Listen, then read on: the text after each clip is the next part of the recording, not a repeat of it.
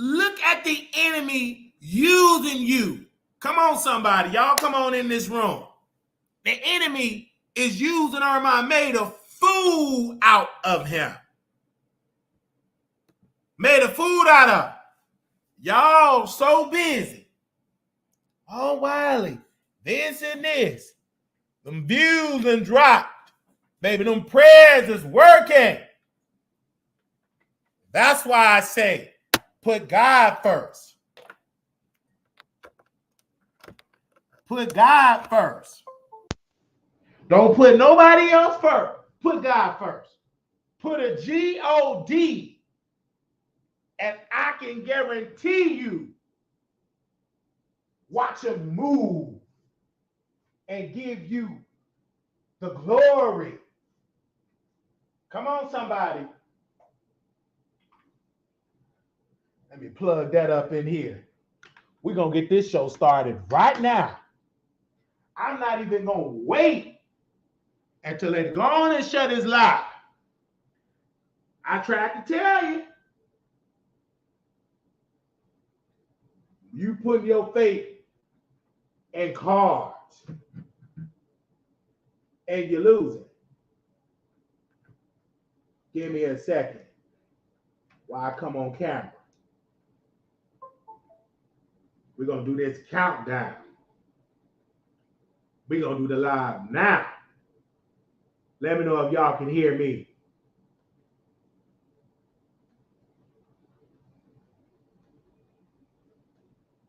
Press 1 over here on YouTube. We live on YouTube.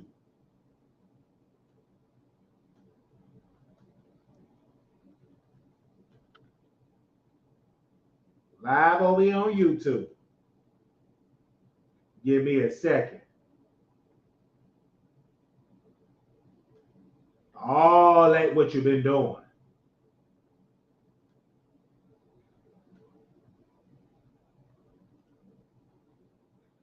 All that.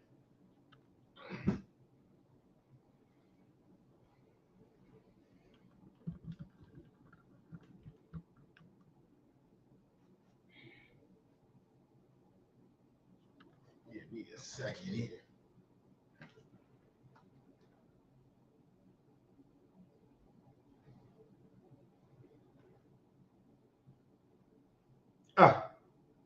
I felt that right there. Give me a 1 second when y'all come on in here. There we go. All that stuff. And I was trying to tell people, y'all come on over for Station Ed. If you ain't gonna get that for free, come on over here to YouTube. I said to myself, I said, when you put God first, he gonna move up. Now, if y'all do not hear about our AC was down, I had to pray. I said, Lord, do it. The roommate had the money to get it fixed. Fixed it. Air's on. We're down in heat. And then he had to get a portable AC. Get that. The people came and they fixed it. And we good. And now we got to get into this Armand Wiggins piece. We got a lot of subjects we're going to get into. We're going to talk about him first. All that stuff he was doing. All the lies. All that stuff. Sitting here lying. Now you want to be positive. Shut up. Stop it. Mount TV, they getting clicked through. They ain't getting the viewership no more with Armand with his name. Your name ain't bringing the viewership no more. Coffee City did a video, barely got 1,000 views. That's over. Now let's get into the Ken Barbie piece. We talked about it on the website. All these people, when Wiley get our moment, keep the same energy by not talking about Wiley. You're talking about the wrong superstar. Now, some of y'all talked about Wiley, got hundreds of thousands of viewership. We the talent. Y'all talking about Armand, and you're losing. You're losing. That brother can't even get 10,000 views. Now, we're going to get into this Ken Barbie, and I want y'all to share it. We're going to talk about Milagro Grams. We're going to talk about them first, then we get to the celebrity stuff. This is going to be a long broadcast, so just buckle up your seatbelt. Just buckle it up. Let me go to my website.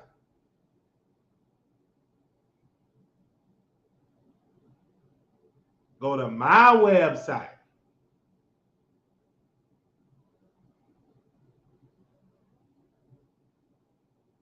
Give me a quick second here.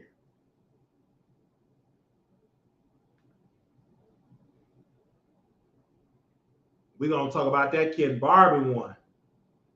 Because these folks, they late to the party. Now, when it comes to Ken Barbie, it's something that he said in that broadcast that caught my eye. He said in that live that he was on the phone with Cardi, meaning that Cardi don't even trust you enough for you to be on the phone with her only. She got a third party on the phone. Ken Barbie hearing it all. And what is he hearing? Armand begging for Cardi to be his friend. You up on there and the party and Ken Barbie up there with family friends. And Ken Barbie said, do you even know the family and the friends? You don't even know these people. You don't know Cardi B family and friends. Shut up. Stop talking. And these YouTubers so far up Armand Wiggins' butt, they can't even dissect it. Number one, if you doing videos on Armand and don't talk about his drug addiction, you are a false prophet. And you from Africa, you from the worst part. You can't even do voodoo right. Shut up. Stop talking. That man have financed thousands upon thousands of dollars after the Wiley show and failed. We want this man to suffer. He's going to have to suffer. He's suffering right now. You can't even pray to stop God from going after Armand. Because there are some major components about Armand. And one of the major components of him that he switched and said it's not God, it's cards. When you put witchcraft in front of God, you're going to lose. Especially when you're using it against God's anointed. This is why this whole situation going down with Armand, he's suffering. And Cardi B is stupid. Get off the phone with him. You stupid. Block his number. He's a stalker. Ken Barbie said that Armand had been calling Cardi multiple times, but she the stupid one. He ain't got the power in the pool. He can't control no troll farm. He ain't got the money. Let him go and let him drag you. He been dragging Cardi forever. But this is the thing about Cardi. Armand can't see it because he ain't sober. You can't even see that she's still playing you. She letting you beat for her friend. He on the phone with you when you on the phone. This Armand, please, Cardi, please, he complaining. Get your sick behind in the behavioral health unit. Even when it came to Milagro Grams, I am not her friend. But Milagro, you woke up to it late, baby. You, when it comes to abusive black men, you get delusional. You let abusive black men like Armand get in your inner circle, steal your swag, interview you, then you wake up later. You already been used, honey. Now you want to wake up. Now you want to talk about Armand. Now he's a user. Now he a user. Now he this. Now he that. But baby, you should have been woke up to the program. I've been told you the day before he linked up with you at the party when y'all went at the trial. The day before you were there, he cussed you out. You was there already, and he cussed you out on X. Talked about your body. And you were so foolish that you got with your foolish, bad built body behind and invited him to soak up your glory when it came to Tory Lanez. You can't blame nobody but yourself. You brought him into the fold. You brought him into your inner circle. He got clout off of you.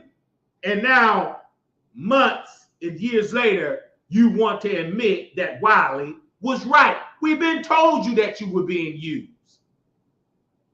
He don't give a damn that during a hurricane, he wants you to call him. He don't know if he coming or going. He got bipolar. He got it. Unstable, manic, begging folks to call him. For what? What do you need to call him for? Only place he need to be calling is the hospital. Somebody get that man some counseling. He need to be in the psych ward immediately. He's manic. And if you can't see it, you need to be in there too. He's unstable. Spending money he don't have. Getting imaginary beefs with people he think love him. Cardi B ain't his friend. You psychotic if you believe that. She's a friend to that money dollar. And you can't bring her no dollar. You can't do no streaming in her streaming farm for her to go #1. You're nothing to Cardi B. Say man or say ouch. She don't give a damn about no Armand Wiggins. Because if they were really cool, why is Ken Barbie on the phone as a third party? You know why? Because she using all of them for clicks and views. Only downfall, Armand ain't getting the clicks and views. He can't buy it from the troll farm no more. Now he want to reinvent himself. I am doing this. Yeah, you want to reinvent. But we ain't into positivity. Baby, in order for you to be positive, stop doing the drugs. All of them advices, you must first say, I need to be clean. Come out with your testimony that you a drug addict. If you doing cocaine, you a drug addict. Shut up. Your own audience, the B&B squad, they don't give a damn about that. You know why? You reinventing yourself 25 times because you getting high. Every drug you take, that devil say, you're positive. Tarot cards. And you repeat what your father tell you to do. Lies. Deceit. He ain't telling you to be clean because the devil's job is to steal, kill, and to destroy. If you had anointing in the gift, you'd still have fox soul. Because God's people would know in order for me to keep that job for them white folks, I got to get the ratings up. But you so busy getting high, you can't even look at the analytics of you making that $1,000. But you so busy getting high and you lose it. You ain't making no deal in Hollywood. You lose it in Hollywood. Shut up. Stop talking. And take your black behind to the rehab center. Your family ain't no good. Your mama ain't no good. Your brothers and sisters no good. Only thing they are is users. And letting you soak up the money that you got. You got to spend it on your no good trifling family. They know your black behind is on drugs, but yet they take that and they eat it up. Your income. They no good. Life is lifing, meaning the drugs got so bad you are manipulated. Your mind has been reprobated. You are double-minded. You unstable. That's why you reinvent yourself. You trying your best to do your way of thinking. If you ain't got the way of the Lord, your way is stupid. You're going to be going around in circles, getting dizzy. Get right with God. Your family just want the coins. They no good. Your trifling sister, she's no good. So is your trifling mama and your trifling daddy. Your stepmama is no good.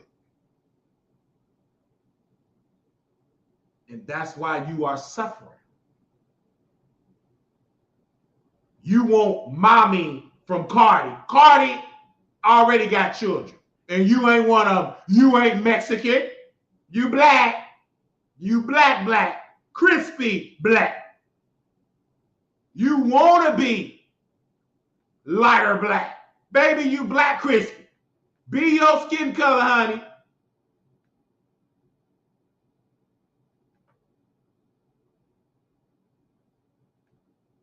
That ain't you. You ain't that type of brown. You crispy black.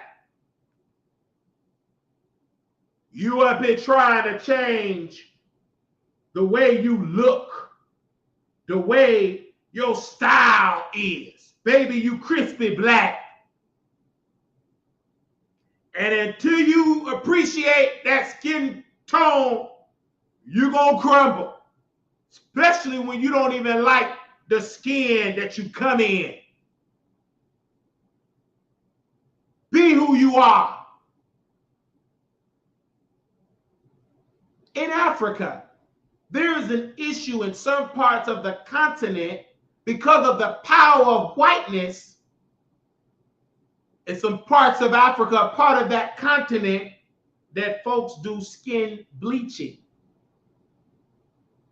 That's why when Africans, some of them come to this country, they are overly cooning because in the motherland, they have been indoctrinated with whiteness so much that when they get around white people, they overt extra cooning. There was a job I worked. She wouldn't give me no free food. But when that white man went overly hot, crispy, the best, baby, the residents didn't even get the type of food them white folks with. Just overly cooning.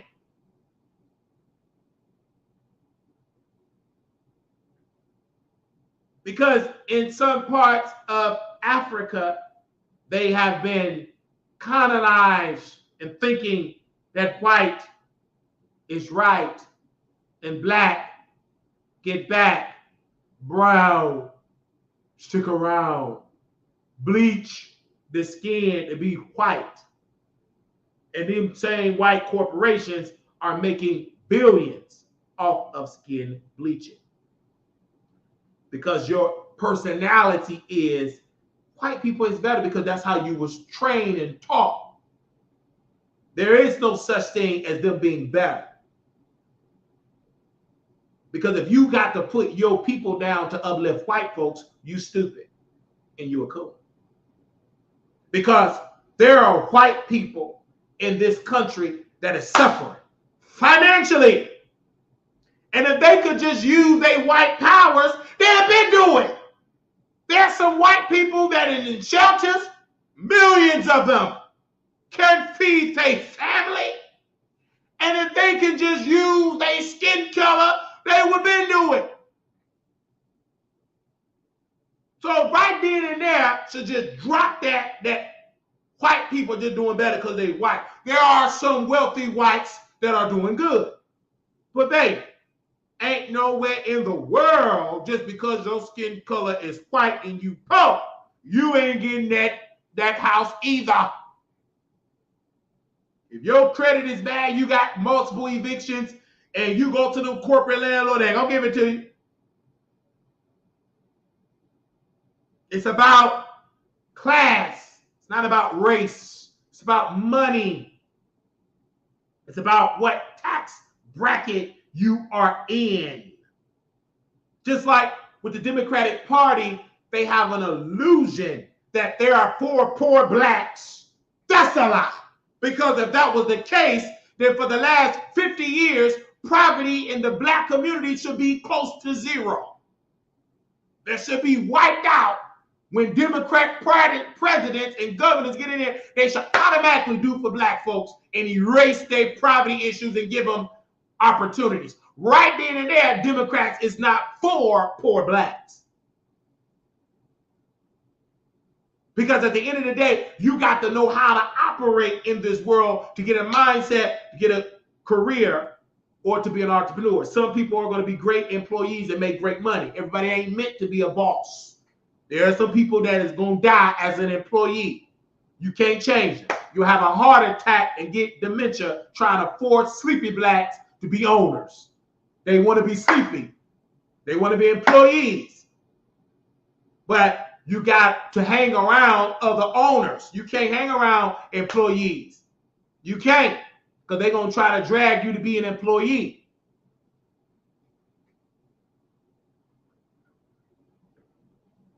Now back to Armand. Look how that skin color is. He black. Now he do videos in the dark because that devil took the light. Took it. Your videos is even in the dark. Where's the light? I don't want to do no videos in no dark. Are you stupid? And he is stupid. Because if you take the devil's pipe and put it in your bloodstream, you stupid and weak-minded. This is not a politically correct show that we call drug addicts and we say they nice. No, they ain't. They nasty, they smell bad, and they are a bad eyesore to society. Don't nobody want to be around no drug addict but other drug addicts. Oh, you go on the screen, nothing but darkness. Where the light? The only reason I want light, I want people to see me. Yes, I'm happy with my chocolate skin. I don't want to be no other race. Because if God wanted me light-skinned, he would have made me light-skinned. And if God wanted me white, he would have made me white. God wanted me to be black, and I'm proud of it. And I'm not going to force nobody to be who I am. If you don't like black folks, that's a you problem. You better not let me hear it. That's a you problem. Keep your biases to yourself. You don't want me to live in your neighborhood. You better not try to force me out if I bought a property. Don't be stupid. I'm a smart black man. What? Yes. Your high party gets sued. And if you don't want black folks living in your neighborhood, I don't know what to tell you. Black people getting good credit now. Hey, this one, I'm almost in the 700, if not, in some reports say I'm in the 700 credit score club. If you don't want to hang around no blacks, I don't know what to tell you. We here. Get used to it, honey, because we ain't going nowhere. Get used to it. If you don't like black people in the Republican Party, get used to it. We coming back home. Now, the Republican Party got to do something to make sure we accept. I don't care what party. Let me say this really quick. We done with our mind witness because I'm tired of talking about that devil. But we got to expose him because some of y'all worship him so much you think he got it because he looked like that. That's a face-tuned devil.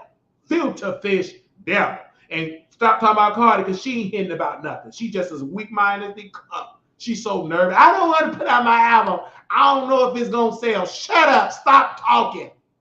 I'm tired of talking about her. I'm so glad she's been replaced. She's too weak-minded. I see why Offset cheats on her. She weak.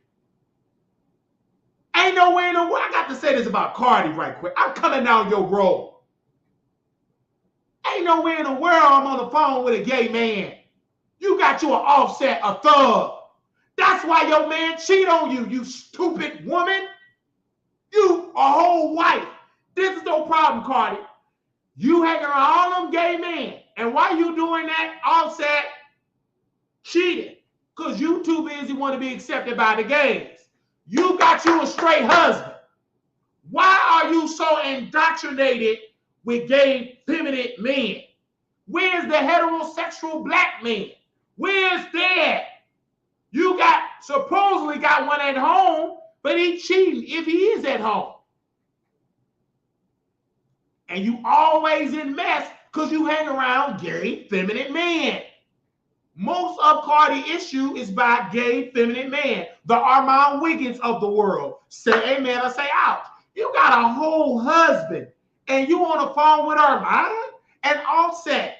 You weak.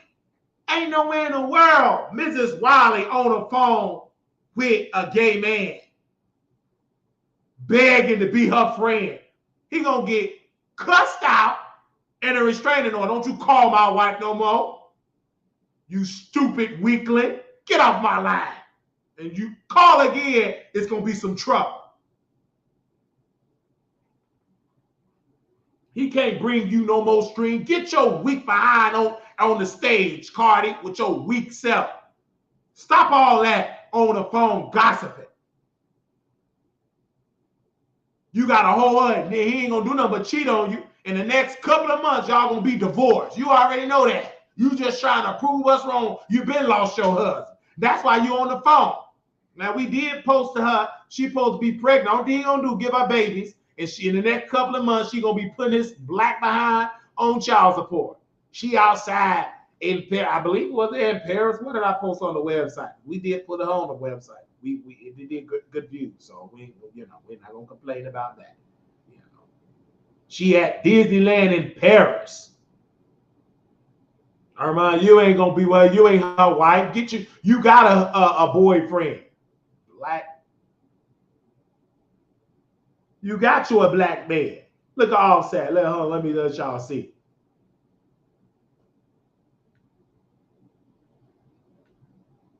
Very pregnant looking Cardi B and Offset at Disneyland Paris denied pregnancy rumors. She probably pregnant again. He ain't gonna put another baby in it. She ain't got no other album coming out. Might as well have babies. You supposed to. You're a wife. The Bible said be fruitful and multiply.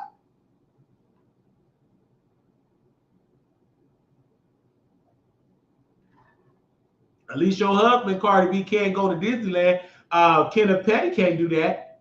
He ain't gonna be accepted. Don't nobody want a registered SO there.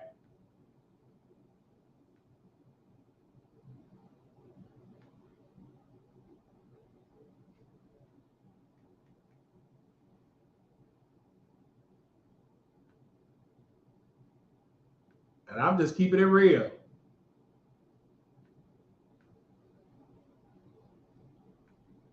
Look at that. I see y'all in the chat here. We posted that on the website. How many of y'all been checking out the website? Press 1 in the comments if you've been checking out the website.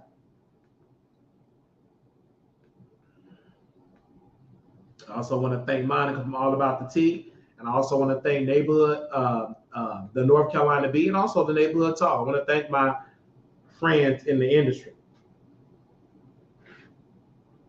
I want to thank you.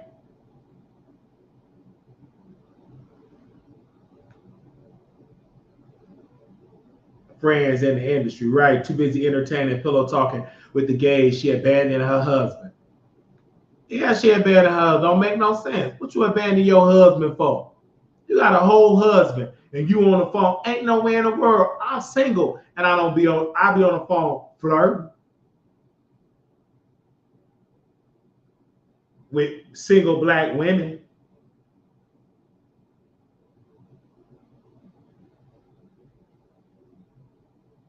Well, they say they got boyfriends, so technically they still single.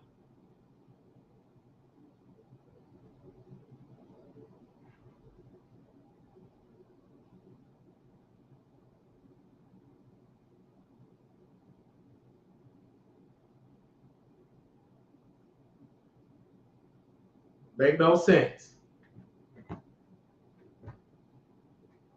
So I get on the phone with Tasha Nicole. She got a boyfriend. He ain't a husband. So I get on there and flirt with her all day long. You supposed to have options. He a boyfriend. And she already, me and her was going back and forth on station head. Me and her was going back and forth on station head. And then before you know it, I started flirting. She's beautiful. All she got her and that boyfriend. They ain't got no husband. Shut up. I don't care nothing about no boyfriend. You almost 40 years old, got a boyfriend. I'm trying to be your husband body. I ain't stunned. When I get to Virginia, I might have 2 wives. Whoever proposed to me first. I mean, whoever say yes to my proposal. Melanie Queen said, hey, it could be Tasha, Wiley, or Day Wiley. Whoever say yes first. If they got some sense. They watch me more than that girlfriend. I tear the walls up like that big muscular dude tore the walls up in the Divorce Black. That new Tyler Perry movie. That's how some of y'all need to be getting. If you ain't getting making love like that, dump them. You probably didn't even see. What's that? I ain't even watching. Yeah, of course you didn't watch it. You was frying chicken, washing clothes. Why you ain't watching with your boyfriend? Shut up, stop talking. Because you go sit and lie. You about to watch that movie by yourself, like I did. And I got my Vaseline. I'm going to be honest. Stop that talking.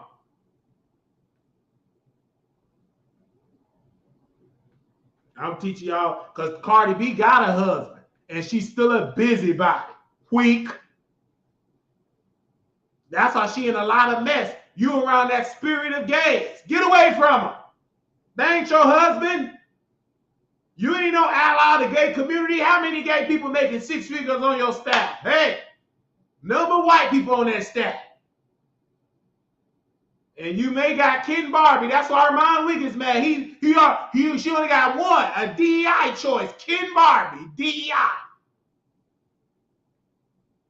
I'm tired of that. Before you know it, she gonna be complaining, crying. Shut up.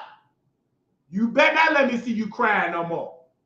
You got a whole husband. What you crying for?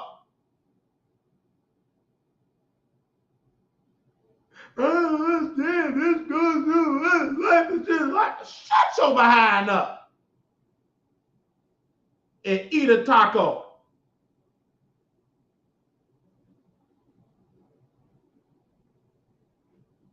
Stop all that crying. You got a whole husband offset.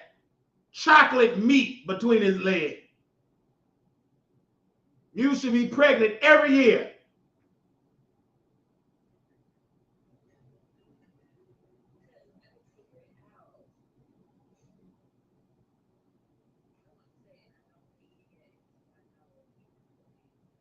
Well, she's single too. She could be Mrs. Wiley too.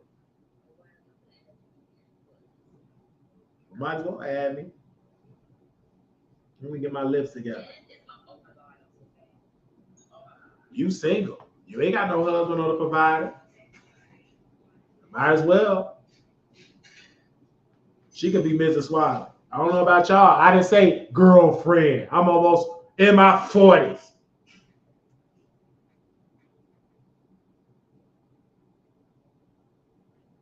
Hey, good morning. What is, nothing much looking at you. What is that? What you trying to cook? Supposed to be a freaking pink pineapple, bro, and the inside is molded. You throw that away. Throw it away. Throw that in the trash. That looked disgusting. Don't even taste it. The spirit said throw it in the trash. You up there trying to taste the boy and get your money back. How much you paid for that molded stuff? Oh my God, it was $8. Throw it in the trash. So you would come out there to go on to Kroger's and get you some pineapple. Pineapples ain't pink. Well, I had a real one, like the regular one, and I ate that one already, but I wanted to taste it so bad. No, But if you taste that, you're gonna be at Texas Health Hospital. No, for real. You don't need to taste that at all. I'm doing good. I was watching Divorce in the Black. Did you like it? I loved it. I hated the end, honestly, but I did love it. I hated the end too. But that just, but in the message of that movie, it's just like she knew he was no good. So she should have never married him. I don't know, because you know how I feel about that. I just feel like she was definitely trying. She saw something different in him, and yes, she probably should have known better because her dad didn't even talk to her, his mother like, mommy, her mama like this, so she should have known better. But that's women nature. They think women think they can change a man. Baby, if that fam, but the Bible tells you be careful what families you married into. Look at that whole family. She been knew he was no good. They whooped her man. I mean, the good guy. They put him in the hospital at 17, and that's who she married. So you can't be surprised when he whoop you. Right. Because if he that violent with others, that he gonna be aggressive with you. Right. So she can't. But you know, women now they lie. But I didn't know he was like that. Some of these men, you know, they ain't no good from day one. See, but I feel like she didn't deny it. She knew, but she wanted more for him. Like, She thought she can change. You can't. Yeah. Only God can do that. Only thing you're gonna do is get a cracked eye, a concussion, or death. I know you're right. Because you ain't gonna be able to do it. If they don't want to submit to God, they ain't gonna submit to you. They just gonna whoop you. I cried that whole like first 30 minutes, really the first hour. I was in there just crying. Like, what? Did you see when they took the body out the casket? That was a sign for her to run and put a 5150, put that man in the psych ward. You hear me? I mean, he didn't look like he wanted to do it, but still, like, you know your family. Like, that's crazy. He had a mental illness. He needed to be he needed to be deprogrammed. He needed to be deprogrammed. And he can't do that without God. And he didn't want to submit, so you can't change him. This is why I learned from that movie. If that man, first of all, before you get married, you need to get some counseling. You need to get some counseling there and to see where y'all headspace is at. And him right then and there should be marriage. He need to be showing a record that he's in a psych ward, getting help, getting therapy, because clearly he was crazy. His mama was crazy and obese. And just as me, she was the problem because it started from the mama. And then he said he killed his daddy. And that's who she opened her legs up to.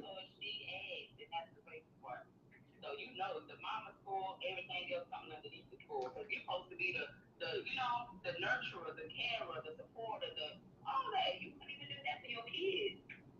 And that's why. And you would have kids by that reason. That was I love the fact that she didn't have kids like that. Absolutely. That wouldn't have been a little demon. So, because the Bible says you're supposed to leave your mother and father and cling to your wife. It's order in the scripture, but he not a God for me, and she wasn't either. And she was just in a mess because she was a preacher's kid, but the thing about it, she didn't learn and was observant of the principle. What she did, like most preacher kids, they rebel and do the total opposite. And then when things go bad, what she run back to? Her mama and dad. And then she run right back to the situation. Got her daddy almost died. And then see this what the movie, when I looked at it, when you get in a bad situation with your whole family is in danger. Right. It's not about you. But that was a good part about not having that child. That was a good part. And would have kept going. Yes. It had to submit. And look at the family. Her mother had to deal with him coming to the grocery store. It was just like it was an issue all over for the entire family. And it's sad because this women that's going through that, right? And there's some brothers that when they watch that movie, he gonna be watching it. And he that character. There's many black men like that. You see it every day. I'm a very observant. I have a show, and all the women, bad situation, domestic violence, or he's aggressive. Yeah, I really like your show this morning too. That was pretty good. That It was really good because you got to have that God fearing man. If you don't have a man that's really showing principles on the regular, look at that pink pineapple. Yeah, you got that. You got that from an influencer. Somebody influenced you to get that. Well, me and my sister was at Brookshire's, and I was getting my whole food for the week or whatever, so I can meal prep. And I was like, girl, I'm gonna get this pink pineapple. She said, don't do it. Ain't nothing. You need to get pink pineapple. That because there's no telling what type of dye they put on there anyway. Mm-hmm. And your stomach, look, you all the. Mm-hmm. So, because I really don't meal prep. I just air fry every day and in the gym every day. All right. Yeah, I know. Oh, I miss you at the gym so much. I know I'm in Vegas now, but you need to. But I'll come back and say. That's the other day. Yeah, and then we'll work out again and ride bikes and stuff. Because that's one thing I did when a personal trainer told me. He said just take it day by day. And now that he said that, it's the truth. Once you do something day by day, it become a force of habit. Mm-hmm. And that's a good stress reliever too, to go to the gym. Yeah, that's why I didn't mind being there every day. It was straight because as soon as I got off work now, I can go. You can work out, and that's how much. Mm-hmm. Mm-hmm. Stuff, and it was always better. Like the rest of my day would go great. And I'm gonna miss that jump so much because it was a part of my schedule. Every morning at 5 a.m. we be waiting to get inside. And then when I met you, I was like, man, why is this place not open? Because everybody was hungry, want smoothies at that time. Because it's packed at 5 to 6. Yeah. It's a line. We waiting to get in. We knew the guy that opened up the door. We all thought it was closed down. And but people don't listen to people like you. Because if you were right in there and owned it, it would be open at that time. It's the morning rush, then break, afternoon rush, then the evening rush. Because gyms have rush, like they have like the afternoon rush, like people that's on their lunch break or people that work overnight and do early morning, afternoon. Then it's like that evening from 5 to like 9. Yeah. I miss the tour. I miss the food, but I ain't complaining because I've been working out by myself now at home. Yeah, and then too, you can always walk too. Do you got a park like a park trail? Because like in my house, and when I was staying there, it was like a little park area, like a little trail you could walk around and ride a bike and everything. Okay. And then riding a bike it's good too because there's good air like that. That's that good. It's good to work out inside, but it's good to be outside riding a bike. Well, I'm glad you told me about this pineapple before I could walk around my stomach. Then you went, oh, pray for me, but you ain't gonna say you ate a pink pineapple. You hear me? Because I never seen a pineapple that you can pink it. That's wow. Yeah, it was crazy. Because you can't tell if it's rotten, and then you can't see if a regular pineapple, you can tell if it's got bad air because it's gonna show. But if it's pink,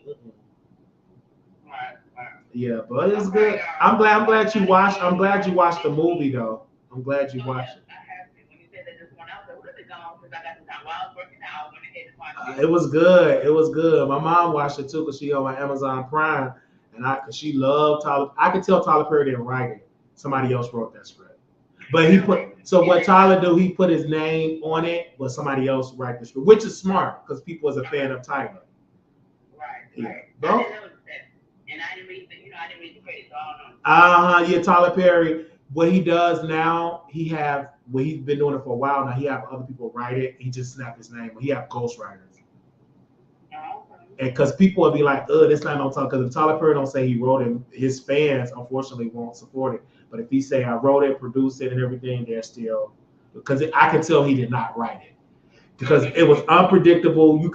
I could tell these last couple of films, Tyler's not. He's just slapping his name on it. Because ain't nowhere in the world you can have that, and then all these other shitty movies you did with Madea and Madea Boo. You can tell the stuff that he write. You can tell the stuff he don't write. You can tell by that. I'm not a big fan of Tyler Perry, but I do watch movies. Yeah, it's like it's indoctrinated in black folks from the plays. Yeah. We just faithful. It's just like eating McDonald's and fried chicken. Okay. And Tyler Perry, like people got white Jesus, probably some people, and Tyler Perry picture. It's indoctrinated in black culture ever since the early mid 2000s when he was going from the plays. My mama loved anything, but she would watch all over and over the same stuff, the same plays. She laughed at the same stuff. All Queen's Men. That's not even Tyler Perry. That's Christian Keys. But Tyler Perry is so powerful that he have heavy influence. People give him credit for stuff he didn't even write or produce. No, I didn't even know that, but I like All Queen's Men. Yeah, you can tell because Tyler didn't write it. That was Christian Keys. One of his actors, the one with the cross on his chest, that's his stuff. Okay, I didn't know that. Mm-hmm. Yeah, I be knowing that because he said one of the men touched him and violated him, wanted him to do something. And now he got paid. Whoever he had on the recording, he's hush up because they paid him that money. Because most of those straight men. I be on it like they be doing stuff like don't believe when they do all that stuff. That's why women, y'all got men that deal with other men. They do it for fun. They don't even consider themselves gay. They do it for the money. They do it for the fame.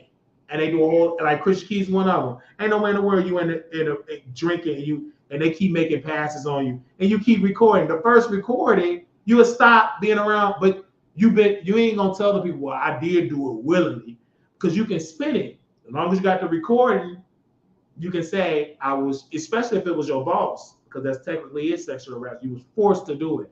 He got all them tapes of him busting it wide open and them women lusting out of him, and he want a whole man. Okay. Okay, I'm gonna be outside with you. No, we could just do it on on Instagram because I'm gonna be outside in Vegas too. I love the heat. People don't love. I'm in Texas walking. I'll be out walking on the bus. I love it. They all praise the Lord. Them Latino people, black folks, they would have been. They wanted 2 weeks out. The Mexicans, whatever. It is fixed. It's fixed. I said, hola, gracias. Okay, bye-bye. Yeah, y'all, okay. Now, as I got through flirting, I don't care if y'all don't like it. Y'all subscribers got boyfriends. I can't get y'all on the phone no more because you got boyfriends. Shut up. Stop talking. Life is just life. Of course it's life. You ain't got me on the phone because I'm going to teach you. Get that no good man. Close your legs to that no good man. Now with her, we never was intimate, but she got power. We going to preach. Got power. Because she's attractive. She ain't no ugly woman. Even ugly women. You ain't that ugly with men. Because men, we don't put that. We look at what's on the inside. Shut up. When you get in your 30s, I don't know. We look at it. It's her character. And the outward view is just ice. But her character is swag. Uneducated black. I'm glad they said it because some of y'all are that way. You just as ignorant and uneducated. Y'all was calling to the show, and we're going to get into these topics. I provide for myself. Shut up. That don't make sense. I'm still waiting on that woman to donate after the 4th. She said, I'm going to donate on that Friday. Can't do it because she's taking care of a no good trifling man. And then women get a box to it. Now, some of you women, y'all giving y'all yoni up, you're going to fall in love. But it's going to be with a pookie. You're going to fall in love. Tear them walls up. You're going to fall in love. Depression going to hit you. Because you exposed like a wound. You haven't healed. And you let somebody go inside you, and depression gonna hit you bad because you ain't healing. You can't heal when you let somebody go inside you.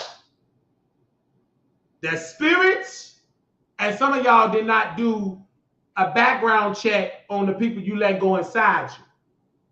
And their sole purpose is to get you pregnant. And they're going to talk you out taking pills. Because they're going to mark their territory. You're going to be in a mess. I'm going to just say that to you for free.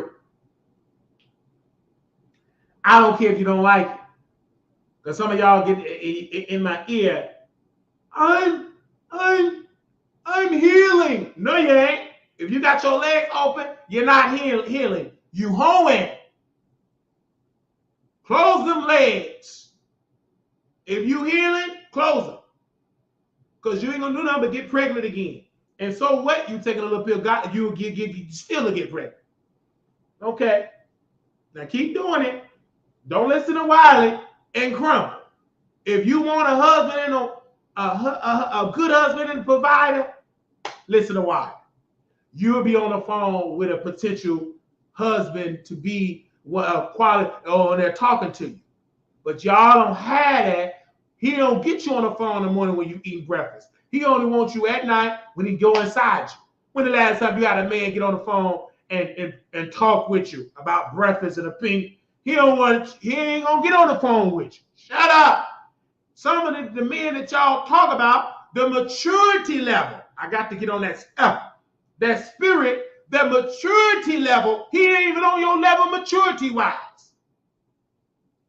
He don't talk about regular stuff. He ain't that educated. He gonna get off the phone. You gonna be talking about yourself. Don't you hear me, babe? I'm gonna have to call you back. My phone about to die. No, it ain't. He about to go on over his other woman house. He got a whole thing in his phone. He just called. Hey, what you doing? Well, I got the kids. He go to his other woman house. You already know that. But you get on the wireless show. I want some of the women, especially if you get close to me, you can't be stupid. You're going to get a rebuke. I have to break that stupidness out of you. Rebuke that cool and stupidness out of you. It got to come out. So then, when your husband, your new husband comes, they got a powerful, God-fearing woman. I got that disobedient out of your spirit. I got that I can provide for myself out of your spirit. I got that talking back out of your spirit. I'm rebuking it out. And I'm preparing you for your good husband and your provider. It's going to happen. But y'all, I test you. Because when you come on the show, you just be talking back. You got to get to all that. In order to receive, you got to talk sex. Then you giggly. Then you back to your senses. Because that's all you know. It's foreign to get a good man in your life. Because you never had one. Say, man, ouch. That's foreign to you. Because you never had a good man. You don't know how to receive one. That's why you ain't got one now. Because you're not a good woman. Uh-oh.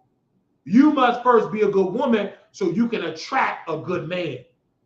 Because good women, God-fearing women, don't get their drawers up.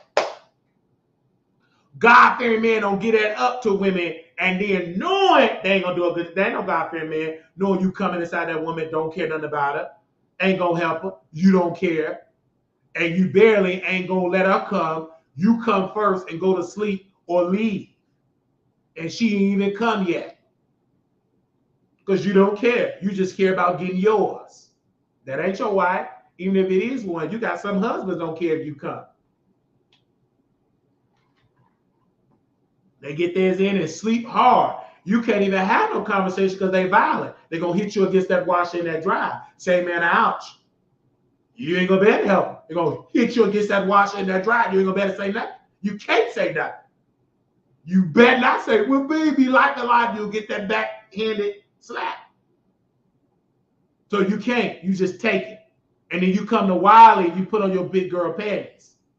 You talk back to me, but you ain't going to talk back to that man that's in your house. You talk back to Wiley.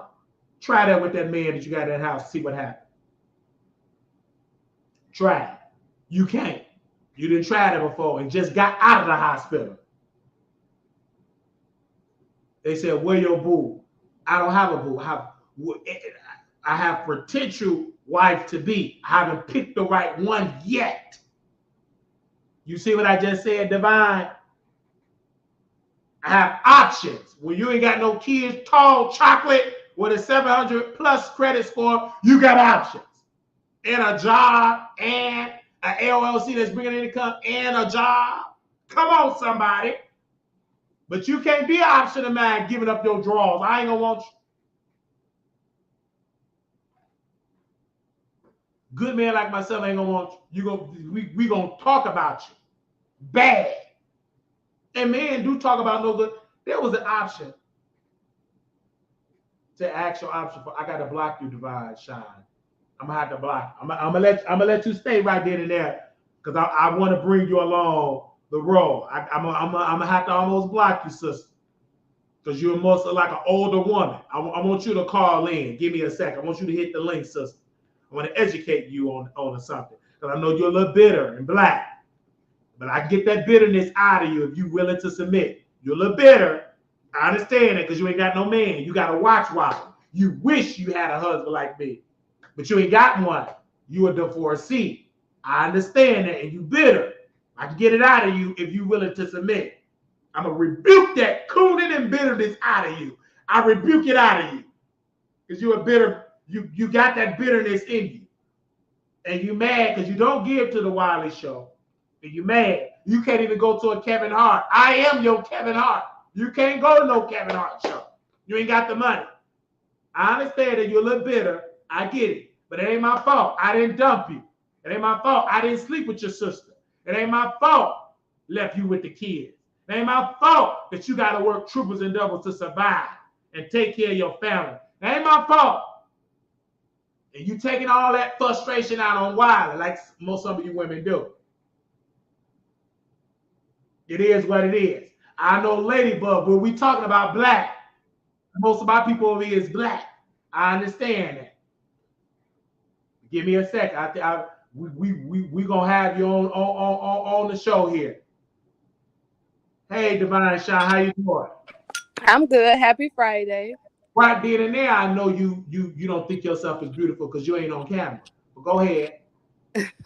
No, that's a false statement. But oh, you beautiful? Can you prove me wrong? How do I know if it's a false statement if I can't see you? It's always going to be because of my job. I am a college. Oh, because of your job. So your job is you being bitter and black under a thumbnail. But go ahead. Nope, I am a university professor, and so. Oh, you're a university professor. So you're a university professor, thumbnail, bitter black woman. No, the reason why I asked you, did you have a boo? And you're not tenured. You just got your job, correct? No, actually, I've been at this university since 2016. So Are you a tenured professor? Not yet, but I am. Yeah, that means you're not at it. So what kind of college? Is it community college? Is it an HBCU? I graduated from an HBCU, but no, it's a very wealthy university. Oh, so it's a very wealthy white university. So HBCU wasn't good enough, or you couldn't get one?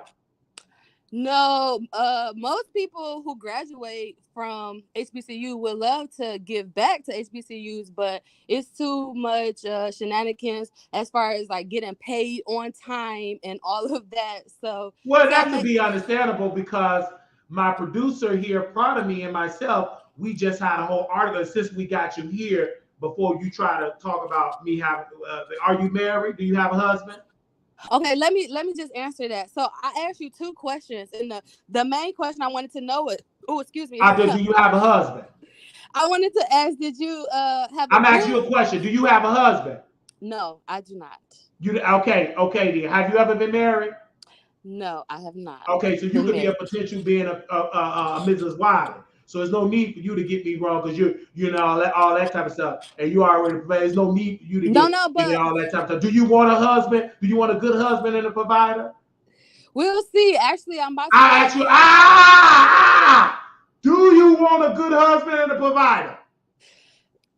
Why do it sound like you yelling at me? I'm asking you a question. I gotta see where your mindset is at, Professor. So that me yell at me. I'm asking you a direct question. I'm being stern. So the women in the back that's cooning can hear me, that's bitter. I want to get through them bitter earwax so they can hear me as well. So do you want a good husband and a provider? God willing, absolutely. But I only asked you two You said questions. God willing, it's already in his will if you're a good woman. Okay, but I only asked you two Are you a good questions. woman? No need for you to ask me no question. Because if you're an obedient woman, no, I'm the host. You can't ask me no questions. I ask you a question But I don't because know you why are a you calling me professor. bitter You when are a all I professor asked. and you are a single black woman, correct? Well, let me know when I can chime in because I thought that was I'm really asking helpful. you, just asking you a single black woman and you don't have no husband and you're a professor for a wealthy white college because according to you, HBCU don't pay on time.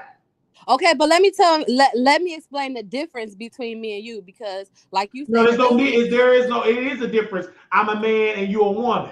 but earlier you said you And had what we have friends. in common, we both can get married to each other right now because we both got the qualifications for it.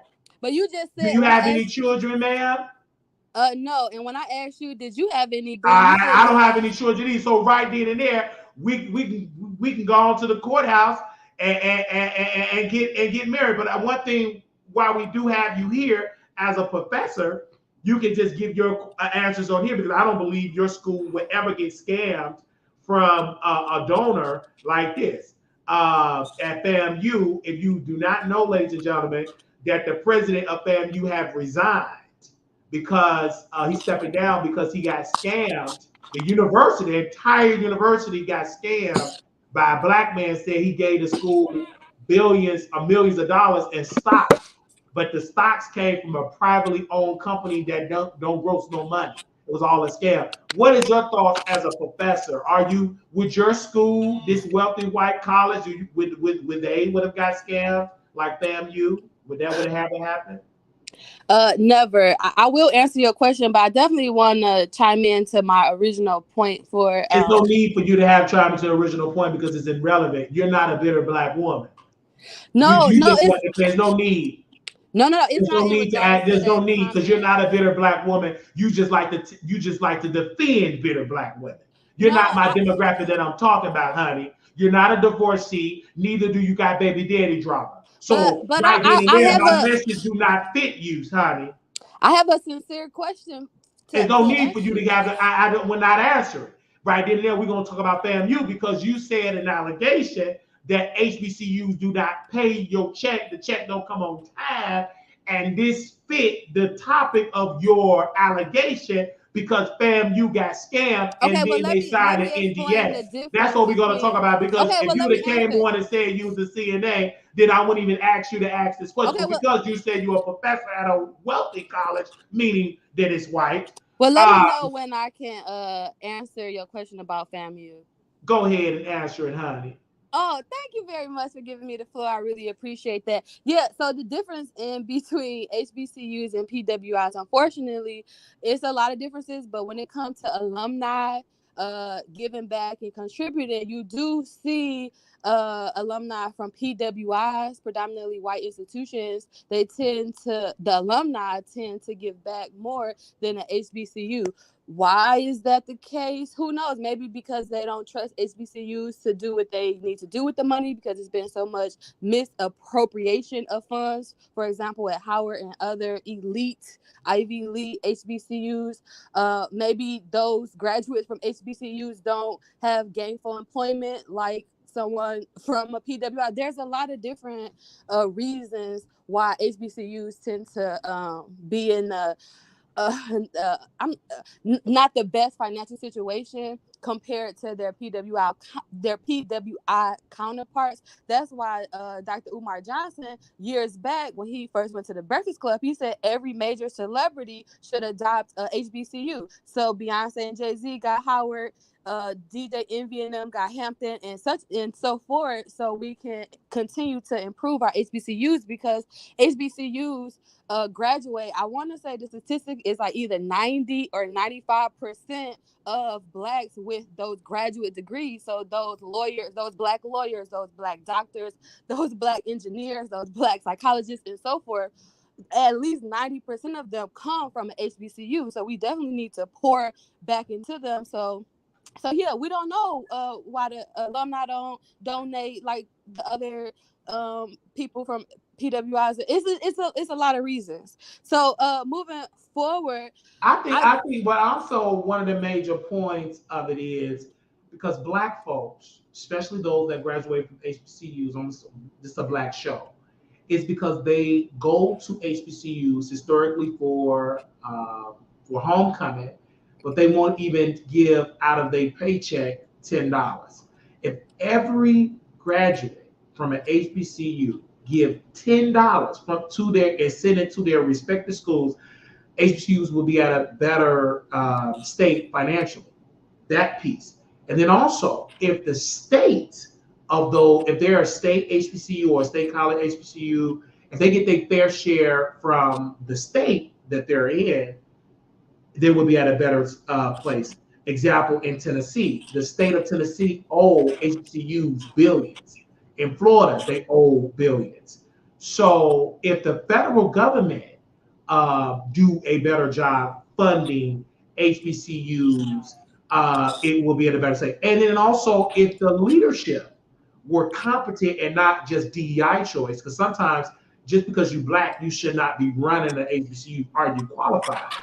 This to tell you if this was a Republican or and just so happened to be white, they would probably have done 100% a better job by not getting scammed by a black man with a mask on and then signing an NDA. So this is an example of the danger of DEI just getting a person a job just because they black. No, but even before the DEI movement, it's always been a discrepancy when it comes to funding, just in how HBCUs are funded. Like, for example, Howard is a private HBCU, so they get different funding from, let's say, a public like Morgan State or something like that. So anyway, that's just. So I definitely don't want to blame it on like, oh, the blacks are not giving back, so that's why the HBCUs are horrible. No, it's many layers, there's many levels to this thing. And if I was if I was a white supremacist, and I know these HBCUs graduate 90 to 95% of black engineers, doctors, lawyers, whatever, then yeah, I might keep my foot on their neck too and say, yeah, when we get done with spending our budget on military, on this, and this, then maybe I might think about giving some little crumbs to some funky, some little HBCUs. But anyway, the whole purpose. But we must also address that if you graduate from HBCU, you should give back to your school. Okay, but let me tell you, I graduated from Howard, and I can admit that I haven't. Well, first of all, I went to a PWI for undergrad, like my first 4 years. For my bachelor's, I went to a PWI, and for my doctorate, I went to Howard. So in both scenarios, I haven't ever given back to. I haven't ever donated to any of the universities. It's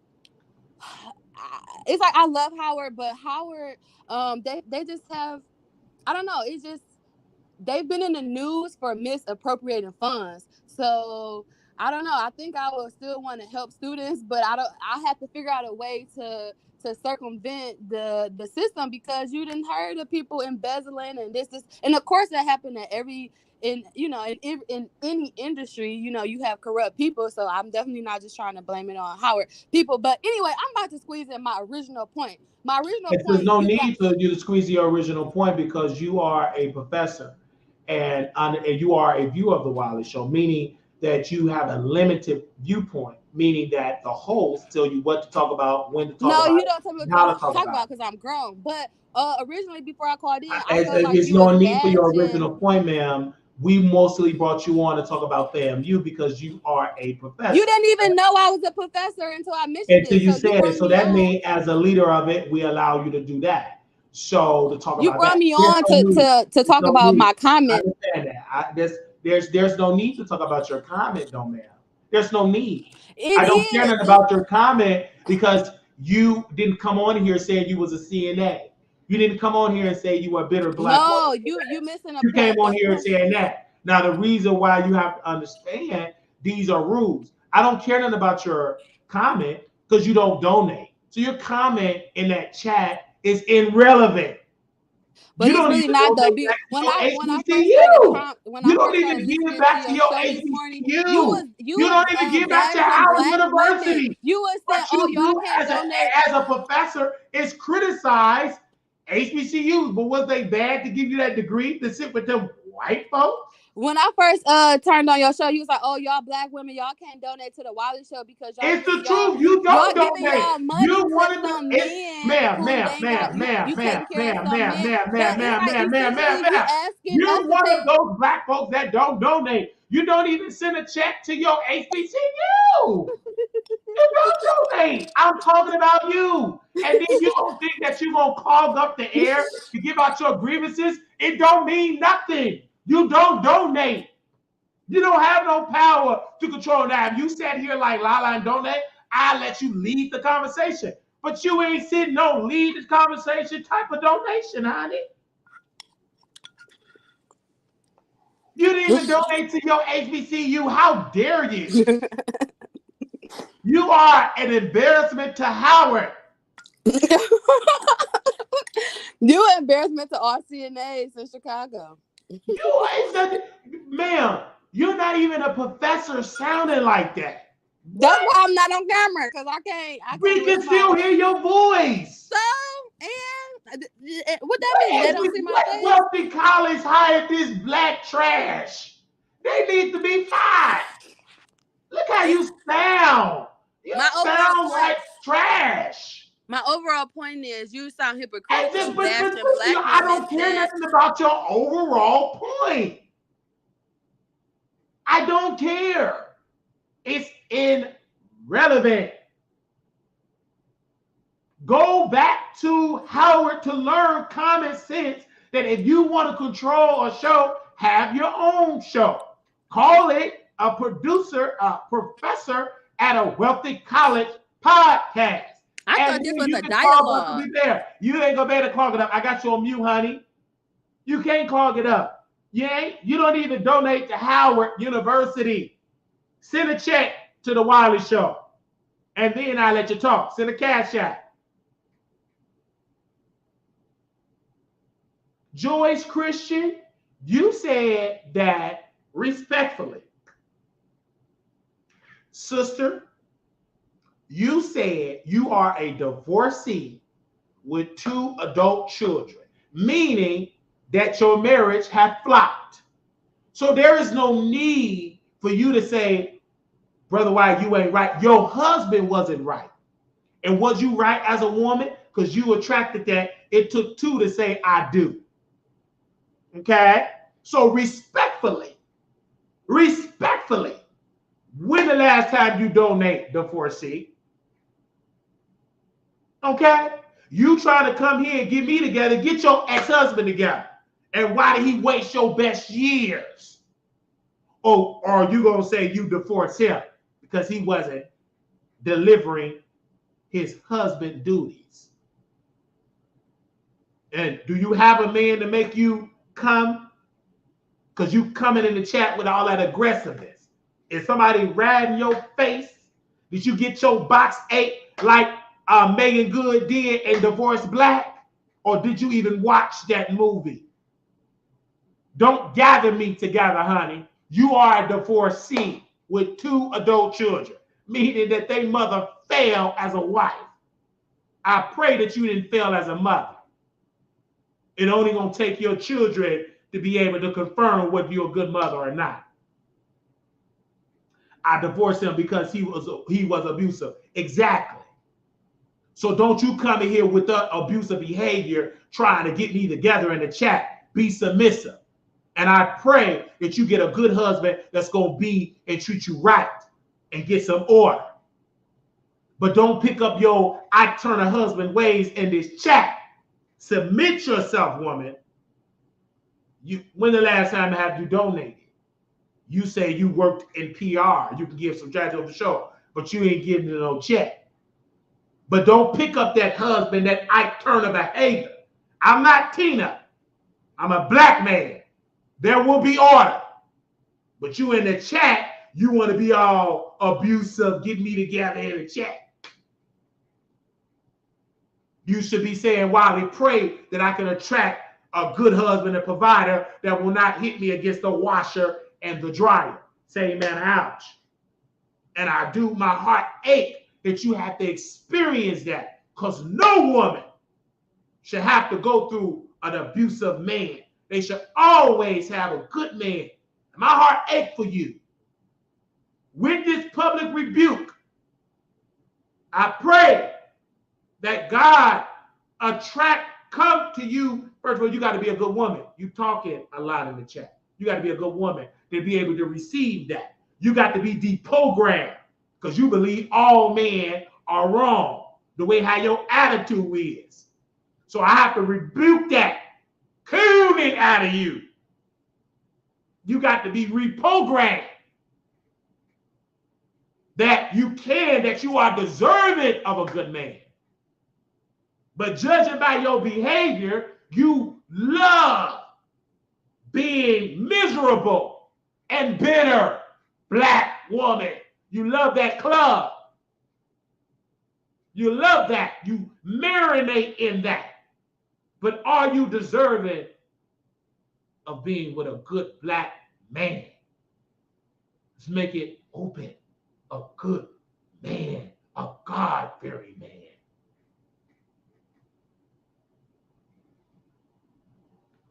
I married to God. Will then learn how to be a good student of the man of God. And that's me. I'm the man of God. Learn how to be a good listener and donate more. Because if you married to God, you should be able to give 10% to his representative. And if you can't do that, you ain't married to God. You married to the devil. Say, man, ouch. Because when the last time you donated? Don't lie. You just said you married to God.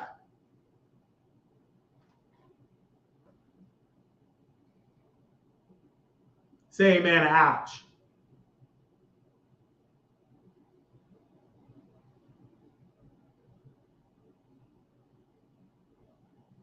You need to be in the prayer line.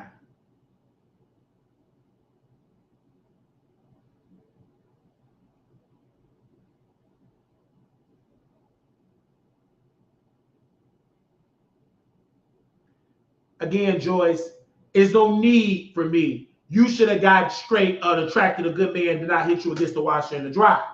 There is no need for you to pinpoint a scripture.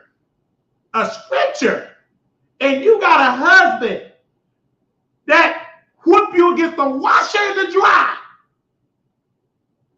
He didn't hit you hard enough to get that homophobia out of you.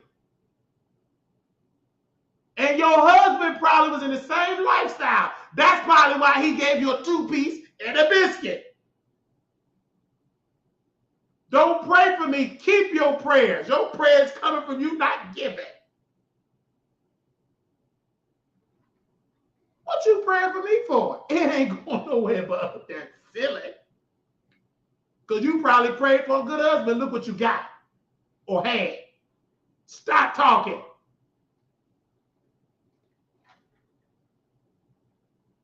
Keep your prayers. With all that makeup on, I don't want your prayer. Don't pray for me. Pray for yourself. And your prayer should be, Lord, teach me how to be a woman. Because first of all, if you was a God-fearing woman like you claim, and you like straight people only, you wouldn't be watching the wireless show. Say, man, ouch. How can you try to pinpoint a scripture and all you watch is LGBT bloggers? Shut up. Stop talking. And then putting on the makeup of a drag queen. Stop that talking. You're uneducated. You're ignorant. You don't be hanging around the right folks.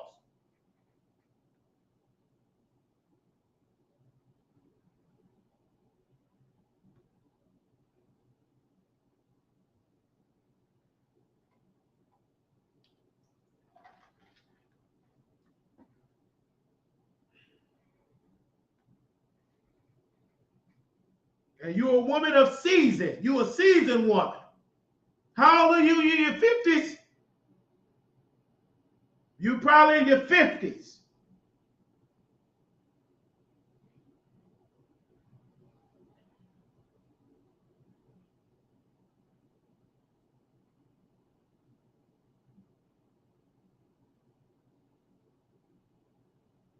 You're supposed to be teaching the young women. But you can't do that because you're too busy trying to check Wiley. Stop talking.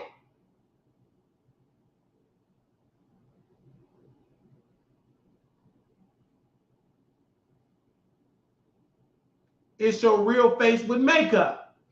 Take that makeup off. That's your real face. That's your makeup face. Take that makeup off. Then we can see your real face.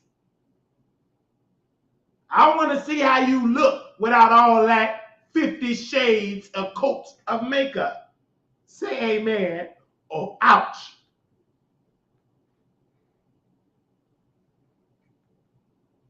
That's your face with makeup.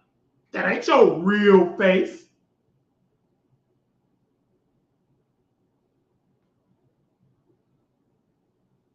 Okay, hit the link, Joyce.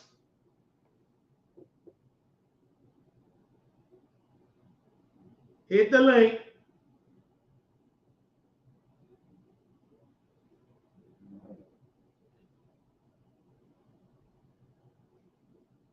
Come on.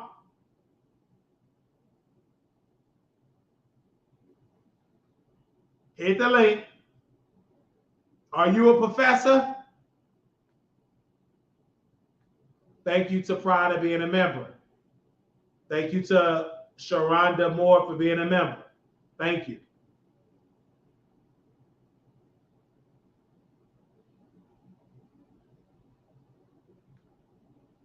Now, where's that professor at? She wanted to get me together. Where's she at? Talking that ghetto. Where the professor?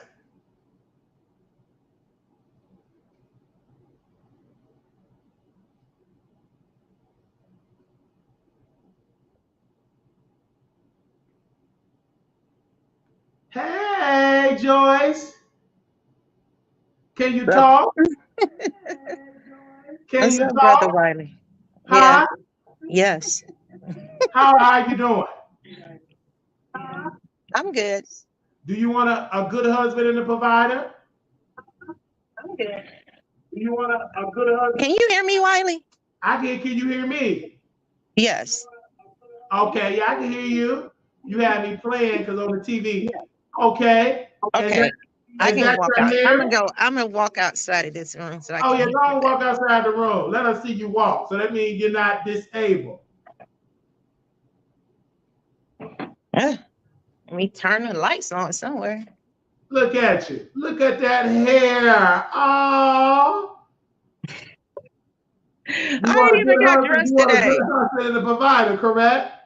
I haven't even gotten dressed today. I know that, but I said, do you want a good husband and a provider? God would have to drop them in my lap. Now wait a minute. He ain't gonna drop it in your lap. I'm asking you, do you? It's a question. Are you deserving of a good husband and a provider? I believe so. I would say so. So I pray that God give you one. Now, if you looking like that in the morning, I could be your husband. But how old are you? It doesn't matter. Look good. That's all that matters. I'm 25. Now, why would you sit there and lie? you said, no, you didn't have to sit there and lie. You in your 50s, nothing wrong with that. No, Wiley, I'm not shaming my age. It's just that's the age that my dad and my brother always said. They were always 19. So they were always lying. No, my dad and my brother were always 19. But they lied. They ain't been always on 19. Well, I'm just saying, as a kid, You just picked up my that dad lie. is no longer here. My parents Jamaican, right? So my brother would always say, "I'm 19." Yeah, you're Jamaican lie. And how old is he really? With the truth. The truth, he obviously couldn't have been 19. I mean, 19 times 3. I mean, how old is he now, ma'am? He's pushing up daisies old. He's no longer with us. Okay, he's off the scene. So Yeah. how old are you? You're not gonna tell your age. No. Why is that? Why are you ashamed of your age? And God I'm bless not you for ashamed of it. It just men have the tendency of weaponizing. what in the Uh, world? What? yeah, No, no, because it's no, no. once The man once that you you guys watch find do out. that. Listen, The man Wiley. that you watch. I asked how old it is. The man that you watch, because I'm about to be 34 in November. And my grandmother told me, she said, if you ain't getting older, you're no longer living. Right. My grandmother told me that. Yeah, So it's a blessing to get older. it is a blessing. But so I Oh, asked her, so somebody whatever was trying to. your age is, you're beautiful. You know what, You pick up those life Wiley? skills from your They called family. my phone. That was people from damn social media. They call my phone all day, and I'm Who was like, that? Who called your I phone don't from know social who media? they be. They be all kind of Don't nationalities. worry, just pray. His people was calling my phone, trolling me, and God took their No, job. they called so much that I just said, if you want to talk to me, just cash at me. I'll answer the phone. But I was just kidding. I was just kidding. But they started harassing my phone so much. I just they call in the morning, noon, evening, and I'm So just like, if you how long you been following the Wiley Show? since about 2018.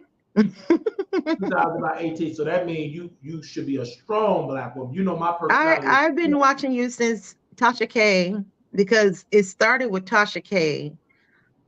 Um, and I started watching her when she was like in a bedroom. Yeah, you saw right. And then I started watching you. And then I remember the mess with Armand and you and Tasha, and they was going back and forth. And I remember Armand getting upset. And then I remember watching him and King Payne like in a basement or somewhere. They was doing a show. So I just started flipping around YouTube, because at first, I don't know if you remember, like people, when I first joined YouTube, it was people like Ice, Ice Fish, JJ, Ice JJ Fish or JJ Ice Fish. You used to fish.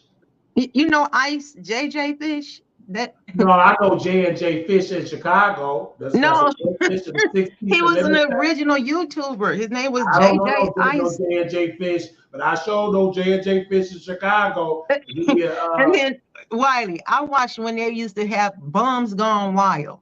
okay, well, yeah, that's a long time ago. For my time, Yeah, I know it's some J and J Fish. Do you know how to cook some fried fish? yes, I do. I know how to cook a lot of food, because I wouldn't be a good Jamaican if I didn't know how to cook food. Okay. But yeah, I know how to cook. Well, I like to cook Jamaican food. Well, that's a I good don't do one. too much frying foods. Okay, I I would never love. have. Well, Because I would love for you to cook for me. Would you mind cooking for me?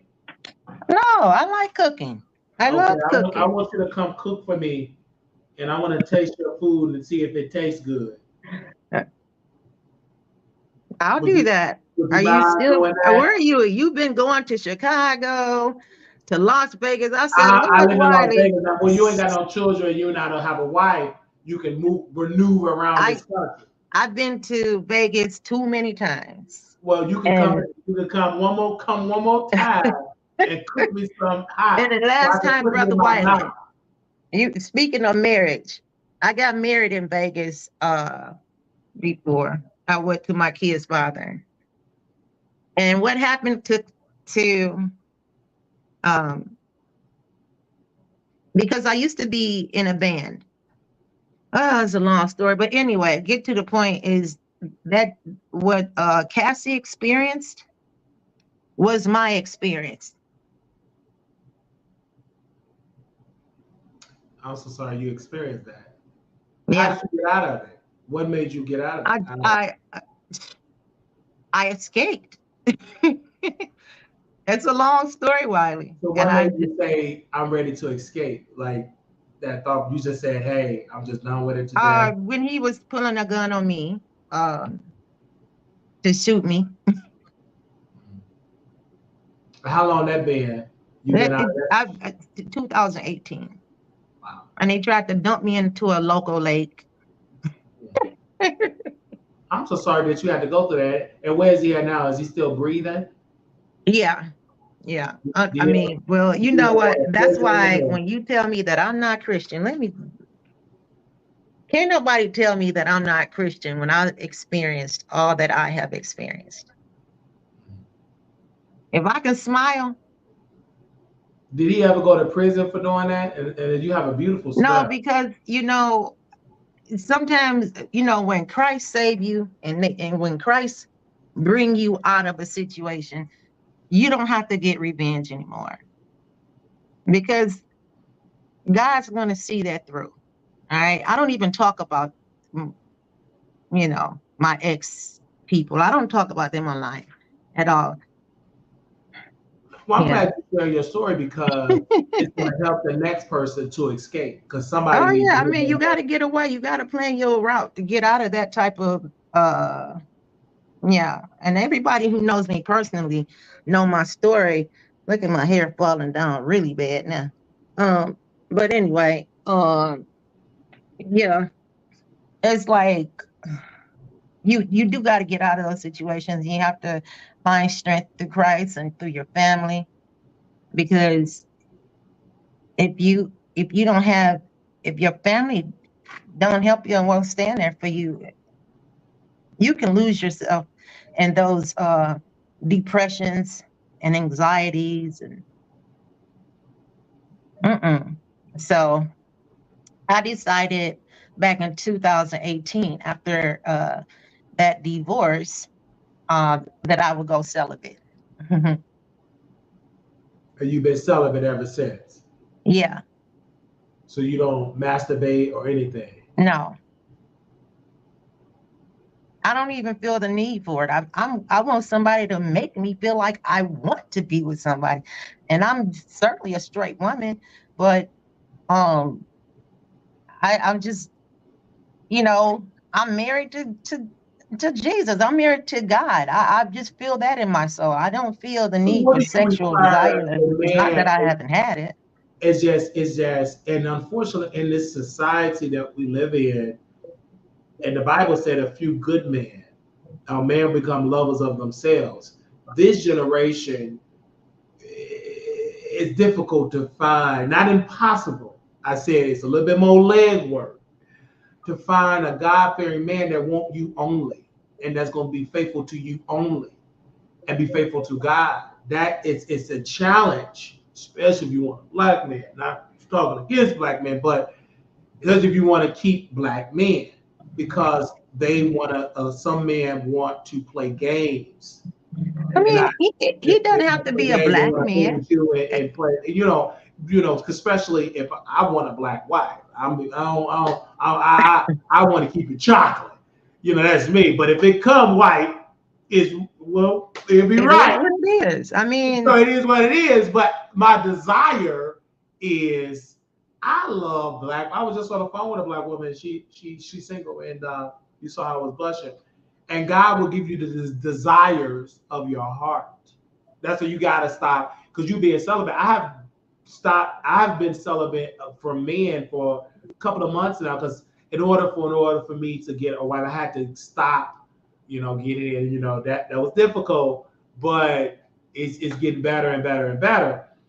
We never met in person because you didn't come to the Vegas meet and greet. I wish you would have came to the Vegas meet and greet, but you didn't meet me at the gym like this sister met me at the gym. And beautiful, gorgeous, and my heart desired of having a wife, but I want a good wife. I don't want a sorry wife, weak wife. I want a God-fearing wife that will submit to God's order. Because if I'm submitting under God's order, the biblical order is you must submit to your husband. And also the husband must submit to God. That's what I just said. Oh, okay. So I was about to say, are you following God's word? Because it's called divine. Isn't it called divine order? Right. Divine order, right? You submit to God. The man submits to God. The wife can submit to him because he's doing the right thing, and then the children will be obedient. Then the children will be obedient to the mother, if everything is in order.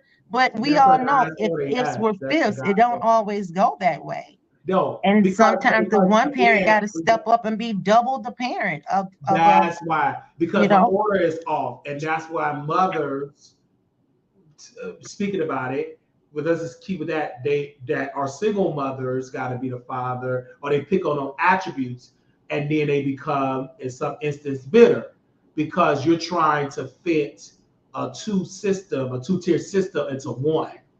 It's God set it up that way for husband and wife for a reason. For a Yeah. reason.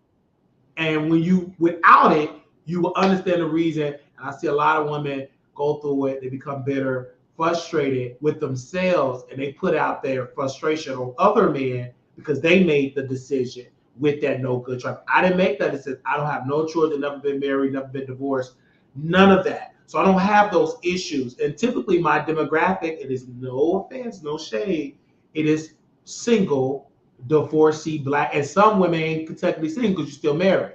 You didn't go through the divorce. I have a demographic of women didn't even get divorced from their husband yet. They still on paper. They like my mother. I'm gonna just change my name to my original name. But if you get in a coma, that man got full power because y'all connected with that marriage license. Same man, ouch. So that's my demographic. I don't have too many women that have husband and providers that watch the Wiley show. But if you did, you wouldn't be watching Wiley. You'll be watching Wiley with your husband. I watch it on the go because I I work a know. lot. I know. I've been off more, Mhm. because I had time. I need to be off. But so, the last couple months I had more time. But normally I just take the phone with me with my Yeah. And you earphones, and watch I it. would Yeah. And you listen got all this to goodness all in the your ear. listen. Like now, I would have my earphones at all times because I listen to music constantly. So I have my earphones when I'm at work, and I think I used to get on King Payne's nerves when I would call in his show because it would be nothing but a lot of noise. Oh, I'm sorry. I didn't mean to say anyone No, I'm say. talking about like noise. What do you mean by noise? Is Because not. my job is noisy. And it's Oh, music, is very loud. Have you ever it's been very loud. And inside of so a if you factory? listen Have to you King, ever you been listen to inside of an King King, automobile he plant? make you a moderator and demoted you because you over here at the Wiley show. No, no, I think because I was into like conspiracy theories and stuff like that. And he, I think I was, and he said I was rude, like I would talk over people. oh, so I don't think you're rude. I think you're a beautiful black woman, and I feel like you went through a lot, and you still in your healing phase. That's why you're choosing to be celibate. You're not waiting on a man because you're serving God. And if a good man comes, that's Yeah, a that's how I feel about it. I mean, if you're he not comes, he comes. begging and thirsty for it No, and not at everything. all. Yeah, yeah, I'm good. I take care of me yeah, and a lot of other people. yeah. So, I gotta definitely bring you back on Two Man and a Lady because look at you, look beautiful. okay, I like that. I know you love that because you watch the Wiley Show and you're gonna I listen to watch it, me. but Wiley, you gotta understand. I watch, like I put my phone. It's like on autoplay, so it like jump from all over the place. I Yeah, watch. all over the place. But don't worry, you gonna stick over here on this place Yeah. because you got on Okay. your best with Wiley and I'm the best. Yeah, and I got a lot of stories to tell. Don't worry, you can tell Not all your stories stories, over here. not look, not stories, not Jaguar Wright type of But stories. true I get, story, few well, I'm not experience. saying, look, I don't think the lady is lying per se. I think that she is, I think that everybody is running from their own demons. You see, I got my demons, you got your demons, and she has her demons. I understand And I that. said that she's running. She's running, but see, like you're running, but you can't outrun God. Well, you say Jah.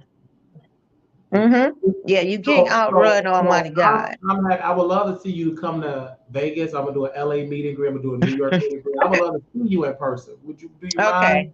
No, I don't mind. I'll work on it since I got some time off. Put a little saves away that comes, and then I'll come to your city if you let me know in the DM where you at. I'll come pull up in your city. Yeah, I'm not too far from I would love Detroit. to taste your food. I'm in Detroit. I mean, I'm not in Detroit, but I'm not far from Detroit. Okay, I come to Detroit and all of that. And then I can taste some of your food. I get an Airbnb and do a live show and have you to cook, and I will try some Jamaican food from by a beautiful Jamaican woman. And hey, you never know. Okay, well, I mean, you be good now. I will always be good because I serve a good God. One love. One love. Bless you. Bless you. She is so beautiful. That's what I'm talking about. She got a little bit disobedient in her, but we can work with it. All right. We got the professor back on. Dr. Divine Shine, you ain't no professor, but go ahead, sister. Doctor, you got me on mute. What up, though? Go right ahead. You ain't no professor, though, but really, you know. I mean, I know you ain't no professor, sister. Well, I mean, that's just what my pay stub, my check stubs say, but hey. Yeah, you work at a university as a janitor, but you ain't teaching those students. That's fine, sweetheart. But anyway, you teach students with that type of language. Good God, what kind of college are you? You must be a DEI pick. Well, they must have to get a couple of ghetto people. You must fit that demographic. Good God Almighty, you talk like that? Yeah, it's cold switch. Pretend like I'm white. Pretend like you white. Yeah, pretend like you in a white environment where you can talk right. Yeah, that's easy to do because it appears as though all you do is bash black people. Talk like if I'm your white supervisor. Actually, my supervisor isn't white, but okay. Talk like you in a white environment because you talking like we at a barbecue. I mean, the hood, in Compton. The president of the university is white, but my direct boss is. Okay, but talk like you talking in the president office at your university. How will you talk? You ain't gonna talk that ignorantly. You get you out the office. Well, how do you talk?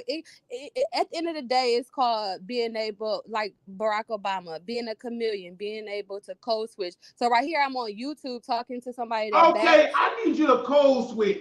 You too, you a woman talking that ratchet, and I ain't gonna respect you talking that ratchet. The only thing I said was I ain't gonna respect you. The only thing I said was what up though. Talk and if right. Sweetheart, if you are from Detroit, that's the greeting. What up, though? I'm not from no Detroit. Okay, but I am. So that's why I said, what up, though? I can imagine why Detroit had to file bankruptcy if you producing citizens like this woman on the phone. Did you just see Governor Gretchen on the Breakfast Club? What did she say? She said, what up, though? So are you going to criticize because she's pandering to the blacks. She don't talk like that with her white folks with golf and stuff like that. She panders. It's like called Hillary came, hush. When Hillary came and said she had hot sauce in her bed, they pander on. That's not a black show. That's not a black-owned radio show. That's a black-targeted radio show. It's called When in Rome, You Do What the Romans Do. It's just stupid because while she up there talking about what it up, though, what policy put in place to get black folks off the street? She up there talking about promoting a book. Who cares? Well, Why didn't this? Hold up, hush. Why did the governor shut down that state? My president, the greatest president ever, President Donald Trump, said she was one of the worst governors ever. And why is she not opening up the state? She should. What book? How to be an ineffective, incompetent governor with a skirt? Oh, I'm glad you brought up Donald Trump. Can I chime in for a minute? Chime in, Professor. Okay, so number one, the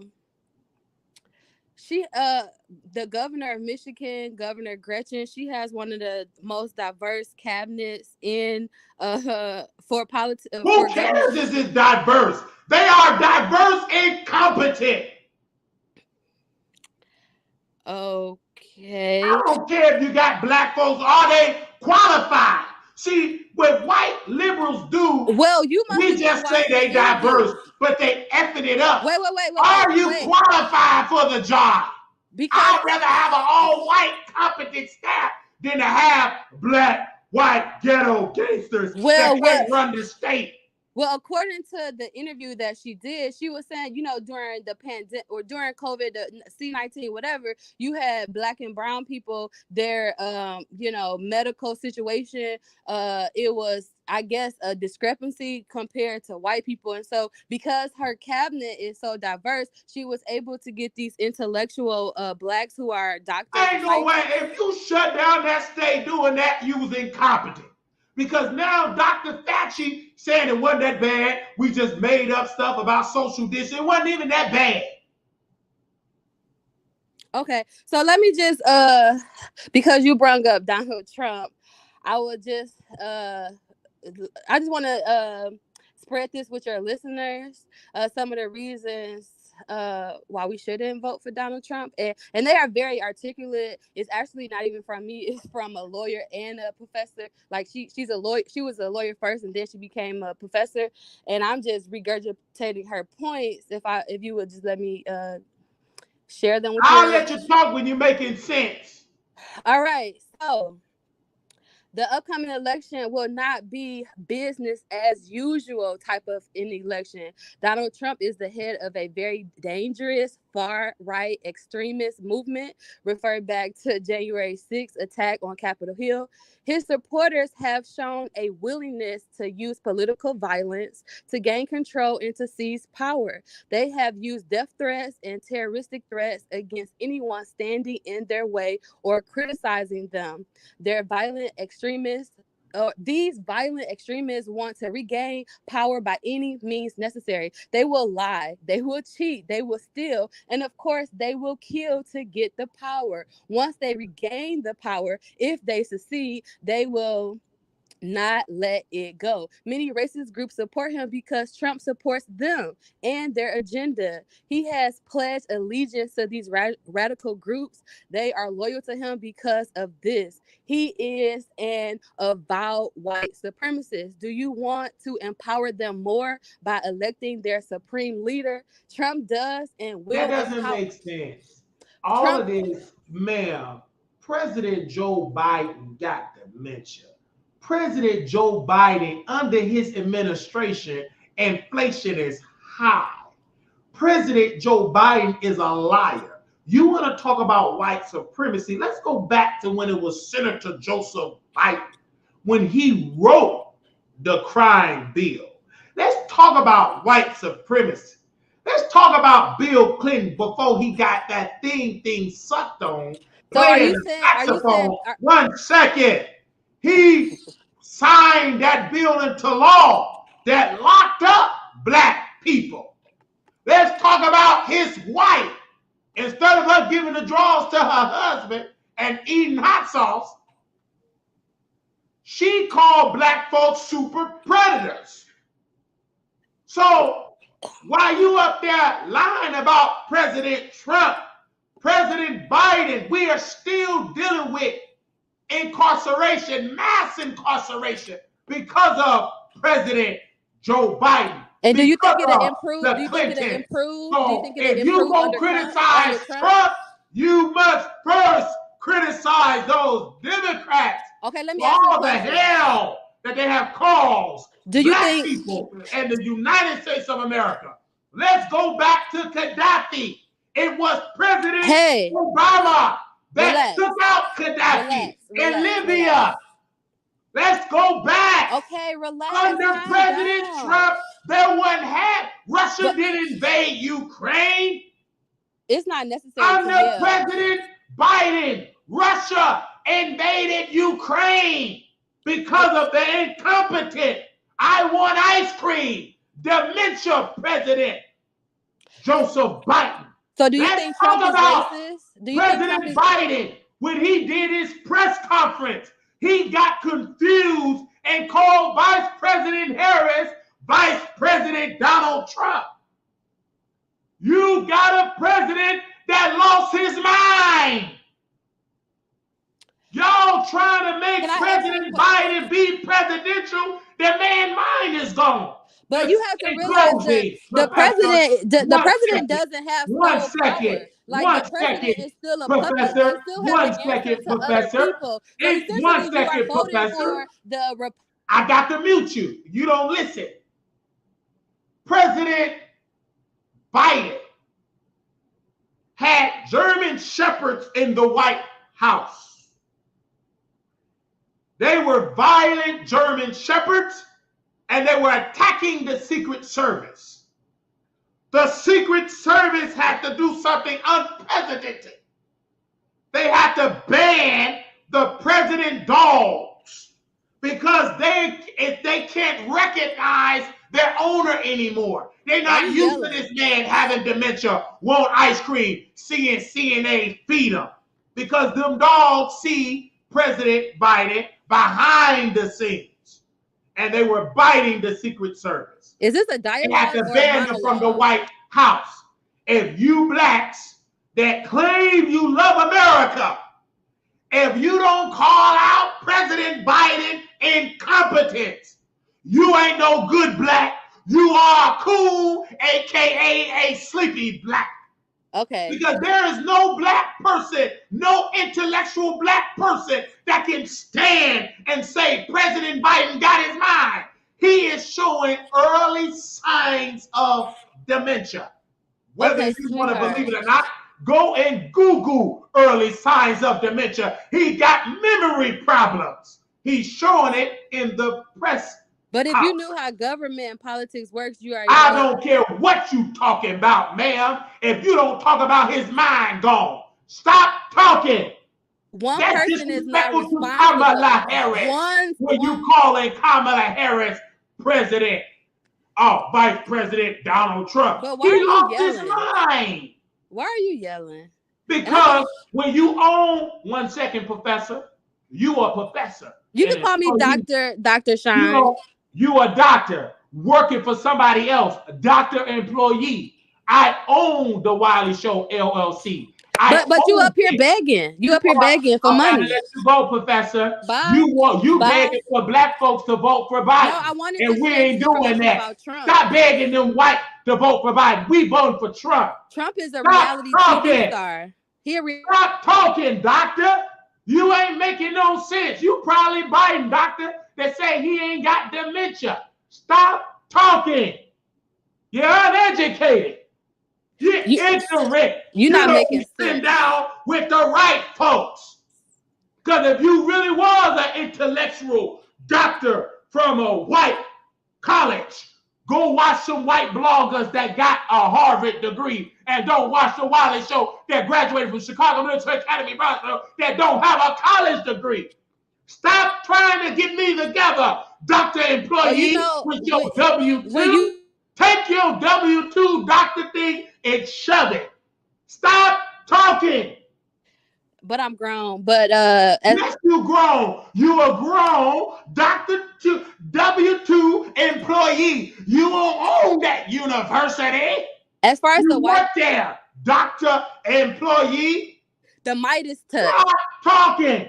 Midas There's no need to talk about the migrants. The border is open. There's a need to get the president out of the White House. If you love Kamala Harris, like you claim you do, she should be implementing the 25th Amendment. And that amendment, the president is incompetent, meaning the vice president, who he claims is qualified, she graduated from Howard. And all majority of the executive cabinet members vote to remove him and put Kamala Harris as the president. She gonna lose anyway, whether she Vice President Kamala or President Kamala. She's incompetent. She's a nobody. She ain't nothing. She couldn't even date and marry a black man. She had to downgrade herself to marry a weak white man that giggly and laugh at her. And she really loved black people like she claimed. She would have married a good old strong black man. But she married Doug that looked like he up there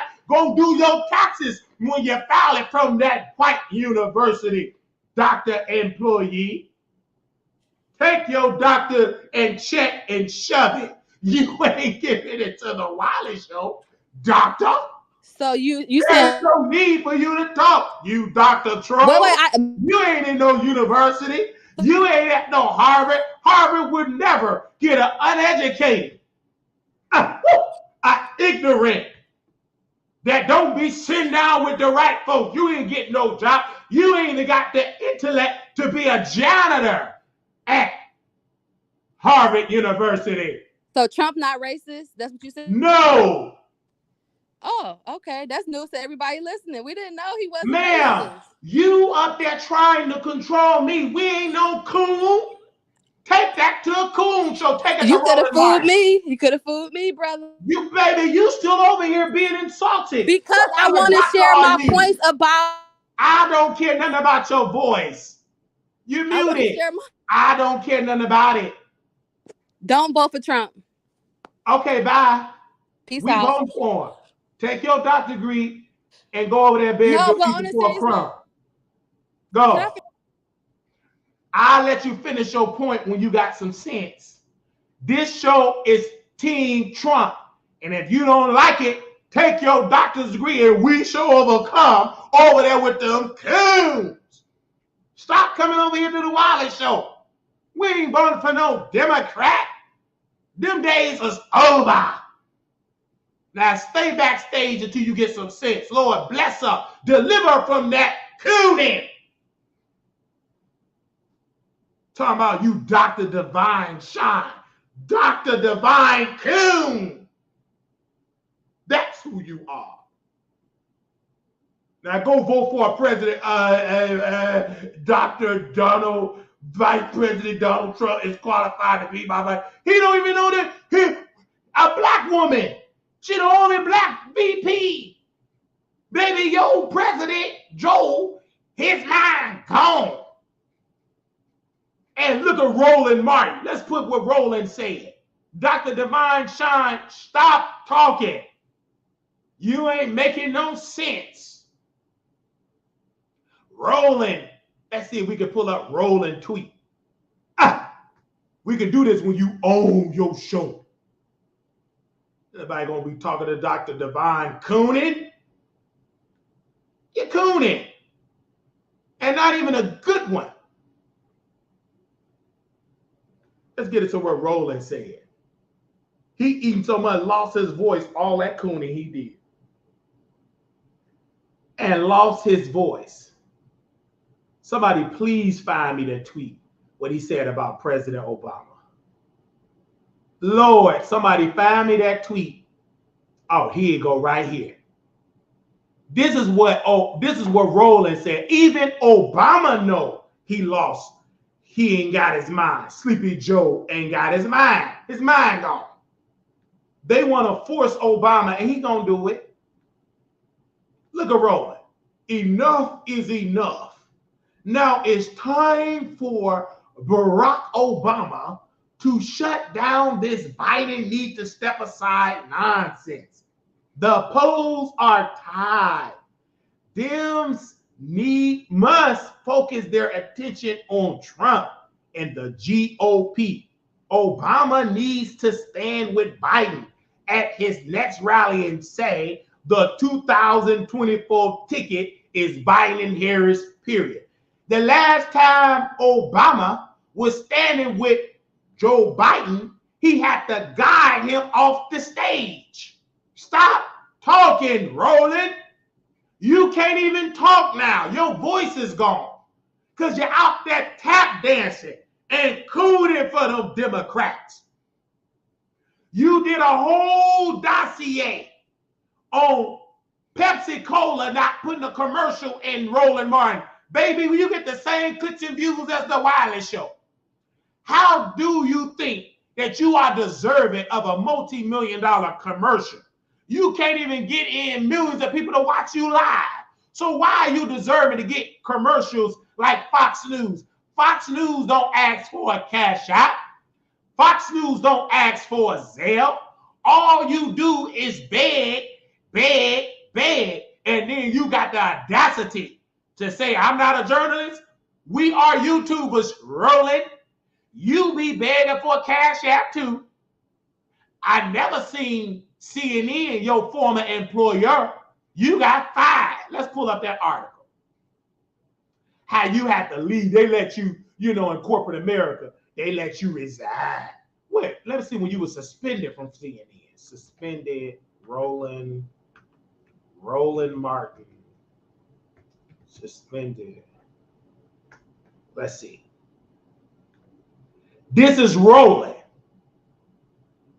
Give me a second. Roland, you remember this article, honey? Because you don't like the gays. According to CNN, CNN suspends Roland Martin over anti-gay tweets. Cable TV network, CNN said on Wednesday it has suspended commentator Roland Martin over a series of Twitter remarks during a Super Bowl game that offended Americans' gay community. Roland Martin tweets were regrettable and offensive language that demeans is inconsistent with the values and culture of our organization and not tolerated. We have been giving careful consideration to this matter, and Roland will not be appearing on our air for the time being, the TV news network said in a statement. Roland Martin got suspended from CNN because he was making fun of the gays community. Martin on Sunday made a series of Twitter remarks that poked fun at British soccer player David Beckham. New underwear ad for a fashion retailer, H&M, y'all excuse my language, CPS, a New England Patriot football player, for wearing a pink suit. This is Roland.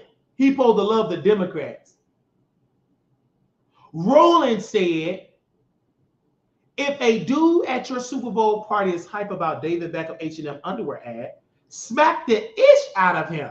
Hashtag Super Bowl as well. Who the hell was the New England Patriot that they just showed in a head-to-toe pink suit? Oh, he needs a visit from team with that ass. That's Roland. Look at he over there tap dancing for them Democrats. And the CNN fired. He over on YouTube begging for cash apps, begging for Zales, begging for PayPals, begging for them black folks to send him checks and money orders to his P.O. box. And then he had the audacity to block the Wiley Show on Twitter because we defended Trump. Stop talking, Roland. This is what we had to say about the president of the United States. Give me a second. Let me see if I can pull up what we had to say. Roland, all that cooning, what did it got you? Out of breath, more weight, high blood pressure, and maybe early signs of diabetes. You probably are pre-diabetic.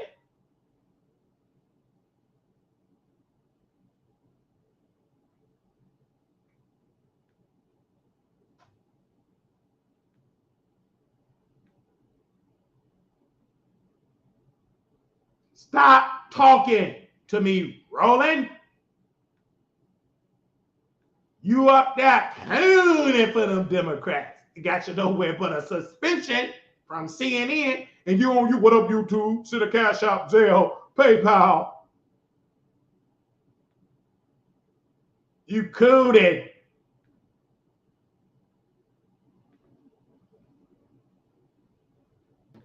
We all witnessed President Joe Biden just make a fool of himself. He's not qualified for this job. Clearly, he got Kamala Harris mixed up with President Donald Trump. President Biden is incompetent. He have early signs of dementia. He do not remember if he's the president or not. Y'all are trying y'all best, Democrats, to make him happen. President Joe Biden is showing that he had early signs of dementia. It's not just old age. It's early signs of dementia.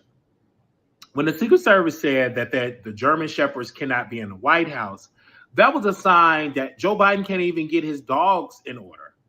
His German Shepherds, those huge dogs, because he don't remember what command to give to the dogs. Because clearly, the dogs don't even recognize this new version of Joe Biden. Per my experience of working in healthcare, he is showing early signs of dementia. He shouldn't be the president. He should be resigning. Vice President Harris should implement the 25th Amendment. Anytime you're getting Kamala Harris mixed up with Donald Trump, that's a sign that you shouldn't be the president. There's a sign for you to resign. President Lewinsky, I hope I'm saying his name right, the president of Ukraine, he got him mixed up with Putin. This is an embarrassment to the country. I know Democrats, y'all want Joe Biden to be the president because y'all know he's going to lose if he resigns, if he drop out. But he's already losing by embarrassing this country. On November 5th, vote for President Trump. That's the only option, the great option for America. It's the truth. It's the truth.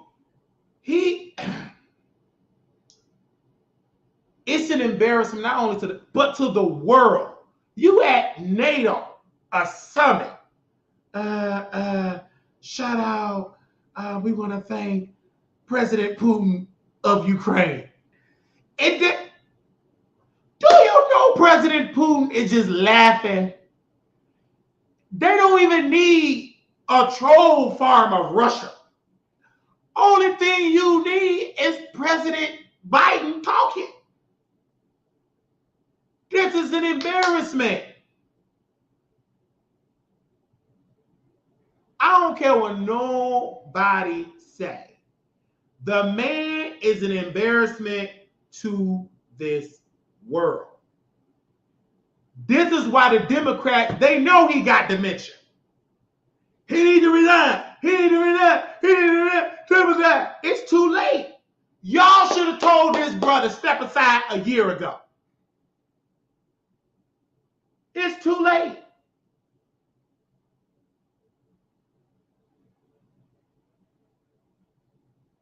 It's too late.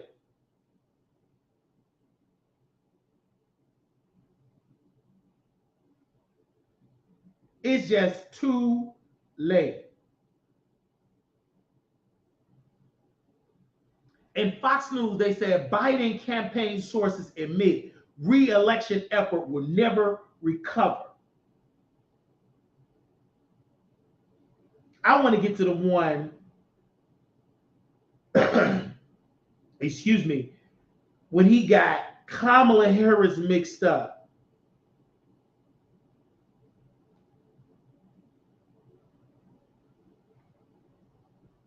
Ready to serve on day one. I want to get with President Trump.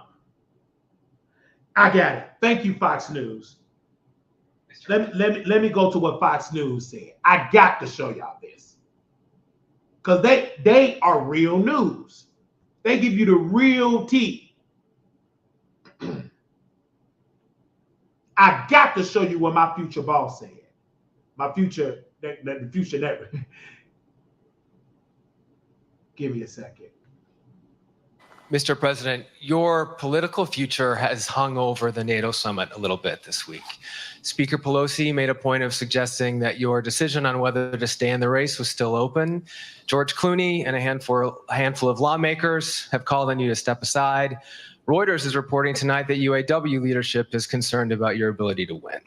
UAW just endorsed me, but go ahead. Thank you. My question for you is, how are you incorporating these developments into your decision to stay? And separately, what concerns do you have about Vice President Harris's ability to beat Donald Trump if she were at the top of the ticket? Look, I wouldn't have picked Vice President Trump to be vice president, but I think she was not qualified to be president. What?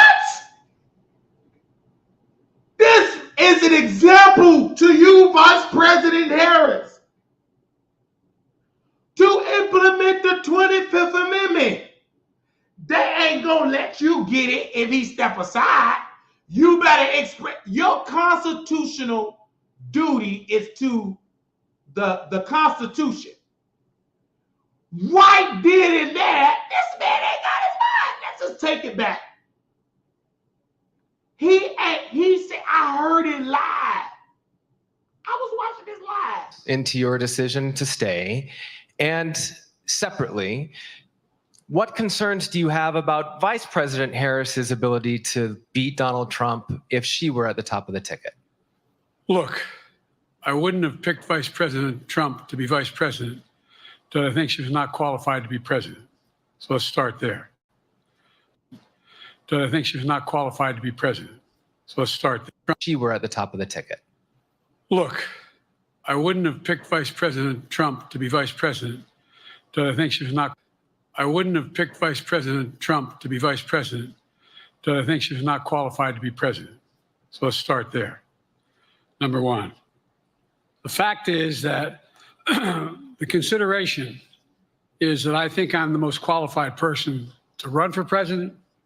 I beat him once, and I will beat him again. Secondly, the idea, I served in the Senate a long time. Baby, he went, when you got dementia, you was in the Senate. Listen to what he gonna say about all of his colleagues that's throwing him under the bus. All of these Democrats, Republicans, stand back and stand by. There is no need for the Republicans to say anything. Let the Democrats fight among themselves because they knew they effed up from the first election cycle. This man got dementia. Y'all been doing it day one. It's so bad, he talking about when he was in the Senate. Lord have mercy. Let's go back to we gonna go to this part. Shout out to Fox News. In a long time. The idea that senators and congressmen running for office worry about the ticket is not unusual. And I might add, there are at least 5 presidents running or incumbent presidents who had lower numbers than I have now, later in the campaign. So there's a long way to go in this campaign. And so, baby, the campaign is over. You ain't got your I'm not laughing. I am hurting that the Democrats at Kamala Harris, the vice president, is boosting him up to do a press conference, knowing that this man is confused. He don't know if he coming or going.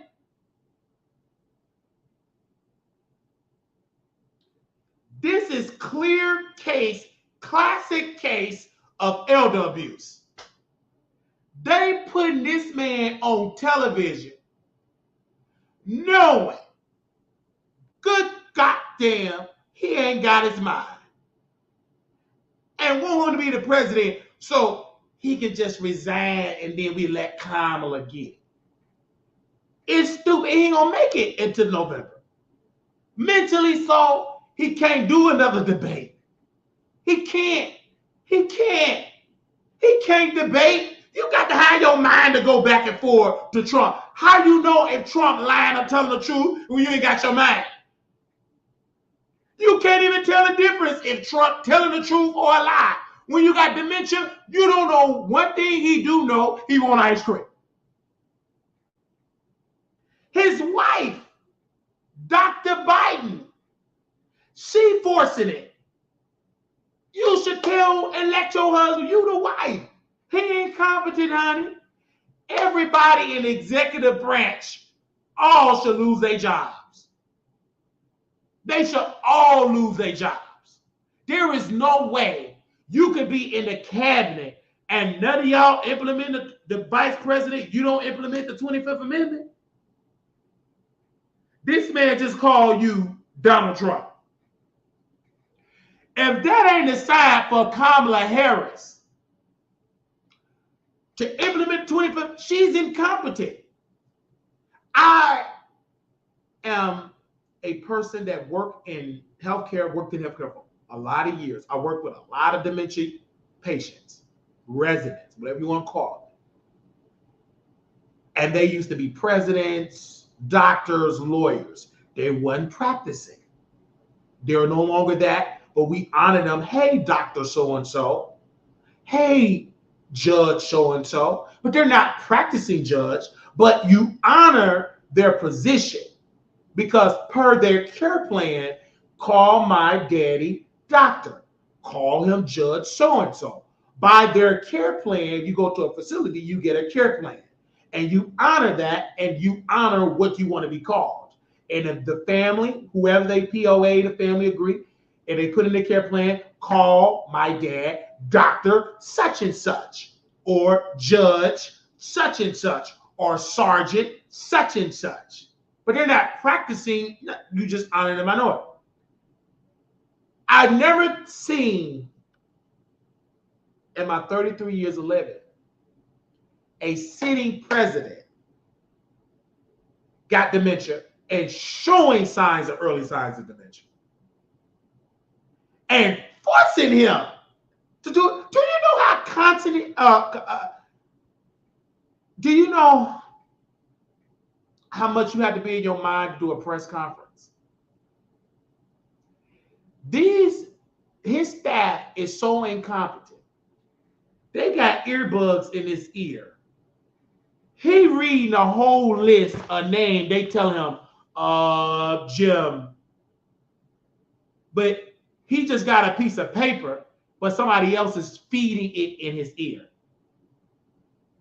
But it's hard to feed somebody with dementia in the ear because that dementia gonna show. If it's live TV, it's gonna show.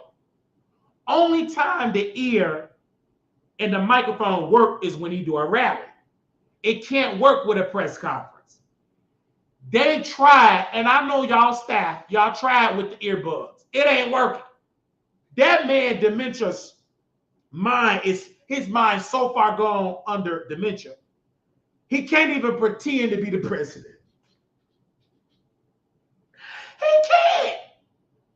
Somebody in the White House doctors, I speak to y'all, Shay. I am ordering y'all as a citizen to give the president some ice cream, push him in his wheelchair, let him go home with his wife, let him enjoy the last days of his life as the former president. Why y'all got this man?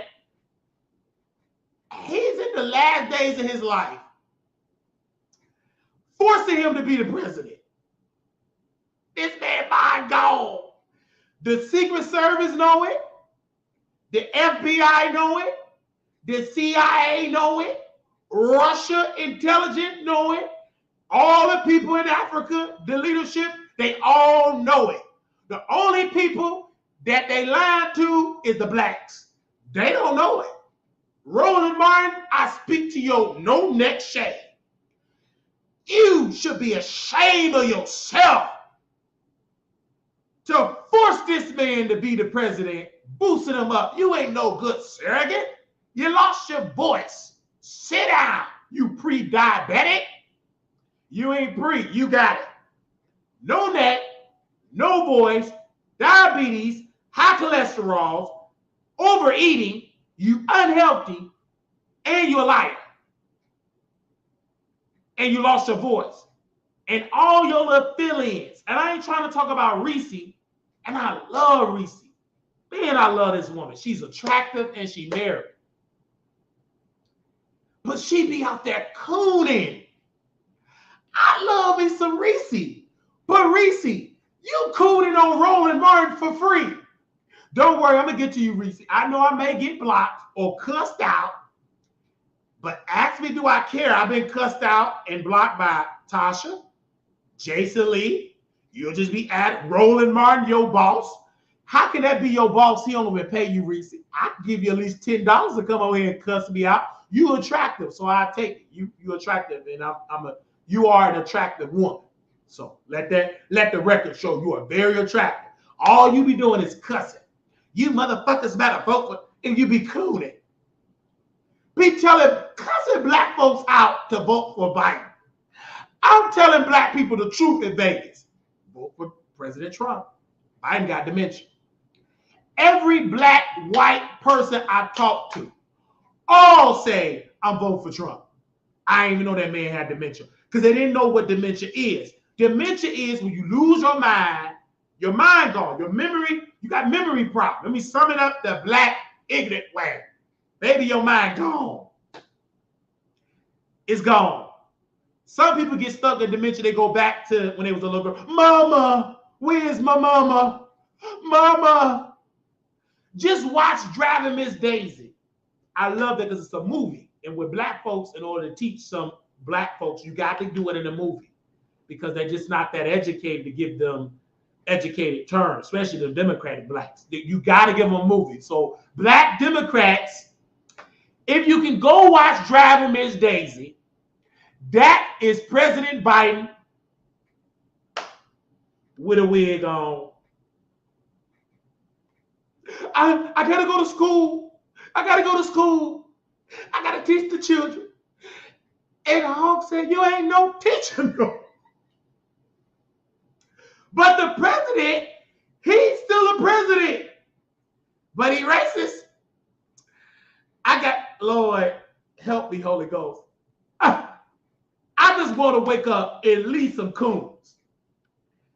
The coons are cooning so bad. These folks talking about Google Project 25, and I'm telling them to Google dementia. Do you really think I'm going to talk about a Project 2025 and we got an elderly person with dementia running this country? If you don't take that Google Project 2025, that's all they say. This is what the coons say. Google Project 2025. But they never tell you what is in 2025. Because they don't know. They just listen to Taraji and they just say, Project 2020. These black folks, did you hear about Project 2025? So what's in Project 20? Oh, no, man. Oh, we know what's in there. Yeah, you're right. I shouldn't be telling you to Google something I haven't read. You listen to Taraji. You listen to Baby Boy. Don't play that coon nobody, because she couldn't even keep Baby Boy in order. She was giving her pussy to Snoop Dogg when he got out of jail. So that's the wrong woman to listen to. Taraji still going to the grocery store buying groceries for Snoop Dogg. Was she the one jacking up her phone bill and up there dating Snoop Dogg? She can't be trusted. When did Taraji become a political talking head? She didn't even read her contract. Baby, she read that contract for them people in Hollywood. Not going to be paid fairly. I sign right now. And then when they give her a check, she cried. But she signed the contract. Baby, you should have Googled your contract. Taraji, I can say this because I'm black. You should have Googled the terms of your contract, and maybe you wouldn't be out here crying that they didn't pay me fairly. Say amen or say ouch. Let's play some more of dementia Joe Biden. He got that dementia, baby. What else you got to say? Oh, what else you got to say? So I'm just going to keep moving. Yeah, you keep moving. All right. And because, look, I got more work to do. We got more work to finish. There's so much. We've made so much progress. Think about it. Think about where we are economically, bro. Baby, economically? Have you went to the grocery store lately, Joe Biden? Of course you haven't. You got a stamp to buy your food. When I went to the grocery store, chicken wings was $15. Almost $20 for some raw chicken. So, economically, it's high inflation. So stop that line And Roland, we know you eat a lot of chicken with your people cash apps and they Zales. Stop talking. You in the lab right now. You about to get ready to do your show in about 2 hours. And you in the food lab right now. Can I give me 5 boxes of chicken, spicy, breasts, and extra biscuits? You don't even order the 2-piece special no more unless you order in 12 orders. And you have the audacity to block me? I'm about to tweet Reese. I'm about to be real messy. I see Fox News. I can't wait to work with y'all. Let me tweet Reese. Reese. I hope she ain't blocked me. I don't want to get blocked by Reese because she attractive. Did she block me already? I think she blocked me. I hope she did. Oh, let me tweet the gay guy. Okay, too real, too raw, too real.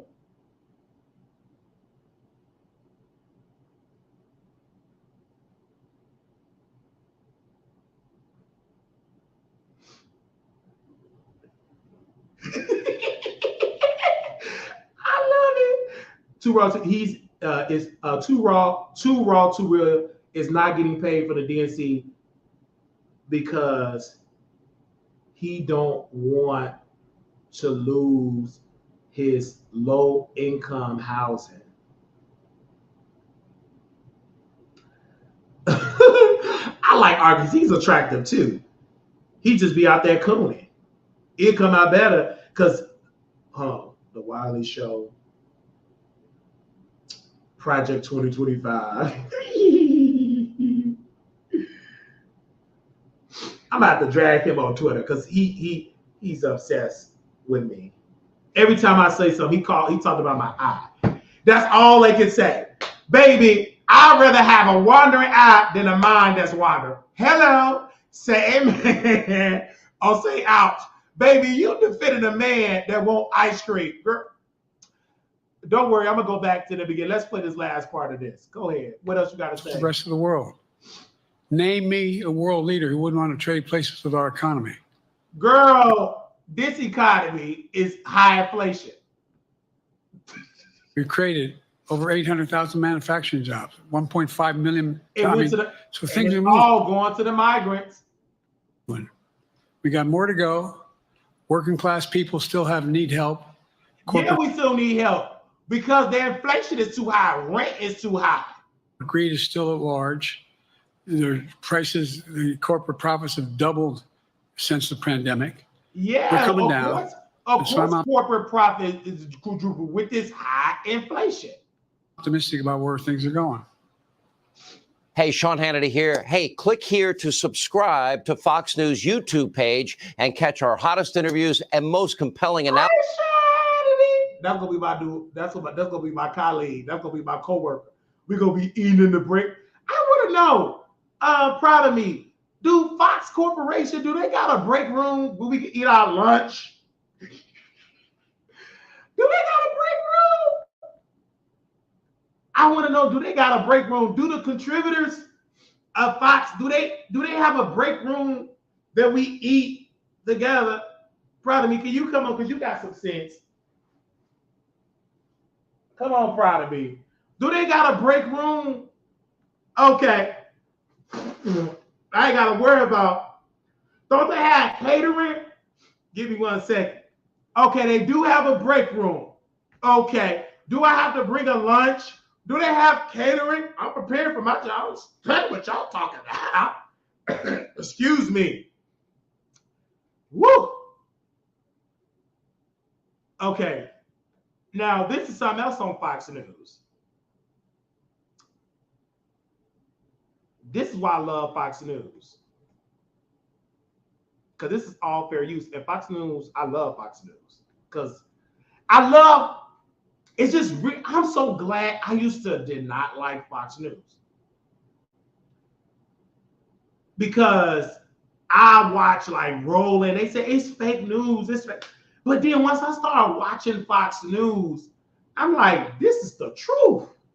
At first, I had to really, really get to know Fox News for myself because I would just watch Roland I was a huge Roland watcher, and he was like telling me Fox News is racist and it's fake news, and so I'll believe it because Roland said that he black and he a Scorpio, he black, and so he had so much, he swayed my opinion so much because I watched him every day, and then once I stopped watching him and started watching Fox News, and then I'm gonna go back to Roland, but he would use their clips, and then they clips was high gloss, like just great quality. Roland had like chicken grease, fuzzy grease on there. His host would be eating on camera and all of that. What else I want to see about this? Now, this the black. I love Fox News. Could I please play this clip? I believe I can under fair use. I believe under the law. So this clip I do want to see. Fox News is messy, and I love it. Let's go to this clip. So the top Democrat on the House Intelligence Committee, Jim Himes of Connecticut, becoming the 17th Democratic lawmaker, calling on Biden to step aside just moments after this showing at last night's high-stakes big boy press conference. I wouldn't have picked Vice President Trump to be vice president, but I think she was not qualified to be president. Look, folks, this is, well, anyway, we created over 800. I'm just saying, like, Fox News, y'all get it. Y'all get it. Y'all know this man got dementia. I know y'all can't say it, legal reasons, but I cannot wait that they hire me and give me this career. I could just see myself, oh my gosh, getting picked up, because when you're a contributor and when you go in the studio, they have a driver. They ain't gonna be like Earl and get there when you can. You would be off the bus, just be back in with the driver, get into a Fox, and then when you with Fox, you go to any, like they have even bring you can live. I just can't wait. They got to hire me fast because I'm the only one that's qualified to talk about dementia, because I'm going to talk about it from a CNA perspective that works with dementia people. A lot of dementia people. I have over 10 years experience, so I can speak for that perspective. And there's a whole lot of voters that's CNAs, and there are Democrats too that's CNAs, and they voting for girl. Y'all, all my CNA people, they know he got dementia, but they still cooning because their grandma was a Democrat, their daddy was a Democrat, their mom was Democrat. They're still under that cooning spirit. But I told, like I'm gonna tell in Fox News, I'm gonna tell y'all this publicly to Fox. Once they hire me, the regular low-income coons, they gonna drop that because they're gonna see Dan Wiley got that. They're gonna listen to me because I can bring the Fox News cameras to O Block. They gonna let me in. I'm black. 63rd. They gonna love all that camera time. We gonna be able to go deep in black culture. And them coons, they gonna drop it. They ain't gonna be coons no more. They gonna be registering to vote. We gonna be doing town halls. We gonna be bringing Trump when he do a town hall. I tell him where to do it in Chicago. We gonna have the cameras, and it's gonna be full of blacks because I'll be able to ask President Trump the question. I'm from that neighborhood. 63rd. We're going to do it on 63rd and Ashland. Go on Justine. We're going to be deep. The coons ain't going to be able to do nothing because we're going to be protected by Trump, the RNC, and Fox Corporation. They're going to protect me. Because the coons, they ain't going to be coons. They're going to be shot. They're going to be stuttering. Because they're going to never see Fox News cameras. They're going to be welcome. Because we ain't going to be coming there bougie. Well, because they ain't going to receive me. Coming in talking how they talk. Ghetto. With a little sprinkle of education. I'm ghetto educated. Ghetto educated. And Fox News will get a brand new demographic. They're going to stop watching CNN. We're going to be educated ghetto.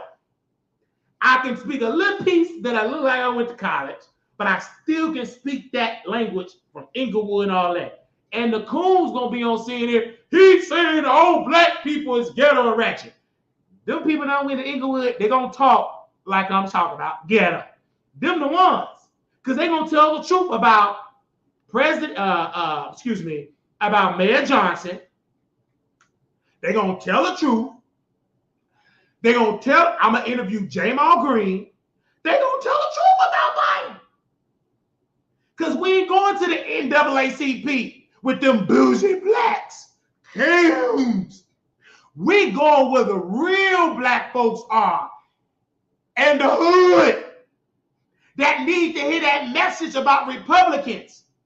And Fox, they got to get me. And hell, even Trump, baby, I need to be a surrogate. I go to speak that language. Trump will be welcome because I'll lay the atmosphere for Trump. But you need to give me that multi-million-dollar, give me that. I need to be financed because you can't go there on the bus. It's too much to travel this country broke. I ain't going to be able to do it. I'm going to need money to push and promote Trump message. To get that demographic, he going to need people that look like me to do it. They can't come in there with clipboards and bow ties. They ain't going to receive it. They're going to think they Muslims. They got to talk how they talk. You got to meet the people where they at. You can't be coming in there with a Harvard degree talking numbers. They ain't going to receive it. You got to break it down. Ain't you at that Kroger, at that food for less? Ain't the food too high? Yeah. Do you know under Trump the food will be lower? You right. Don't you believe when they wasn't here under Trump, right? Yeah, you right about that, Wiley. You got to talk regular. You can't, under the percentage with the immigration problem, you can't talk like that. You got to meet them where them people at. And you telling them the truth because under Trump, there wasn't no migrants coming in on Chicago, dropping them on O Block. O Block gonna be Mexican block. They already taking their women. They taking your food stamps, your link card. I'm speaking to Chicago. He can sweep through Chicago, take it. But you got to have the people that talk to the Chicagoans. That's why our videos are suppressed on you, because the Democrats, they don't want this video to go to thousands of people. They don't want it. They got to suppress it because we giving you the truth over here. Let's pray a little bit more about that Juneteenth. Thank you, Fox News. I want to definitely talk about that. Here we go. 100,000 manufacturing jobs, 1.5 million. So things are moving. I love my staff, but they add things all the time. Joining us now, Fox News contributor Ben Dominant. Foxy, this is why I have to have this show on Fox News. They got great producers, everything. It's so polished. If this was Roland Martin, the connection would be bad. He gonna be eating chicken. Now this host, he ain't eating chicken. I don't see him. Where's the Cash App? Hold up. I don't see the Cash App nowhere. Where's the Fox News Cash App? You ain't got to beg for Cash App when you a multi-billion-dollar country, a multi-billion-dollar corporation. Roll it. I know you mad when I get this job. I'm going to be eating your high part up. See, this black that's on here, He ain't gonna do it. He considered to being bougie. But once I get it, oh man, I'm gonna eat you up. Okay, go ahead, brother. I think he from Dallas. Is he from Dallas? I think he know my brother Don Johnson. Okay, brother, what you got to say? I'm sorry, I can't interrupt my colleague. Go ahead. Oh, wait a minute. That's somebody in the dark doing YouTube. Oh, hold on. Let me press play. Press play. Ben, it was a typical Joe Biden press conference. Did he meet the moment? Good morning, Lawrence. Look, I think that the bar is so low for Joe Biden that you could say that he met that bar. But after this debate, I mean, frankly, if he didn't fall over on his face, I think that you would have his supporters claiming that he cleared the bar. This was not any kind of... It's the truth. You're right. The bar is so low that if he didn't trip, yay, Biden, he's so presidential. They tell the truth on Fox. And see, it's just like, Lawrence, and my God, today, I got to say this. He's attractive. He better have a wife. I'm going to have a wife too, because, you know, that's a good-looking man. He got him a submissive wife at home. Let me see if Lawrence got a wife. Let me see how his wife looks. Okay. Lawrence, Fox News. Let me see. Is that Lawrence? Fox News. Host.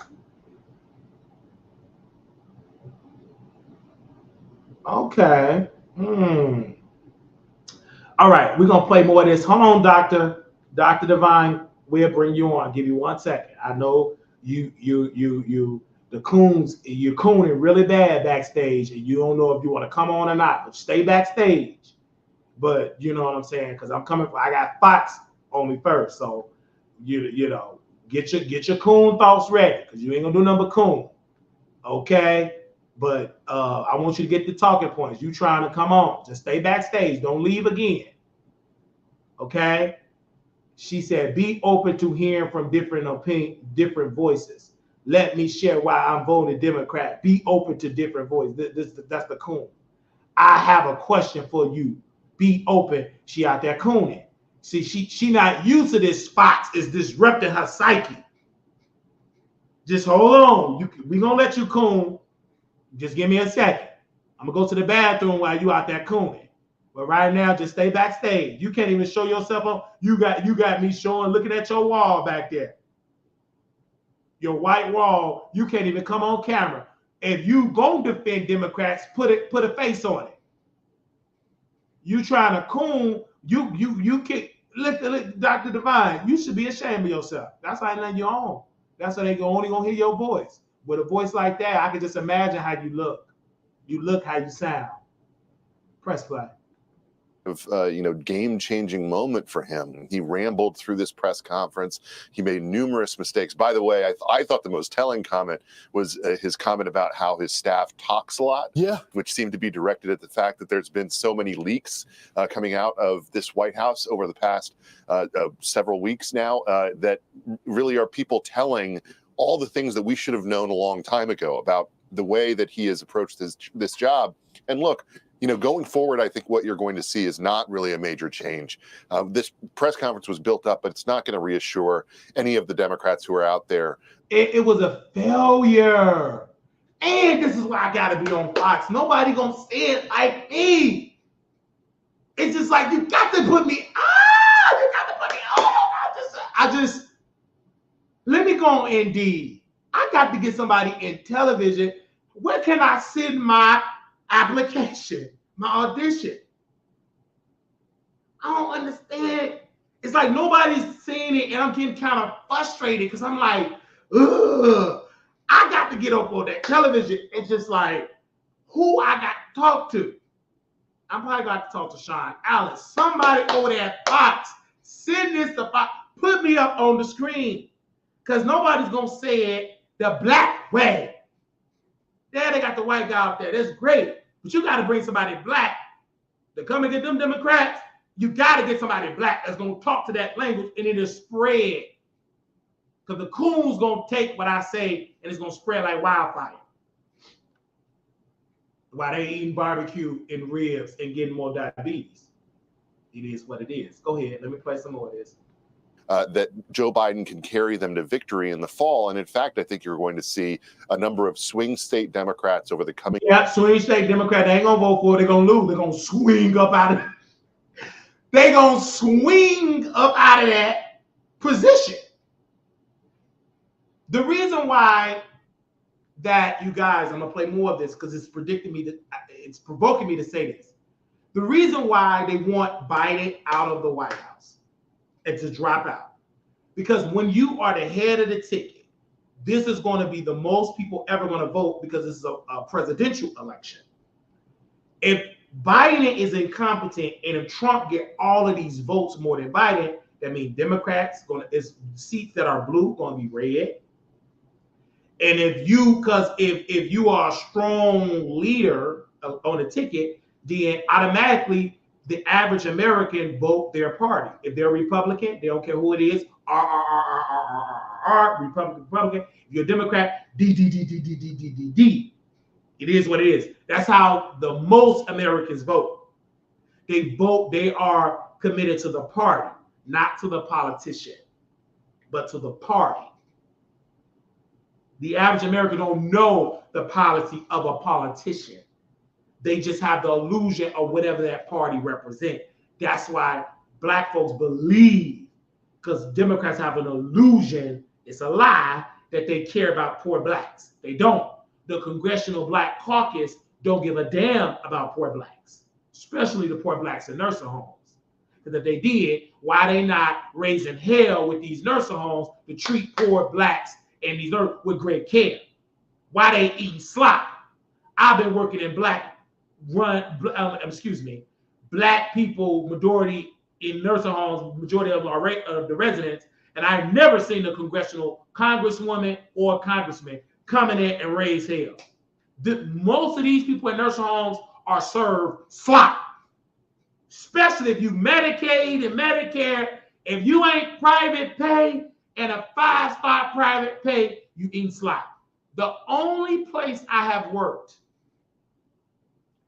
that the food I can eat and it was good was Park Place of Elmhurst. Google that place because it's private pay. It's private pay. That food was so good. They had a bistro, and I would order a chicken Caesar salad with extra chicken. They had a whole bistro. They make burgers fresh right there. And employees, of course, the residents have to order their stuff first. We couldn't bump the residents, so they over, and I'll be right in line, getting me a burger right on the grill. That was the best place ever. And if I ever move back to Illinois to retire as a CNA, I want to retire at Park Place. It's the best place out of my 10 plus years that I have worked. Park Place of Elmhurst, the best place ever I worked. The food is mwah. I give it a 10 across the board. Baby, they serve the residents. They have servers. Because the people got multi-million-dollar homes that they sell to come into them places. They have a lifetime contract, meaning if you get dementia, they put you in Gilead. You in assisted living, they got assisted living. You are independent, they're good. You break your leg or your ankle, they got rehabilitation. I love that place. The best place ever.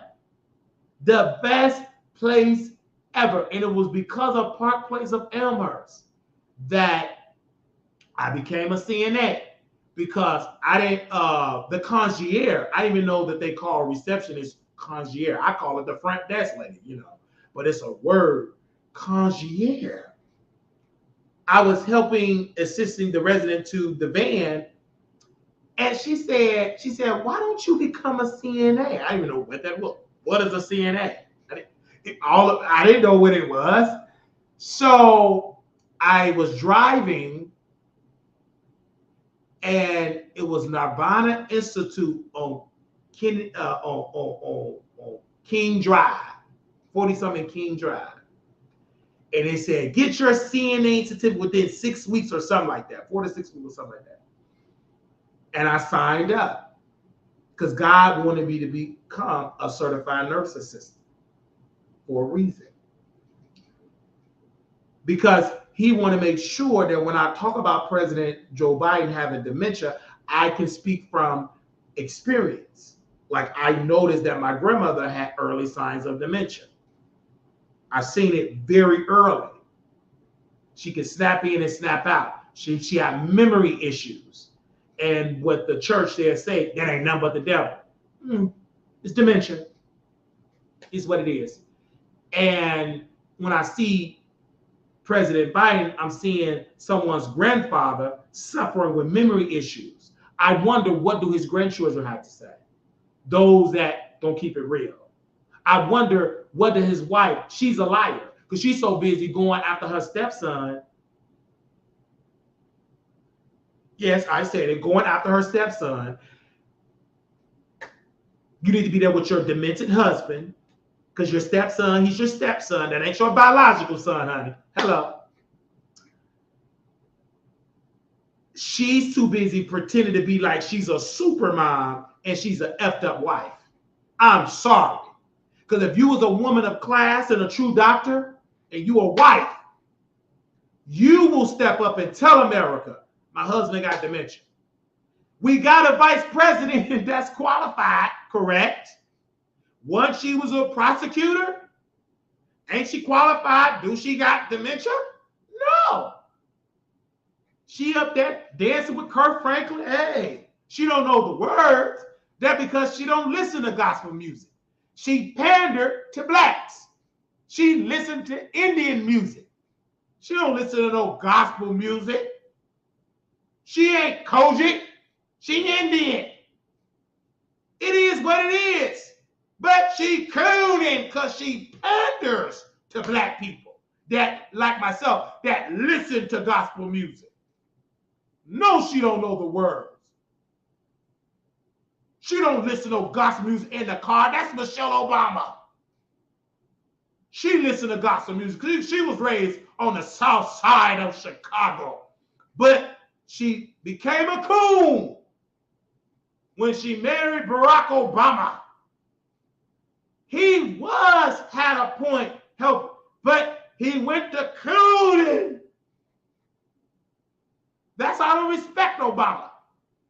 He's an old gray hair coon. It is what it is. He's a liar. You know your boss, your former boss, President Biden, got dementia. He know it. When they have these national security briefings, they pretty much know, well, he got dementia. This the real tea, he got it. But you gotta lie. You can't lie to this black America who win my black job. I know when somebody got dementia. I worked among people, taking care of people with dementia. Early signs of it. One day, Mama, I'm going to see my mama. Baby mama been dead 40-some years ago. But in her mind, in his mind, Mama, where's my mama? Where's my daddy? I'm going to teach my class. You've been a teacher 50 years ago. But in your mind, you want to teach. And a trained CNA know how to meet them where they at. Oh, you gonna go see your mama. Oh, come on in. Mama wants you to be right here. And some of them was smart with dementia. Shut up, you N-word. You didn't talk to my mama. Some of them was smart. So that didn't work. So some of them, you just had to pretend like they go to see their mama. You had to. Because you can't say your mama that's you unprofessional. You got to meet them where they at. They're going to see their mama. Go take them to go see their mama. Oh, well, before we go take you to go see your mama, don't you want to be clean? Yeah, I want to be clean. Let's take a shower. Then you go see your mama. You got to distract him. Shower, and before you know it, they forgot about their mama. Put on some facial nature. I did it my way. Get them their favorite ice cream. And they're going to forget about going to see their mama. They're going to be just as good, clean, listening to some Frank Sinatra or by the silvery moon, give them their favorite ice cream, give them their breakfast, give them their lunch and dinner, and their favorite snack. They ain't going to bother you no more about mama. And if they get their right medication, they won't be aggressive and violent. That's why you got to be in a good facility. You have to have a great medical staff. Because some of these nurses, I wouldn't even want them to nurse my dog, and I ain't got one. But if I had one, they won't be my nurse dog. They ain't competent. But this is why I know his medical staff, they are liars. They ain't no medical trained people. They trained to lie. Because if they told the truth by the oath that you took, you're supposed to tell the truth. You lied. In the report, we want you to know President Biden, he got all his content. He's good. No, he ain't. Right then and there, if you say what the president said, Vice President Donald Trump is I'm laughing at the situation. This is funny. Where is the Saturday Night Live spoof at? Because it's run by Democrats. Fox News, I got so many ideas. Baby, I can't wait till they give me a deal. Baby, I'm coming in. I'm going to make sure my job is secure. The ratings going to be rated. Ain't going to be like Armand doing dope, being high. I'm coming in making sure I can retire. And they throw me a retirement celebration on air. Yeah, breaking news, Marquise Wally been working with the network since 2024. Now it's 2060. I'm old. Well, I ain't gonna be that old on the air. Just give me 20 years. Let me have 20 years. Let me retire when I'm about 55. And let me retire. Or have me doing, hosting stuff. I ain't gonna be aggressive, because y'all on air, y'all like I'm young on air. But baby, they don't care. If you bring in blockbuster ratings, they'll push it.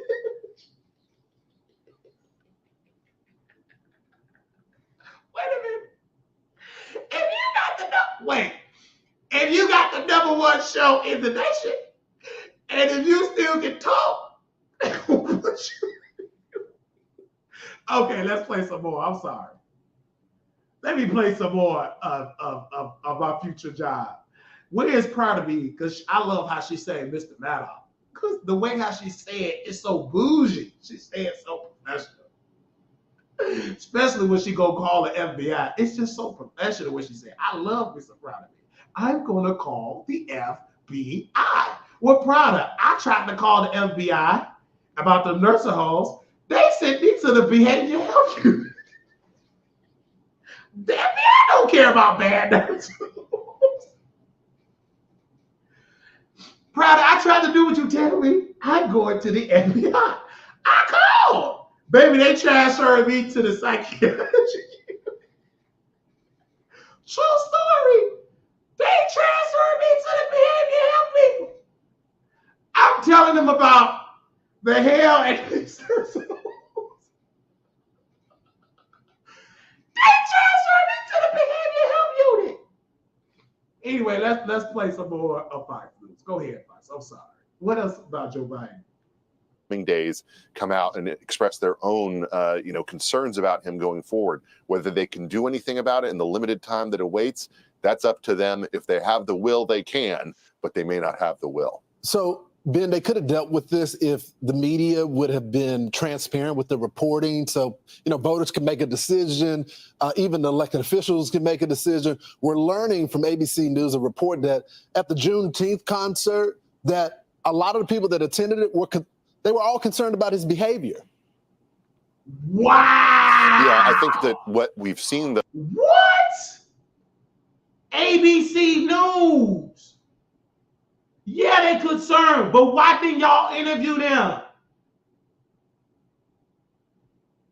Baby, I don't know what Dr. Divine got to say about that. She too busy cooning. She talking about, you gotta hear the people. She up there talking about, you see the inches on my hair. She talking about her hair. Wow.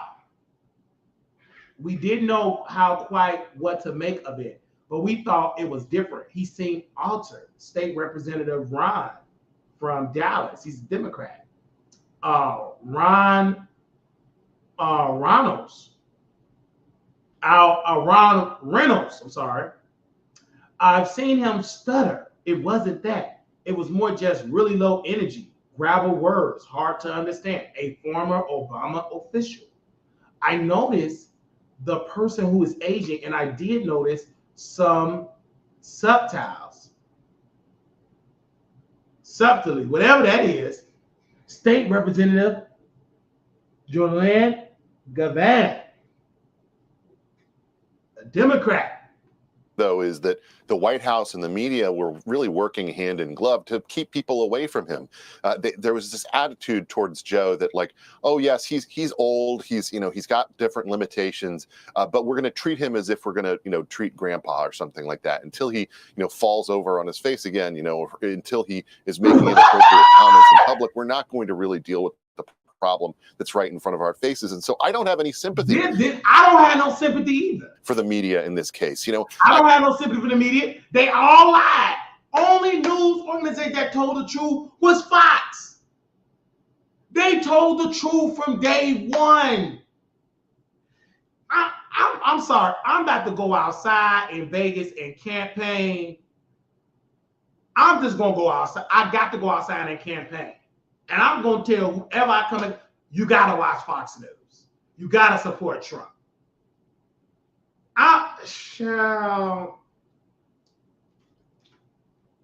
Every time I get on the bus, if I do see someone and we in conversation, when I was on a Greyhound,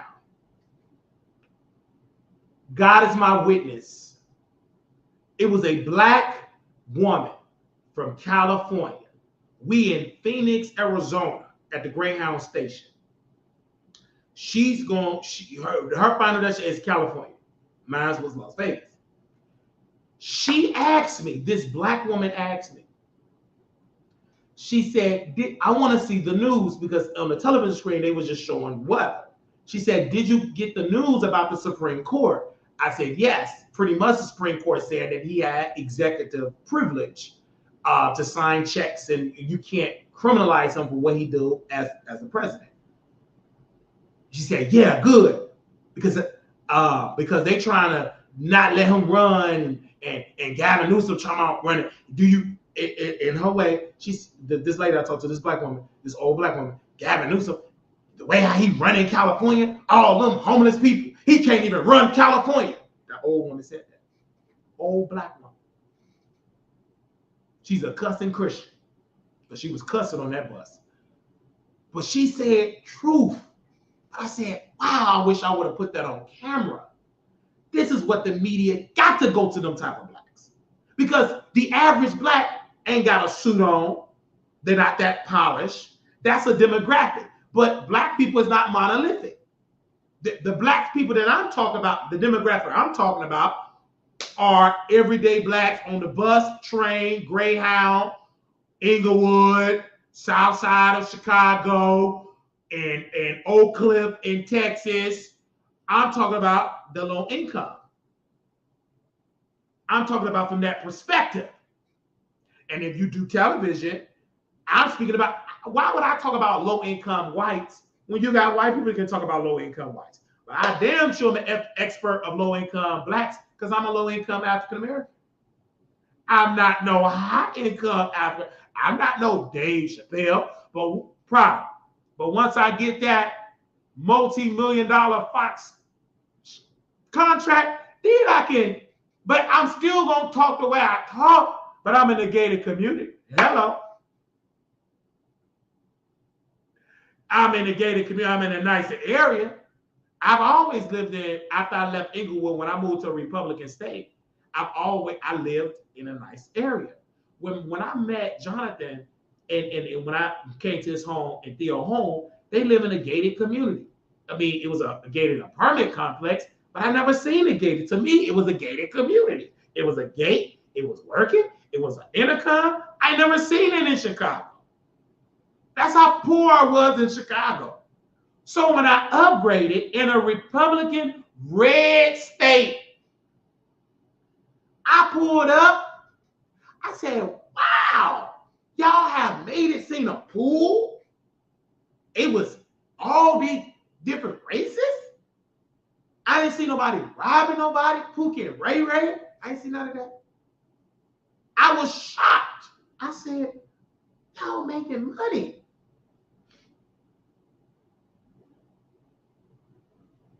Because that's how poor I was in Chicago. I'm still considered low income, poor. I'm still considered that.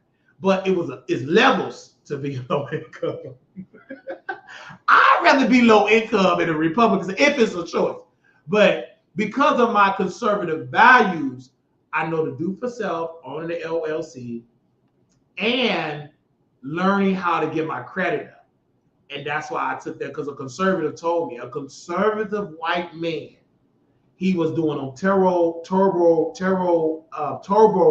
cars. He was renting cars. He had about 6 of them from Carrollton, Texas. It was in Carrollton or Plano. I was renting one of his cars. And I said, if you would have adopted me, I would be in a better financial situation. He said, yes. Because he said, I would have trained you and taught you how to operate, how to do credit, and how to, your finances, teach you about economics. So financially, you'd have been in a better position because I would have taught you how to build credit and how to operate in this financial world. Because he said in America is a business, and you got to be business minded, or you're going to get, in his words, you're going to get F word.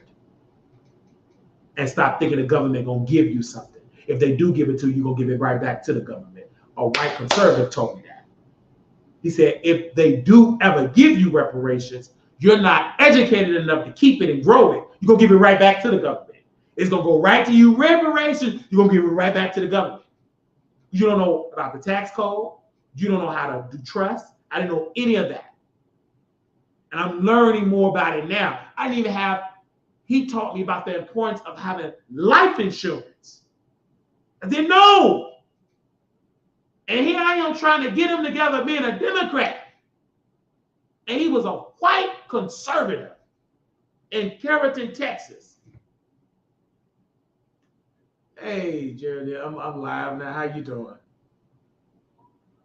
But no problem. When you have a show, I can just still hear your voice because, you know, you be disappearing on a brother for years and years.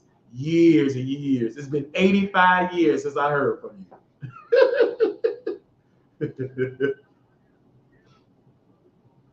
I know. I be calling you every day. Like you be disappearing. But now the website's doing good because you had helped me with it, because I had to put on your thinking cap or Google it, and I learned how to do. Now I know how to do everything. Now I paid attention to what you send me now. I have to read what you send me now. And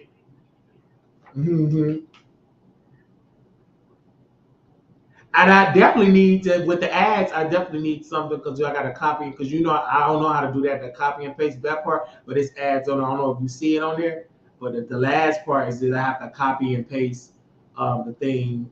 I don't know how to do that. But other than that, I got it turned on because it's ads on there, but I guess you got to copy and paste, yeah, extra, you know. When are you free to like get you on the phone to talk to you? Oh, okay. I'm off tomorrow. Okay. Okay, thank you again. I'm live. I'm live now getting these coons together. These both Democrats. Did you see President Biden? Did you see President Biden? You posted that. You posted that when he called Kamala Harris Donald Trump. I'm gonna put you on speaker so y'all can. This is another owner, y'all. See, employees is gonna disrupt you, sleepy blacks, because y'all don't own. Y'all gotta go to work. But this is an owner, and he posted it. I saw it on North Carolina. The president of the United States called Kamala Harris. You know that black woman that was up there dancing with Kirk Franklin? He called her Donald Trump. Yeah, and then hours before he called Ukrainian President Vladimir Zelensky President Putin. He called him President. Do you know how disrespectful you got? Do you know how the president of Ukraine feel? Do you know how Putin is laughing? I guess Putin was like, yes, in the Russian press, we are the president of Ukraine. Right, exactly. And I mean, this is my thing. Like, you know, I don't think Joe Biden is playing like chess. He's playing checkers because, like, bro, you're old, man. Like, bro, you're really, really old. And if the Democrats are really smart, they will put somebody else up that could possibly beat Trump instead of keep using Joe Biden because he's old. The more that people see how old and incompetent he is, the more they're going to want to get out and vote for the other person. You know what I'm saying? And so I don't know. And the thing of it, you guys, and I'm saying to you, is he have early signs of dementia. I am a certified nurse assistant. What you are seeing, not just an old man, but an old man that's showing early signs of dementia. He have a disease, and that is dementia. He have it. You clearly see it. Anytime you call a black woman an old white man, it's an issue. You posted it on your website. Everybody, but nobody's bringing the Wally on there to do a show. This is a time where you black folks, and especially you, because you are loud, intelligent, with a massive platform. Do President Biden got dementia? Bring Wally on there, because that's what he had. He got it. We still gonna do our show together, Wally. We got to. We got to do it, and then we got to drag Kamala. We got to drag her. She don't know the gospel lyrics. She panders to the black community, and she's a liar. The average American that's black needs to know that the vice president got power to implement the 25th Amendment. All she got to get is majority of the executive cabinet members to vote her in. He got dementia. And see, this is what I think they're trying to do. I think they're trying to let Joe Biden win, and then that's when Kamala will invoke the 25th, so she'll have a full 4 years because she's not going to win going up against Trump. I know she's not. But the thing to be remembered in history, if you say you love the Constitution, correct? Right. As a person that loves the Constitution and you say, I'm faithful to the Constitution, it is your constitutional duty to implement that 25th Amendment. Because if you can't do that, you automatically is a loser in my eye because you're not even following the Constitution. Exactly. And I just Wally, tell your audience as well. I know you got to speak for, but I tell people to do your own independent research on any candidate that you think about voting. But what I'm so tired of is that black folks keep trying to force people to like Biden just because you think he's for the black folks. At the end of the day, you can't force people to like Biden and you can't force people to like Trump. People don't support who they want to support. But a lot of people been getting attacked online because people like yourself, Wiley, and like me, who see the things that Trump has done, and try to make it seem like we cool, that we don't know what we're talking about. And there's nobody on this planet can tell us one thing that Joe Biden has done for the black people. And not only that, at the end of the damn day, the man is old. And he can't run. He's old. I wouldn't even let my grandmother or my grandfather do no job like that. I'm like, Grandpa, now listen, we need to talk. This is too much for you. You know what I'm saying? All because of this rhetoric about Trump. That Project 2025, I don't believe it's going to happen. I don't believe it's going to come to pass.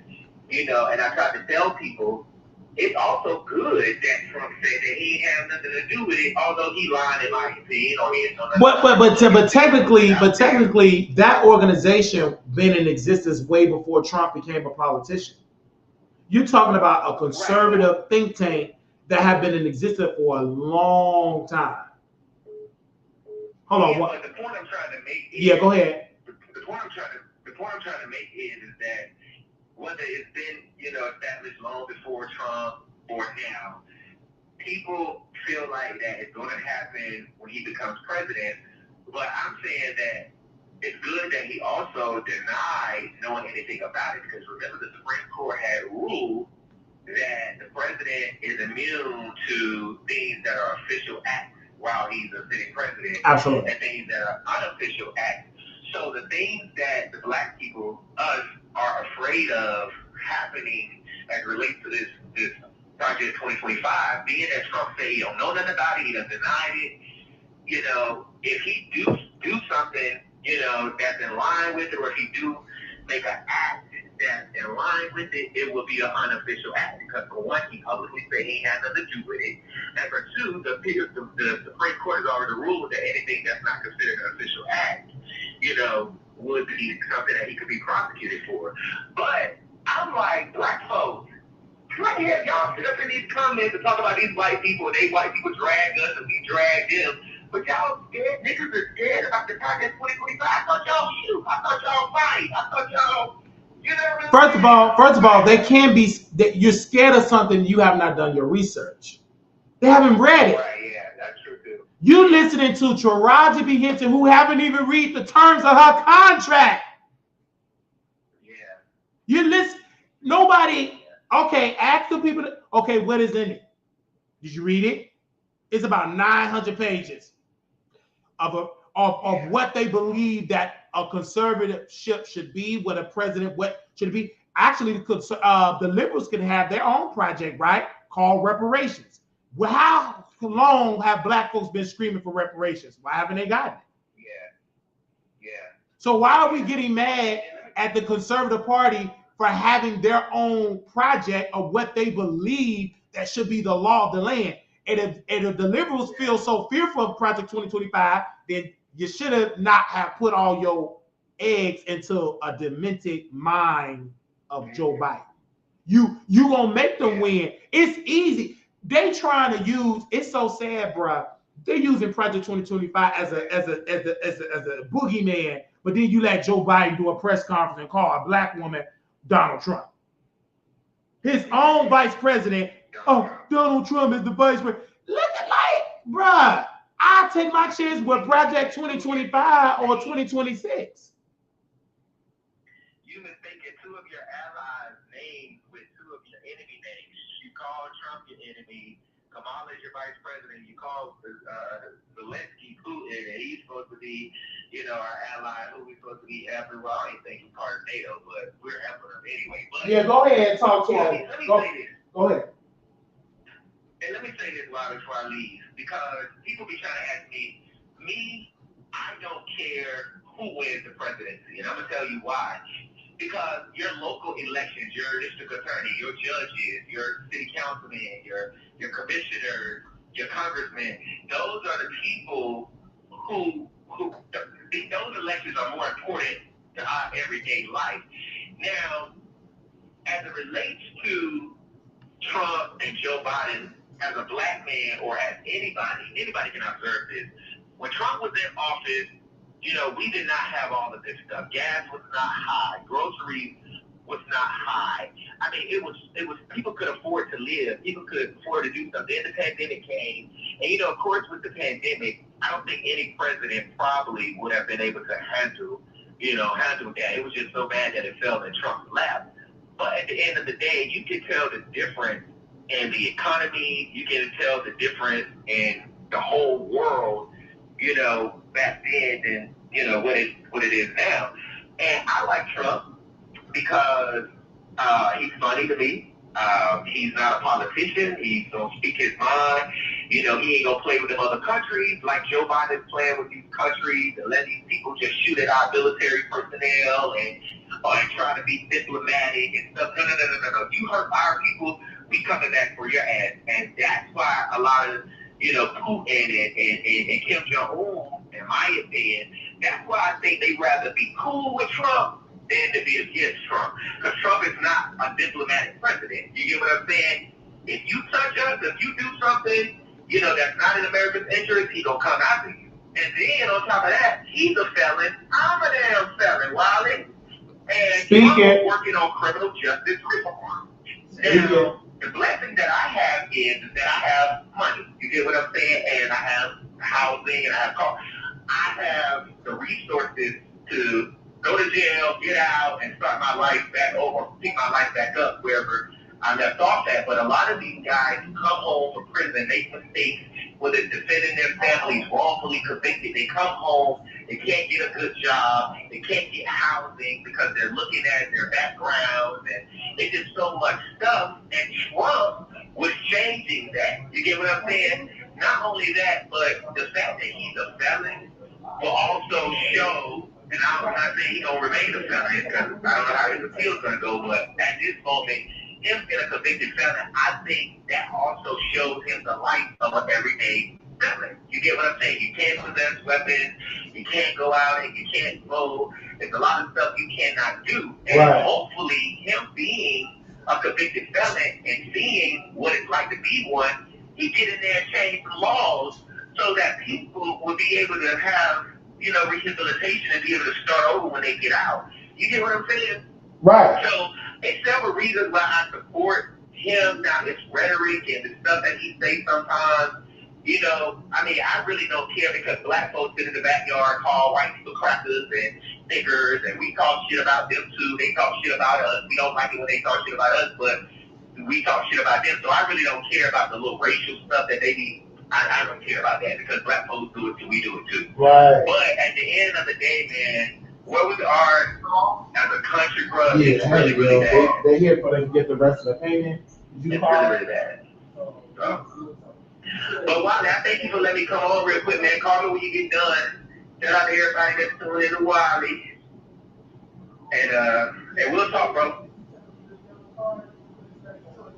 Where you go? Hello?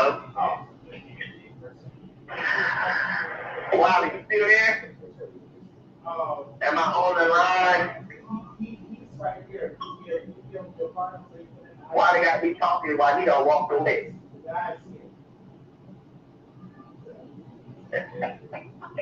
Can y'all hear me well on yet?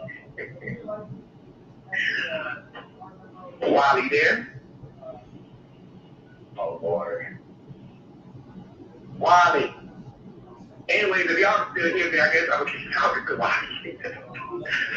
But I tell people just do your independent research and do your independent research, whoever you want to vote for. Just do your independent research and make sure their morals and values is lined up with y'all. Oh, okay. You was in the kitchen. Why? I know you ain't. Okay. Lord have mercy. What while to go? I feel like you done turned me up some more while.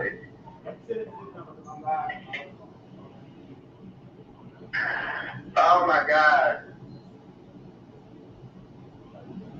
Divine said she has a rebuttal. Yeah, I'm sorry about that, y'all. I'm doing like 5 or 6 different things because my roommate is a homeowner, you guys, and he's out of town and his AC went out, so he have to pay for the when you're around owners and not renting. There is no lease. There is no maintenance department. He's the maintenance department. So when he's out of town, I have to be here and be his advocate so this invoice can be paid. So what North Carolina Beat is an owner of a website, and y'all see his website right there, but we're talking to, again, they're going to call us uneducated blacks because they're employees. They don't have an LLC. They don't know an LLC. Only thing they know is TLC. T-Buys, Left Eye, and Chili. But if they understand business, They will, of course, be a conservative. Most of them are conservative when it's about gays. They're against gay marriage. Oh, okay. Okay. But North Carolina B, I want to ask you again before you go, is what is you name one about the wars. What is two other things why black folks should vote for Trump and not Joe Biden? Well, like I say, I feel like people should do their own independent research. I can say a lot of stuff. You can say a lot of stuff. People still is going to say we're wrong. They're going to challenge us. I just tell people to do their research. I mean, as you can see, black folks are waking up. They seeing like, bro, this is crazy. You know what I'm saying? We're literally looking at, bro, like, them, I feel like it's elderly abuse at this point. Let that man rest. That man is too old. Nothing is wrong with being old, because I know some sharp old people that's 85, 86, 87. They feel like they're trying and got good things. Joe Biden is just one that ain't got no good things. And I feel like they pumping him up with some stuff, and, energy pills or giving him some type of energy, strength, for him to wake up, So I guess he decided, I'm going to take it tonight. He got up there last night, did his thing. But Wally, to answer your question as far as why black people should vote, it's evident, bro. I just say do your own research. And I gave reasons why. Stuff was not hot. The reason why stuff is so high is because we are funding wars. And another thing, bro, it's so sad that people that live in suburban areas that got money, black folks now, they don't know what it's like to go to the hood. Like, you know what I'm saying? They don't know how it is. You know what I'm saying? So they sit in their 5, 6 bedroom houses and try to talk about people that's voting for Trump and people that like Trump, all because, they don't understand their life and how life is on the level they are living in. And I just feel like, bro, it's evident. You can see for yourself what's going on in the world. Me, I'm going to keep grinding. I'm going to keep hustling so I can afford what I need, get what I need. I never get what I can't afford, and I tell people all the time, get what you can afford and not what you can impress people with, because at the end of the day, when you get stuff that you try to impress people with and you can't afford, you're going to be trying to still vote for Biden, because he's going to give you everything you want instead of making you get up and work for it, But hey, I tell people, do your own independent research, bro. That's what I got today. I can go on about that. Wally, you done left me again. Wally, no, I'm long. Yeah, I'm here. Just keep on talking, so I'm generating this. And promote your website. You know I'm long-winded. Yeah, go ahead. No, keep being long-winded. You go ahead.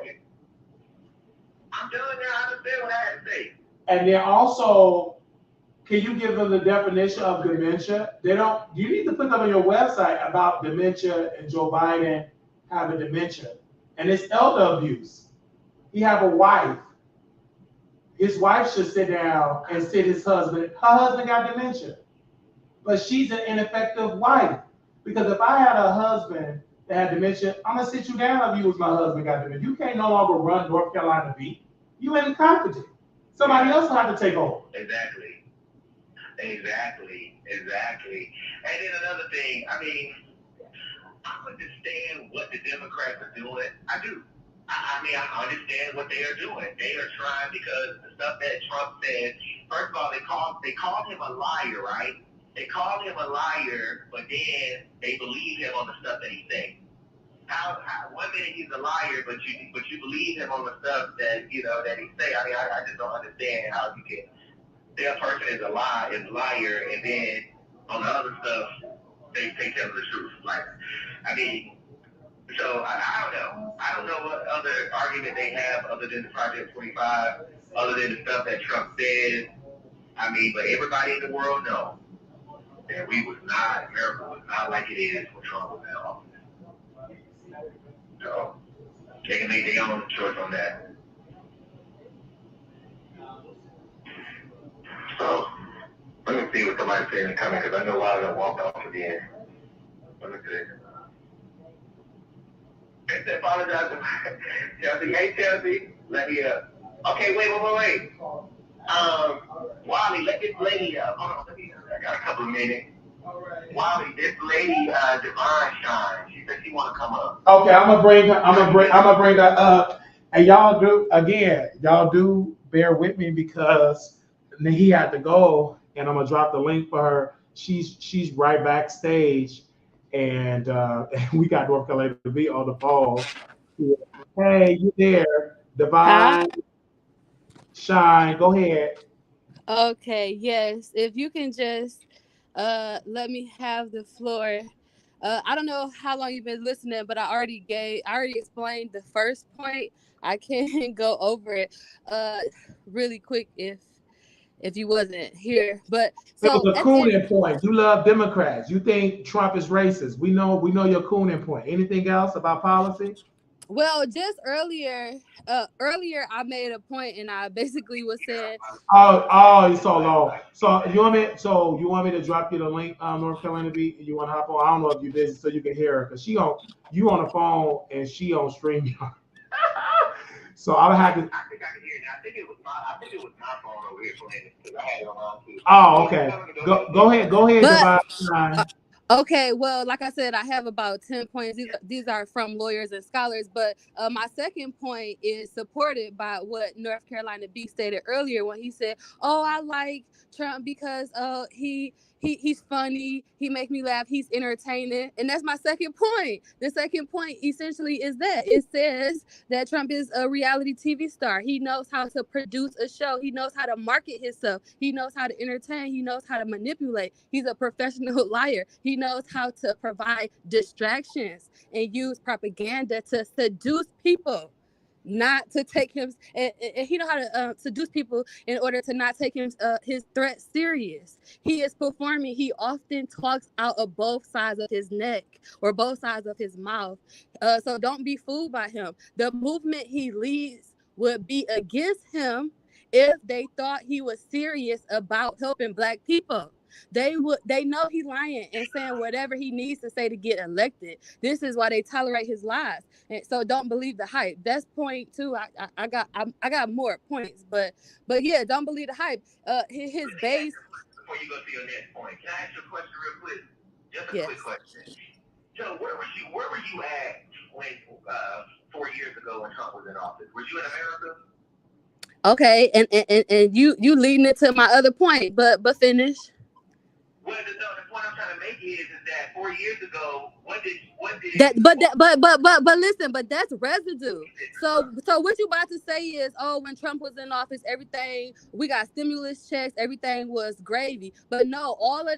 But that's what I was about to say. You're speculating what I was about to say. What I was asking you was that as bad as you're making it seem like this election, what was it about Trump was in office for 4 years, man. So I'm trying to understand, what did he do so bad, like y'all are saying he's going to do when he get in office this time, that he didn't do 4 years ago? I mean, so let me answer that. That goes back. Okay, so that goes to point one. What he do that was so bad? Have you ever heard of January 6th? Have you ever heard of a coup? He tried to steal the election, attack the Capitol. If that was if Obama tried to do the same thing that he did, he wouldn't even be able to read. He wouldn't able to. That's y'all problem. If it was Black people, but no Black people was out there doing that. Y'all. Okay, well, let me answer your question. To answer your question, you said what did he do that was so bad? January 6th. Next question. And then also those people, and you talk about January 6th, Trump. Got to do with you, though? Right. Because they always all so let me explain. So let me answer it. Okay, so this upcoming election is not business as usual. Trump is the head of a very dangerous far-right extremist movement, January 6th. His supporters have shown a willingness to use political violence to gain control and to seize power. They have used death threats. What did they do to your community? That group that you say he's over. What did they do to you 4 years ago when he was in office? Okay, so like I said, I have some points that I can go over. So I don't know. He asked you a very, ma'am, skip your points. What did the far right extremist groups. Okay, so let me answer that. Okay, so the reason why he able to get away what he getting away with now is because he didn't stack all of the courts. He didn't put so many judges, both federal and state. He didn't stack every court, so that's why he able to get away with. So now when your black ass, because you said you got a felony, right? So when you go in front of when you, how does that affect you? You keep saying I'm talking to somebody. Because the president of the United States, every president, including Biden, have a right to bring judges in. If it's a vacancy, but he didn't stack all of the courts with the racist ones. It is their right to put a Supreme Court justice in. If it's a vacancy, it's their right. It is not Trump's fault that Obama couldn't get they blocked it when they blocked Obama from filling the court. President Trump. It is not President Trump's fault that the one that just died, Ruth, whatever her name is, the one she just died about a year or two ago. Not her fault that she should have retired under Obama so he can fill that with a young black woman or a young black man or whoever, or a young white man. Because Trump became the president and Hillary Clinton did not win because white women did not vote for her, he have all those vacancies to fill. It is his constitutional duty to fill in vacancy of the Supreme Court. The only thing he do is suggest, hey, I want this person. It's the Supreme Court that confirmed it. Period. Trump did his constitutional duty. He had a win. But go ahead. I'm sorry, but because she kept talking about stacking the courts. What do you mean stacking? It was a vacancy. He just filled in vacancies. But when Obama tried to do it, they blocked Obama from doing it. You don't see the hypocrisy. That's not Trump's fault.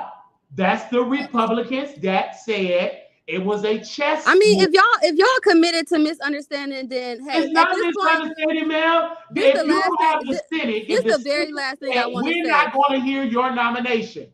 That's fine. The very last thing I want to say is this election is either Trump or America. Because of Trump, it's this a great election, you either gonna vote for Trump or you either gonna vote for America. If you vote for Trump, there's no America.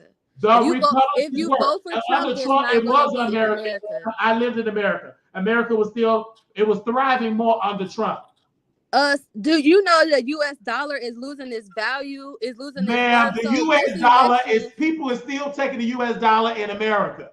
I live in America. This election, you don't need to know about the U.S. dollar over the world. Ma'am, you don't travel across the world. I'm going to Egypt in 2 weeks. What are you talking about? I went to Egypt last year. I'm going again in 2 weeks. What are you talking about? Of course you did. I'm going to 3 different cities in Egypt in 2 weeks. What are you talking about? Okay, he got a question for you, ma'am. Okay. Go ahead. I know you couldn't answer the question about 4 years ago, so let me ask you this easy question. I did. You asked me what did he do that was so bad. I said that he stacked the court with all of his racist judges. So when your how are you calling them racist? Wiley, I'm not talking to you. So the felon who said he got a felony. Ma'am. Let me say this. The Supreme Court under Trump, majority of them is a conservative court. When they brought up the redistricting to the court, the Supreme Court told, I believe, Alabama that you must have a black district. The Supreme Court said it. So if it's true that he stacked the court with racists, they would have never agreed to give black folks representation in Congress in Alabama. When the legal defense for the NAACP, when they sued and said, hey, it is racist not to give black people representation. Why didn't they have a black district? And then Alabama, they went all the way to the Supreme Court. And all of them, the Supreme Court agreed with the NAACP and said, yes, you must give those black people in this, you must give them their own. Let Gerald ask his question. You must do it. So what you're saying is a lie. He did not. Let him ask his question, please. I answer your question with I didn't have a question. I didn't have one. What you give it is lies. Okay, Gerald. We're racist. Okay, what's your question, Gerald? Because when a case came up, there was a black and white issue. Somebody they started with black poor people. What racist side with poor black people that give them more representation in Congress? I just want to know what Joe Biden did for her and her family. Oh, Gerald, I'm so. I'm so glad you asked. Where should I start? Okay, so you want to vote for Joe Biden because you are not voting for the person. You are voting for the interest. What will serve your interest best? The one you are not voting for the individual, you are voting for the interest. What will serve your interest best? The one you will be better off under. No, they are not perfect, but which one will you be better off under? So you want to vote for Biden because it's about the judges. The legal system can add and does touch all of our lives. Vote for the court and the appointment of non-extremist judges. Trump will appoint conservative and extremist judges. The next president will get to appoint 1 to 2 more justices in the Supreme Court and many more to the lower federal courts. Trump already placed 3 of the Supreme Court justices. This tip to the court to tell the world what Joe Biden has done for you, you wouldn't be able to tell them. What? So you're not even a good representation for the Biden campaign. You asked me a question and I'm explaining one of the points. She don't even know who she is. I mean, what? Hard to tell for Joe Biden. All I asked you was 2 questions. How bad was it when Trump was in office for you, and what did Joe Biden did for you and your I'm family? answering the question. What's the problem? You want to vote for somebody because of this? Just answer the question. I'm answering it. I don't understand what's the problem. Oh my God. God bless you, baby. Yeah, that's the problem. Okay. These are the top 3 reasons. They don't know how to comprehend. She have a comprehension. She says she is a professor from college. This is why you're a liar, ma'am. You're not a professor because of average professor. The first one you want to vote for Biden because of the judges. The second one is because Biden has a question. Okay, but Biden has appointed Can I fit? Biden has appointed a record number of Black women and men and other minorities to his federal court. And you know what she said was a win for Biden? He put a bunch of Black women on the bench. Okay. Next. That's a pandering. Of course. Okay, so why Trump didn't do that? Trump didn't give a damn. He put qualified judges on the bench. Qualified. Period. Why didn't President Obama do that? He Black. Hold up. Why did the change have come to America? Why did President Obama, who's married to Michelle Obama, why did he put a bunch of Michelle Obamas on the bench? President Obama didn't do it. So why are you requiring President Trump, to do something that Obama did not do?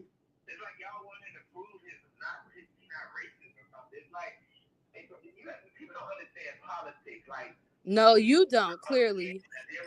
Republicans are going to do stuff that's totally opposite with different beliefs and all of this other stuff than the Democrat side is. Everything is not racism because you don't see a bunch of Black people somewhere, baby. No, I said you need to vote for which one you will be better under. Which one you will be better off under. You are voting for the interest, not for the individual. Don't believe Trump's hype. Congress controlled the purse strings. You think Trump gave you them stimmies? That was We want the Black people to go, oh, we're going to give you student loan debt. Yeah, because you got a couple of months before election time if you want the Black vote. But see, what's going to kill Joe Biden is the fact that he keeps giving Israel money that's killing all of these children over there in Gaza and stuff like that, killing all them Palestinian people and stuff like that. And the young voters on the colleges and stuff, because I know Miss ma'am that's up here on the phone, she don't really watch TV. That's why I asked her where she was at when Trump was in office, because it wasn't in America. But at the end of the day, Joe Biden is going to lose the young voters, and it's not a lot of old of y'all people that's going to be able to vote for Biden to keep him in office. Especially because his demographic, a lot of them got dementia in nursing homes. They got to get to the polls. A lot of them can't even physically get there to vote for Biden. But then young people are mad about that war between Israel and Hamas, because look what it did to our campuses. You got these people protesting. These people hate Joe Biden, and you sit up here on the phone praising him and thanking him, and you can't even tell me one thing that he did for you. And she hung up. And then also, under Trump, Hamas did not invade Israel. That didn't happen under Trump. Because Trump wasn't going to, because first of all, if they would have tried it, first of all, they wouldn't even try it because Trump would have erased it. Trump, and then also when it comes to Israel, he would have told Netanyahu, he would have sat them down. Hey, stop it. It's bad for business for y'all to be at war. Give the Palestinians some land. Let them have Gaza. Leave them alone. Finance them, build them back up. Leave them alone. Gaza, people in Gaza, y'all leave Israel alone. Y'all be separate. He would have said that because it's good for business. Let the Palestinians have Gaza. Let them have that land. Israel, y'all got the state of Israel. Simple. Because Trump is a business-minded man. He would have just, because if y'all try each other, I'm going to have to step involved. And when America step involved, we won't give you no more money. Trump told some people in NATO, he said, somebody asked him in NATO, sir, if we are delinquent in money, and if Russia invade us, would you defend us? Trump said no. And he said, if you are delinquent, I will encourage Russia to invade you. That's how Trump thinks. So you know what the people start doing under NATO? They start paying their fair share. Because they did not want Russia and Putin to go and invade it, because Trump and we have a lot of, America, the government have a lot of power in NATO. And if they don't help, everybody else ain't gonna help. They're gonna be like, oh, America ain't in it, we ain't gonna be in it either. But go ahead. And let me say this before I go, because this is my second close. But look, another thing is that, like you said, they started paying their fair share. But in the history of the United States, there's never been a president that has ever talked like Trump has talked. And for the enemies, our enemies, for them to see this, it's like, oh gosh, we might just be this guy's president. He might just kill us and blow us up. But see, with Joe Biden and the Democratic Party, they so weak that, like you said, if it was up to Biden, he'll be like, no, don't pay her. Don't worry about it. You ain't got it. You ain't got another billion. All right, we're gonna take care for you, because they are so afraid of Russia. So we try to keep our allies together. So in case we go to war, we know we got some backup. But for Trump let them know we not scared of y'all. We don't give a goddamn if NATO ain't got no bill, no money to pay nothing. If you ain't paid your fair share, we're not helping you. Pay your bill. And okay, you paid your bill, then we gonna help. We'll get in war with you. But at the end of the day, she still can't answer no question about 4 years ago. No, because 4 years ago, she's doing what she do now, cooning. Given the talking points of the Congressional Coon Caucus, the Democratic National Coon Organization. You're not going to be truthful unless you do your research. Democrats hate when you come with alternate facts that combat that coon fact. Come with the truth. They hate that. They would rather, just like it's a congresswoman who have cancer that's in the Congressional Black Caucus. Instead of her retiring, let somebody young get it, she gonna die in that position. But this the kicker. Under her health care plan, because of her being a congresswoman, is better than the Affordable Care Act. So we as Black folks got to understand that I used to be hoodwinked, bamboozled until I got with the Democrats. I lived and breathed with the Democrats in Chicago. Once I got shipped to Texas, a red state, that is when I had to deprogram from all them cooning ways, from them Jesse Jackson ways, and learn from the Honorable Elijah Muhammad. One principle the Nation of Islam preaches: do for self. Stop begging. Once I got and retooled my mind, now I understand. In order for me to thrive, I have to have a business and learn how to get money from the government, learning about them tax breaks. So when they ever do a tax cut for business owners, guess who won't benefit it? The business owners. The problem is with Black folks with a W-2, you're going to pay your taxes regardless. It's going to be out your check if you're a W-2 person. But if you're a 1099 of your per day, you have to report what you earn, your losses, et cetera, et cetera, et cetera. So we're talking to the conversation that North Carolina beat and the Wiley Show. We're trying to talk to employees. They're not going to hear it. They Democrats. But them Democrats that telling them that they owners, they get the same tax breaks. They talking about, do you know it's a lot of wealthy Democrats that's in Congress? Like it's a lot of wealthy Republicans. So why is the Democrats say, we want the rich to pay their fair share? Well, go and pass it then, Democrats. Why haven't y'all done it? You're talking, because them wealthy Democrats ain't going to vote for them. We're going to... Exactly. So it doesn't make sense. I just want people to understand that. They thinking that Democrats poor, these Democrats are on low income, Section 8, food stamps. Baby, it's a lot of old, wealthy Democrats that's in Congress. And they're hypocrites because they point at their Republican friends that they sleep with, play golf with, talking about black people. But in order to keep your position, it's good political to preach that you with the black folks. You're not. If you was, why you not passing to give no reparations? What they did pass, or what they did present to Congress to study the issue of what the hell to study for? Black people can't give free labor. Okay, get the black people a check. You can't, because the conservatives are so advanced.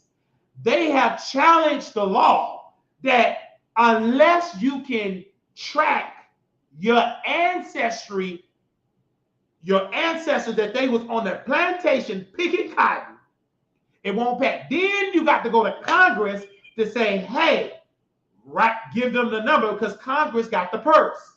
They got to finance it. And they ain't gonna never do it. Not even the Democrats gonna do it. Not even, now the Congressional Black Caucus, they'll vote for it, but they're in the minority. It's about how many members in Congress? 400 and what? 30 something?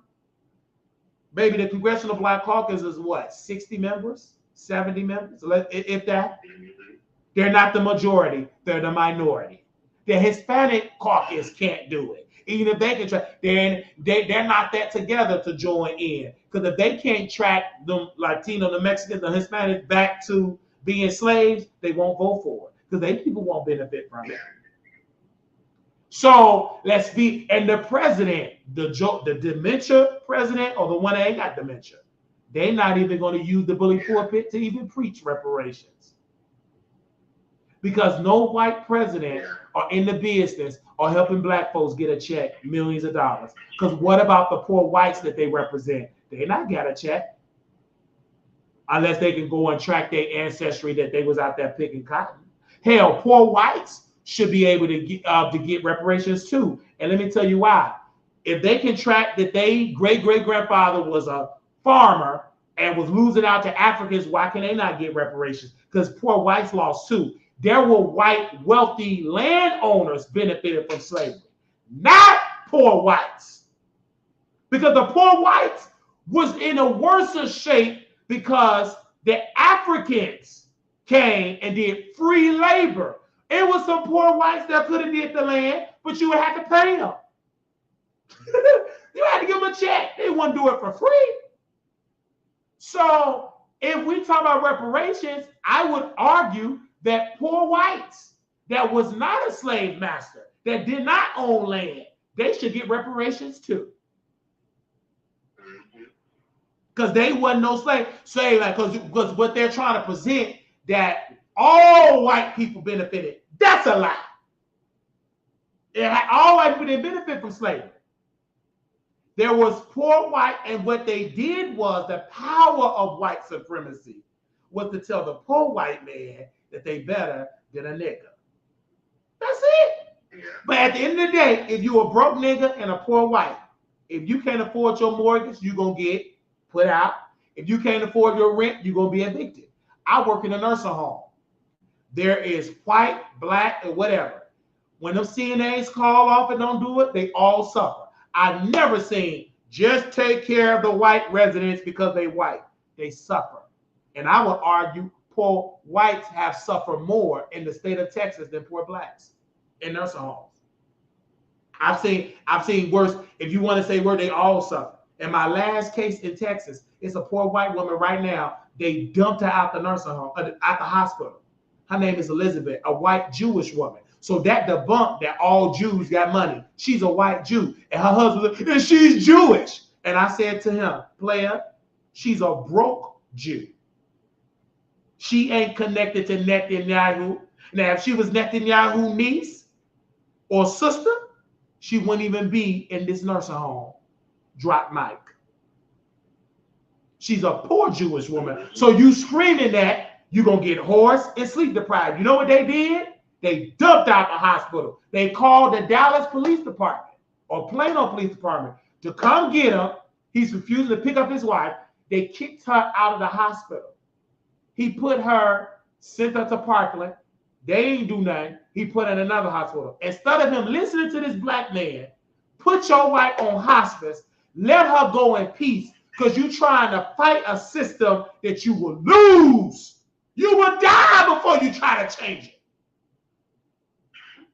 Stop trying to change a system that told you day one. It's about the money. It's not about race. Because if your wife was rich, she wouldn't be at Hillcrest at North Dallas. She wouldn't be at the Madison on Marsh in Territon.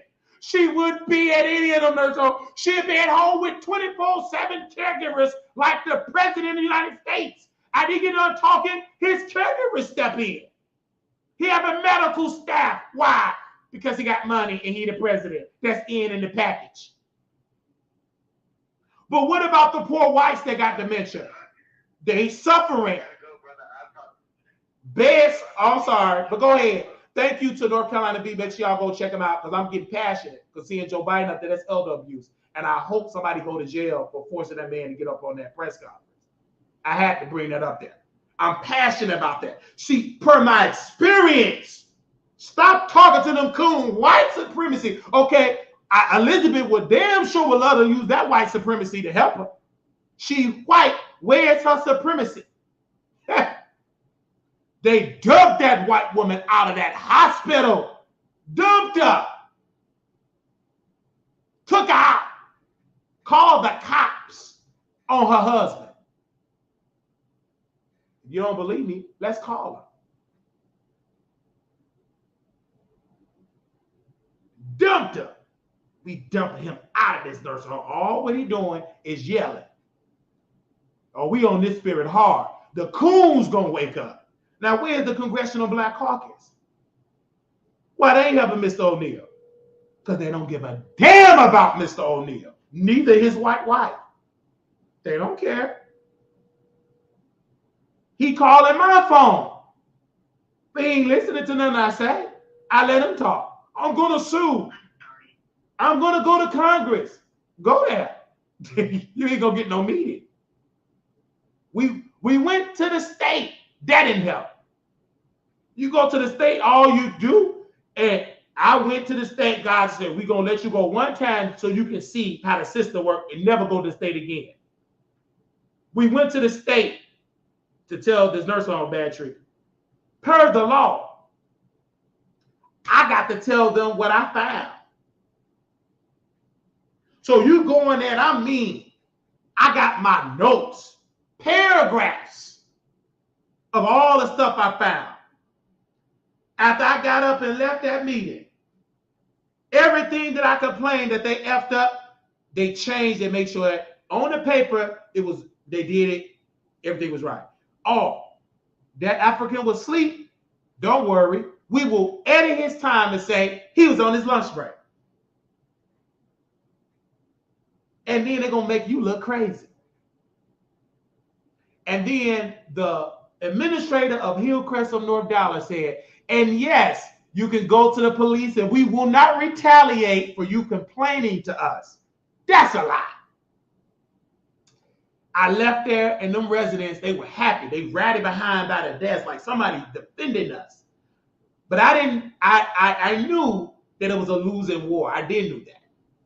But I didn't know the depth of the losing war until the state worker called me. And when she called me, she said, Mr. Wiley, I'm taking my badge off. What you saying, it ain't the law. What you think is abuse is not the law. So what they got a bed sore? If they can document and say they caring and treating it, it ain't abuse. Unless blood is coming out and they're knowing to call the hospital, as long as the hospital is called. And there is no time to when you should call her. Woo. Once she told me that, and then Miss O'Neill, we're going to go. I said, you know what? We're going to Congress. He said, Mr. Wiley. She screamed at me again. They're going to call me, the state. What you want, you got to change the law of the land, and it got to be federal.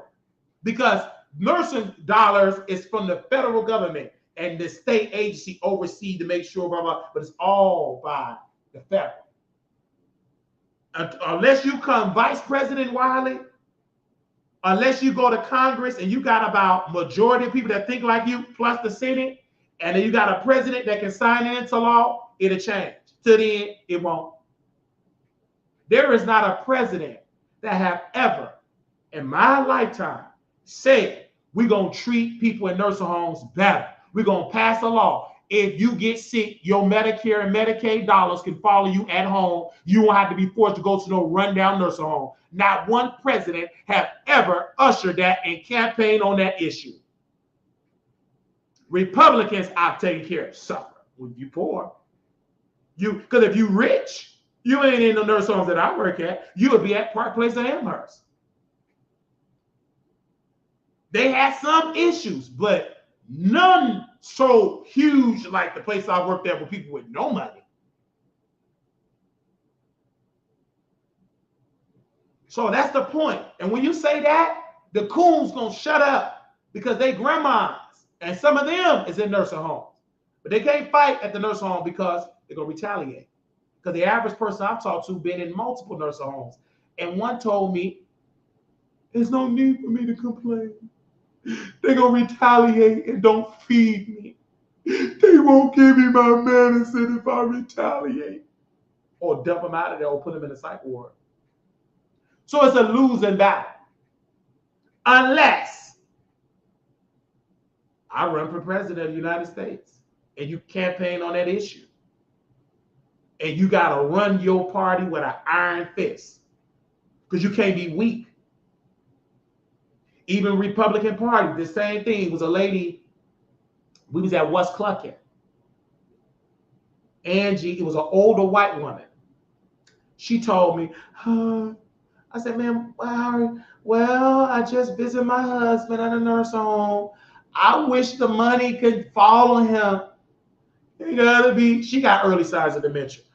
Ordering stuff, you just one person. Ain't nowhere in the world, old white woman eating about 6 different orders. All that chicken. I know she got early signs of dementia. You know, your appetite ain't even like that. Where is she at? Is she over there? Angie in the kitchen making the food. Then the way how this woman, this older white woman from West Clucking, you can fact check me.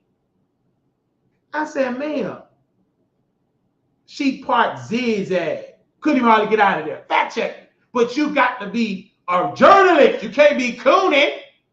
She was at the restaurant at West Clucking. Zigzag. Shouldn't be driving. But her husband is bedbound, so she go see her husband. If the law would change and all that money he can get in that nursing home can follow them at home, she won't have to worry about it. She can get a caregiver, so get 24/7, you'll be at your house. Everything you can get at a nursing home, you get at home with this new law that I propose, and I call it reimagining how we take care of our sick and elderly. Act. Because the average person in a nursing home go to nursing home because they forced to go to a nursing home. because they would tell them you don't qualify for 24/7 home health. That don't exist. You got to go to a long-term care facility. You need more care. And you see them begging and people be in there. And then these people say, well, you know your father, you can't do it. And I sympathize for you. But dad need more care. But if a new law and an agency to educate the people say, hey, no, it's a new law passed. You can keep your loved ones at home. Everything they qualify, they bring a bed, nurse, oxygen tank, IVs, everything they need here at home. They will bring meals, have a person 24/7 care at home. That will create more jobs, and it will make nursing homes treat people better because you would have to compete for them government dollars. You would have to be the best of the best in order to keep people in the nursing homes. I can guarantee you that at assisted living facility, you have to compete for them government dollars by doing right. And then I, as the president or as the vice president, and work with it, whoever, is going to be a powerful position. And have an agency in the law to educate the people, get paid by the government to advocate. When a person gets sick, that you must call this agency to tell that person their rights. You have a right to stay at home. You have a right to get funded. The same thing of the Miranda rights. They need to have healthcare rights agency to educate the people on their rights. Because the average sick person or person shouldn't even have to be at a nursing home. They can qualify for 4 hours. But they're uneducated. They don't know their rights. And people prey on ignorance and not knowing. That's why I'm on it. Because, Roger, you're not in a nursing home, honey. But I guarantee your granddaddy or somebody in your family nursing home whom you do not visit. Shut up.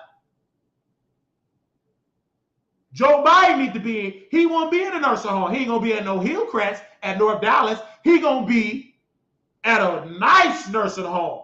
Baby, you ain't going to be able to be on the list. He ain't even going to have his real name. You ain't going to be. It's high class. I worked at some places like that. No, I don't think I ever worked at Park Place. That was the only class, but it's one more classier than Park Place Amherst. I never could work at them places. I never applied for them places. Like football players. But Parkway Amherst is very classy. It's millions of dollars people sell their homes for. I took care of some. Millions of dollars. They got Medicaid. What's that? Millions. They so rich, they don't remember how rich they are.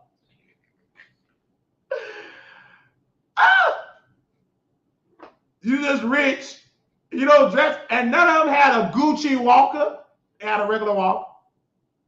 They just look like an average old white person. Average old, and it was a black person. It was so minority with blacks. It was an old black man. He was in his 70s. He died. Money. He had a picture with Jesse Wright. He tall. He was Jesse White, the former Secretary of State of Illinois teacher.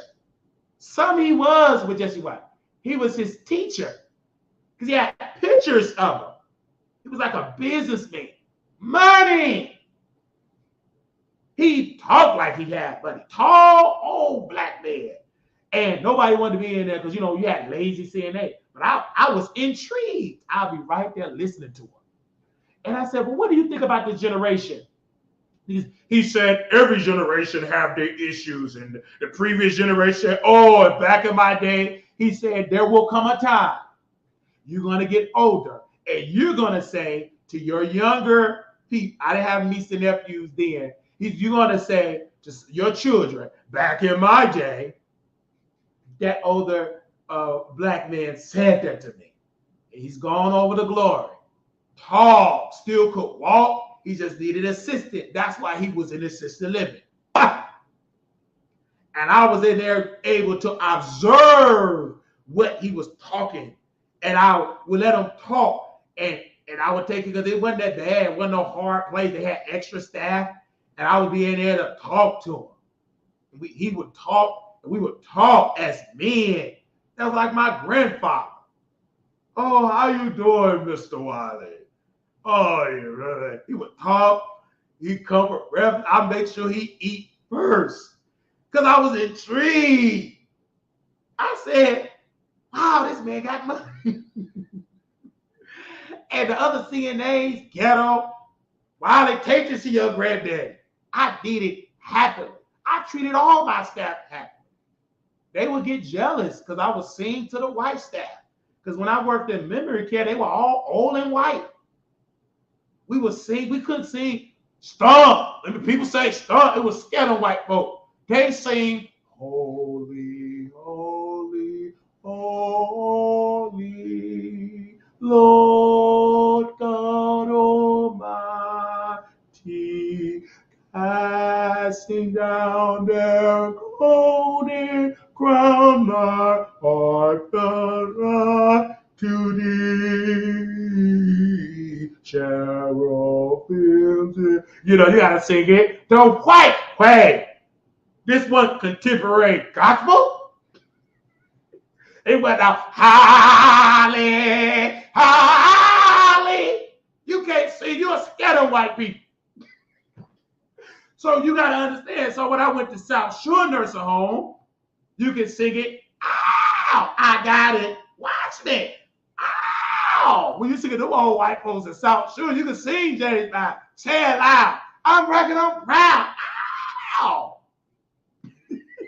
But when you went to Park Place, you sing it the white way. You know, when I went to South Shore, then you could teach me how to dug it. Teach me, it was like people in their 40s, you know, left foot, you could do the cha-cha-cha. It was a little different. Culturally, we talk about culture. You couldn't do no cha-cha-cha at Park Place unless they having a employee thing. Even that, they didn't know how to have it. They had a little DJ, man. He could have stayed at home. I would have did a better job being a DJ, bringing my CD player at the time. I believe it was or iPod. I'm going back in the early 2010, 11, well, hold on. When did that place open up? 2012, 13? Could Park Place open up? I got to Google whenever it opened up. Well, that's why I started my first CNA job. The Republicans and the Democrats already know it because they research widely. So they already know this stuff. Everything I'm saying, they research it. Y'all don't do it. Shut up. What y'all do is complain in the chat. But powerful people, they got to research widely. You don't research widely. Life is life. You don't know what. I don't believe he worked that hard. Shut up. You don't know how to spell Park Place ever, so stop talking. I don't believe that. You talk about CNA, you don't even know what that position holds. You don't even know what it is. All you do is clean butt. That's a lie. Shut up. You know what you talking about.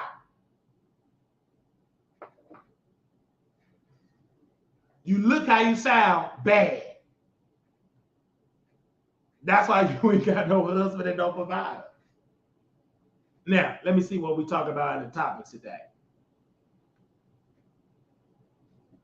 Let's talk about Porsha and Simon Kabadia.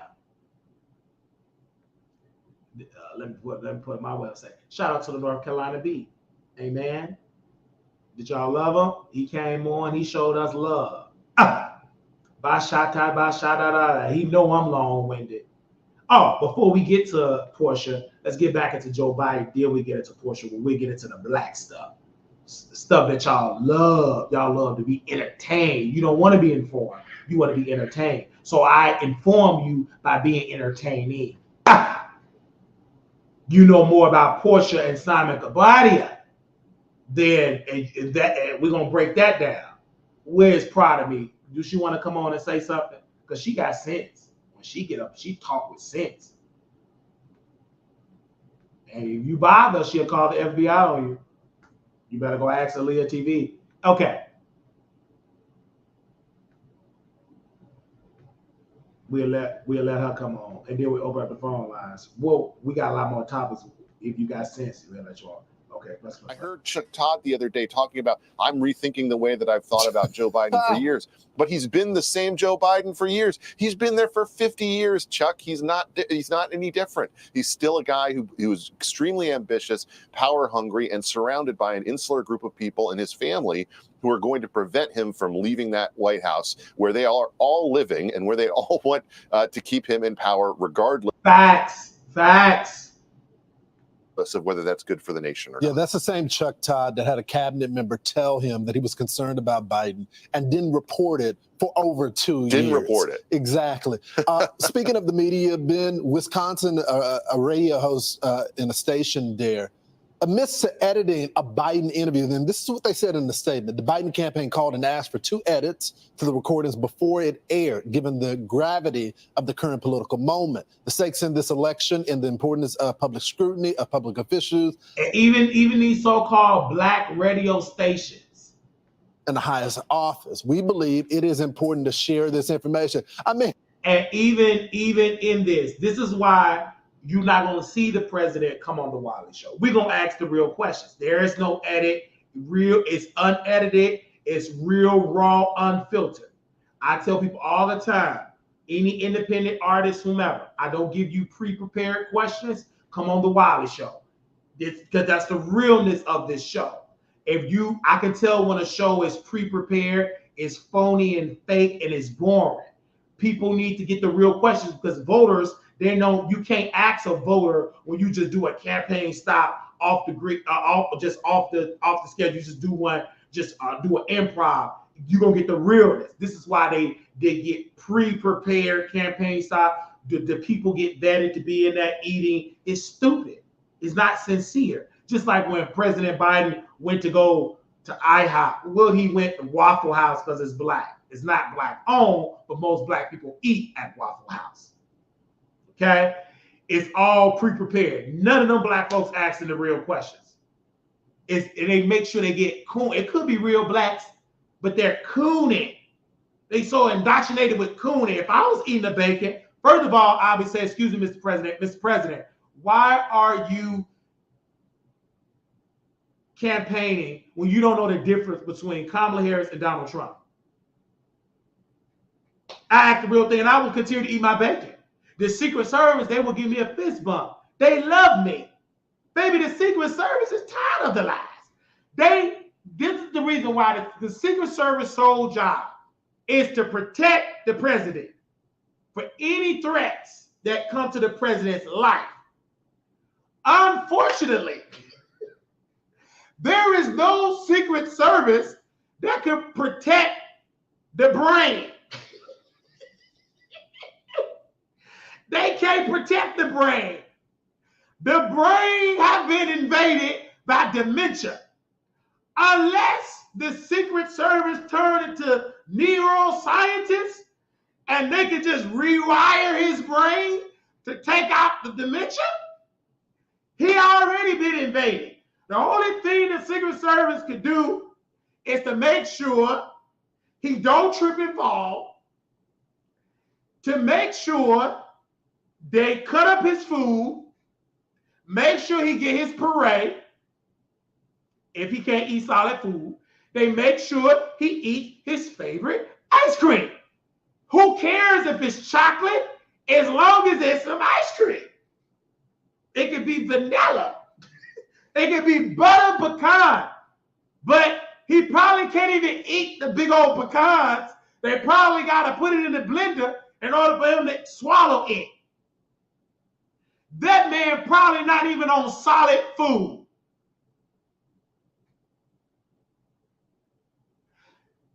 Someone said, why haven't the Secret Service knocked down Wally door? Because the Secret Service love me. They know as long as you just talk about this man having dementia, it's the truth. You don't even know the sole purpose of the Secret Service. Their job is to work at the Department of Treasury, right? I believe they do it, and to protect the president's life.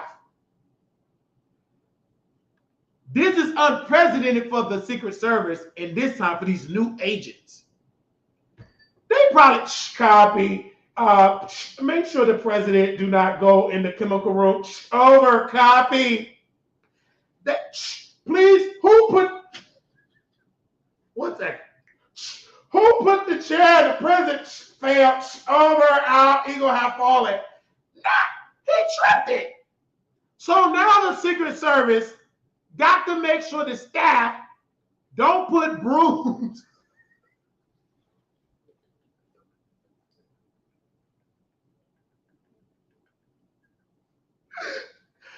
The Secret Service, they now got to make sure they don't put my buckets. You can't have a fall type of environment.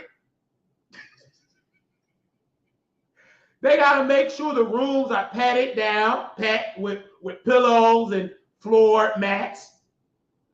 It's the type, that's the environment. They're not dealing with a young president. They're dealing with a president that will trip, fall in a second. But it's hard because his staff, they keep trying to make the president like he got his own mind. And we're not even gonna get into what Whoopi said. I don't care if he pooped his pants. Whoopi Goldberg, that no eyebrow coon, she said, I don't care if he pooped his pants. I said, what? So you want a shitty smell?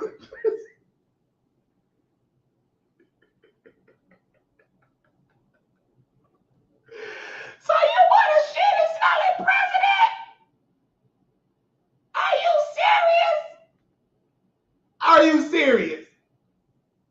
This woman said, Whoopi, I feel ashamed of you, Karen. Or Caroline. You said, I don't even care if he poop his pants. Lord. Well, we're going to leave.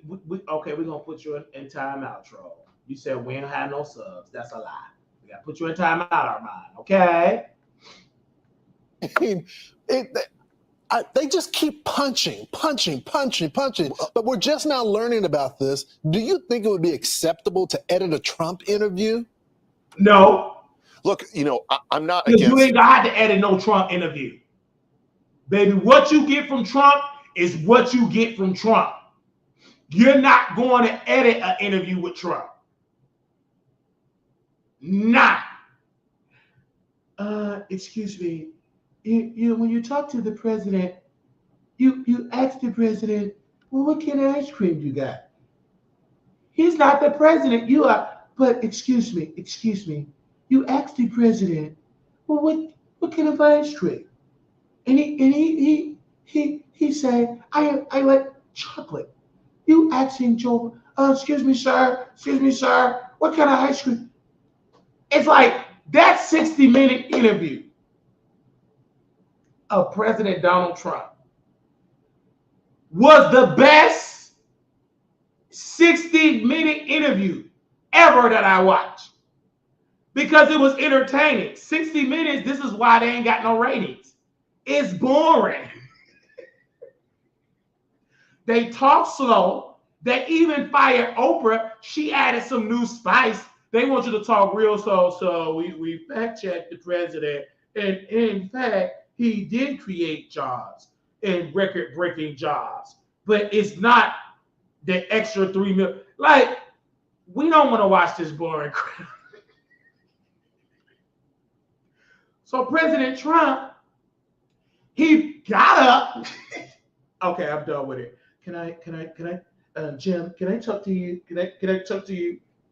And then whoever was doing the interview, and that was the end of the president. So then they had weak Mike Pence, weak. So where's the president?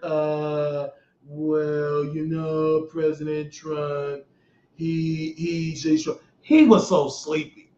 I pray every day.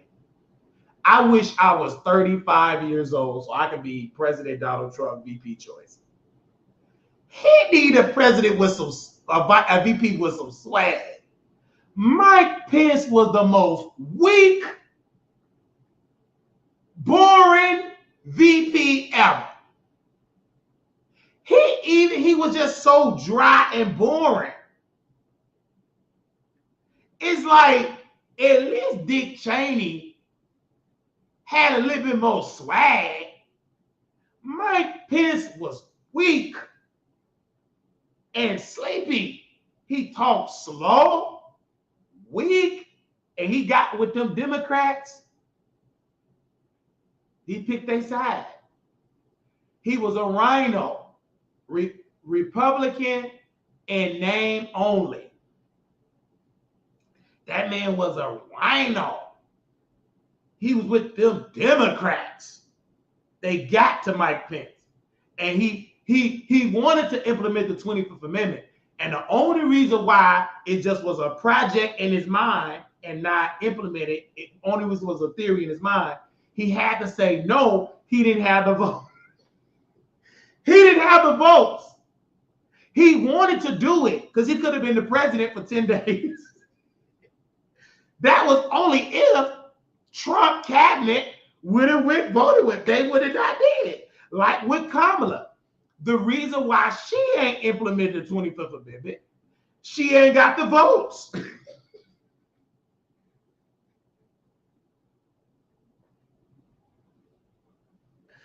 They would rather see President Biden throw the Democrats off a cliff before they give it to a black woman.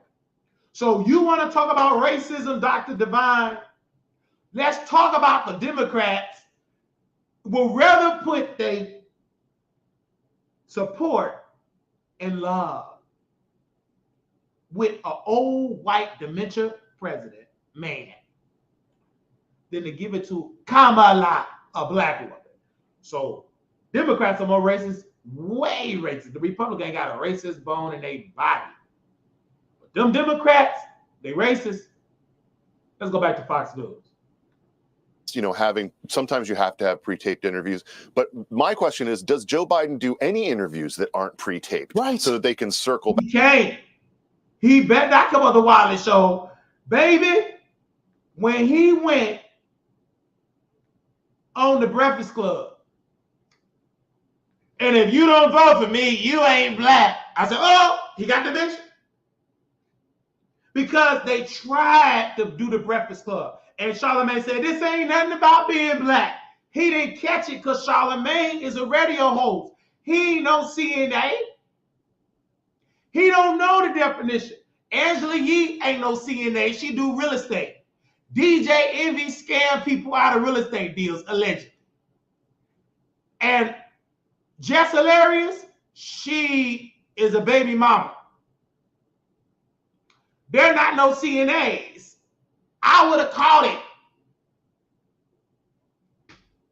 There is no platform saying that Joe Biden got dementia.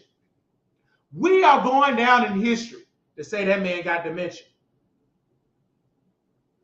I put it all on it that man, President Joseph Biden, got dementia.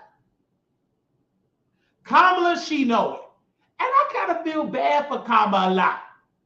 She just ain't got no backup.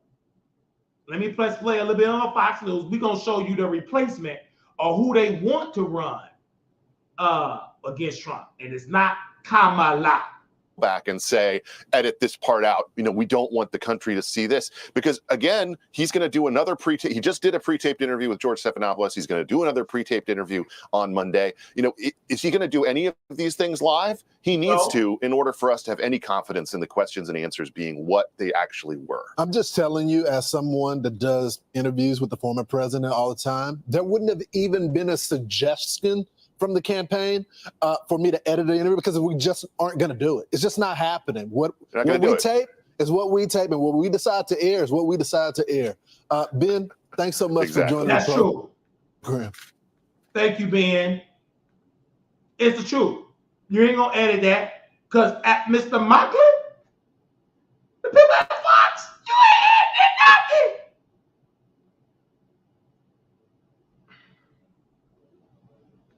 Let me see if I can get on the green screen. I got to get a picture of that man. I don't know where it's probably. She probably asleep. Let me get a picture of the owner of Fox Corporation. Who was the owner of Fox News? Owner of Fox News.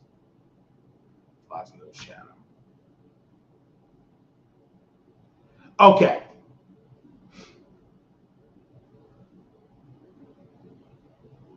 Okay, his son runs it. I want the son.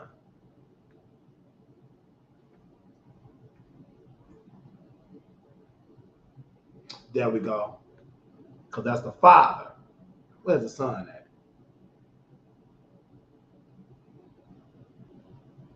Where's the son?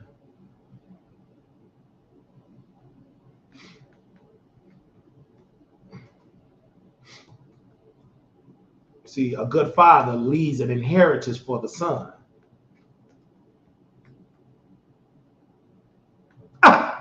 That's scripture. You ain't catch that. I believe in Proverbs. I need Prada me to Google the scripture. Where is she at? Is she at work? She probably at work. Let me put it on the green screen. And don't give me a second. I'm gonna get them thumbtacks. I'm gonna do it once this broadcast is over. And then I'm gonna put my green screen up on the wall. But right now, this will do. I gotta put my boss on the screen. Now, Claudia, she said, I made you out. Because she was telling me that I was having dreams about her money. And once I find out how much money my future boss made, that's a dream I'm having. That's a dream I'm having. So in Proverbs, give me a second, 13 and 22. I want her to read it. A good man leaves an inheritance to his children. But the wealth of the sinner is stored up for the righteous. A good man leaves an inheritance to his children because of Mr. Maddox Senior. And that family go back generation money. So his children is taken care of. That's a good man. What? I can't say that in front of Coons. They're gonna get Dr. Umar. Dr. Umar is Dr. Scammer. I wouldn't even allow him on Fox News. That scammer. Now, him leading the charge of Fox is allowing the people to be themselves, giving real, authentic news. The problem with CNN, they're not authentic. They took their chances being the congressional, national Democrats. It was the Democratic network, but it's flopping. CNN had to lay off 100 workers.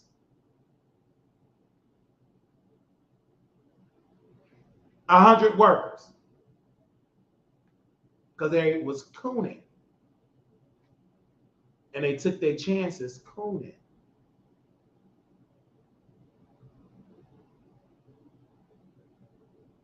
Also, too, on Fox, Alex Baldwin manslaughter case dismissed.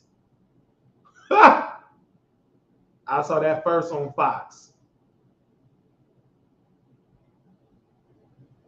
Let's talk about Obama and Nancy Pelosi. This is on Fox. And I would love to be on this panel. I cannot wait. Woo! I even had a dream. It's not even a dream, because when you have a dream, you sleeping. I have a vision of being on this show. Like I live and breathe of being on Fox. I know God gonna put me in it. He got me. I just can't wait to it touch the right heart and ear. And they run across this YouTube. Put me on there, baby. I promise you. I'm going to show up on time. I show up on time with my black job. So you know I'm going to show up on time for Fox. I'm going to be there early. Because I'm early at my black job. What? If you black with a job, it's a black job. CNA is a black job, being a CNA. It ain't too many white people being CNAs. They use CNA as a gateway to become nurses. I can count, it ain't been too many white CNAs that I have worked with in Chicago, in Texas, even in Las Vegas. That's a black job, being a CNA. If say what you want to say, that's a black job. So I don't see, I should say what it said. And the only reason why the migrants haven't taken the black job of the CNAs, because you have to get your fingerprint. You have to, and most of them are scared to get a fingerprint because ICE gonna get them, okay, because they're illegal. And you have to be certified, take a test. Now, unless they really do a deep investigation to have people do fingerprints to make sure your name match with your fingerprint and your ID, I understand, because it's a lot of people in Texas need to adapt that Las Vegas strategy of doing fingerprint, because there's a lot of people that's working on nurses' license and on there, and it ain't matching up with their fingerprint. And then they need to do random fingerprint, because sometimes they'll have the person that do got the license, they'll go back to their respected places, and they'll be in there working under somebody else's license. I'm saying, man, ouch. But let's play this about Nancy Pelosi and President Obama. Then I'm going to get into these other subjects. Well, straight ahead, a top House Intelligence Committee member is the latest Democrat to call on President Biden to withdraw from the 2024 race. There are now 17 Democratic lawmakers telling the president to clear the way for another candidate. Madeline Rivera has the latest for us. Hey, Maddie. Hey, good morning, guys. For several Democrats, the president's performance at the news conference last night didn't inspire confidence. Instead, they say that constant hand-wringing is exactly the reason why he should drop out of the race. It's really not about tonight. And one of the really kind of sick aspects of this moment is that we are watching every speech, every rally, every debate, and saying, how did he do today? And that's just not the way to think about the presidency of the United States. And this is why I love Fox News. I also want to say this about Fox. When I was in Texas Health Hospital in the emergency room, they allowed me to watch Fox News. I was in the emergency room. And all I was watching was Fox. I believe Fox News. They allowed me to watch the news. I believe it was Fox. Yeah, it was. And I was able to be aware of what was going on in this country. Now, when I went to the behavioral health unit, they allowed me at Texas Health Hospital. We was able to watch Power. We was able to watch the news. And they stopped us from watching TV because somebody white said he don't want to see no N-words on television. And then they said, well, y'all television privileges have been revoked in the I would say, let's call it the activity room. And I said, I don't want to see no N-words on television. Oh, Mr. Wiley, go to your room. Well, what's the problem? I don't want to see no N-words on television. Neither do I want to see coons on the television screen. I said what I said. Good to hear you, Mr. Wiley. Okay, I go to my room. You go to medicine. After you get through doing all that, I want to watch Fox News. I don't see no N-words on the screen. There's a difference between an N-word and an African American. I break it down to you. When you come smoking and drinking and drugs and you doing all this crazy activity, messing up the vibe of the party with your messed up attitude and drug infused, you an N-word. An African American know how to party, know how to have fun, and it's good fun. But an N-word and a bunch of them, it won't be a party. They're going to pow the party, and then you're going to be on Fox News as to say, it was a party and such, and it was Pookie and Ray Ray party and somebody just pow the party because they couldn't get invited. A bunch of N-words. And an innocent black African-American baby lose their life because a bunch of N-words don't know how to act. There's a difference. So when I was breaking that down, the patients at the Texas, they understood. When you hear N-word, I'm black. Just like when I saw Africans at the Texas Health Hospital, she claimed that I was racist. I said, ma'am, I'm not racist. I'm black. I'm talking about you. You gave me bad treatment. When I asked for extra food, give me extra food. Don't come interrupting my sleep. One of her partners, he was African. He came to my room, just bust up in my room and didn't say nothing. Knock on my door, hello, say something. I woke up and he scared me just standing over me. I said, you are a problem. And I said, if you're going to act like that, then go work at a Nigerian behavioral health unit in Nigeria. You're the problem. Oh, you're racist. You're racist. I said, B, I'm not racist. I'm talking directly to you. B, and she was specifically why I said, yes, B, talk that stuff now, B. I said it directly.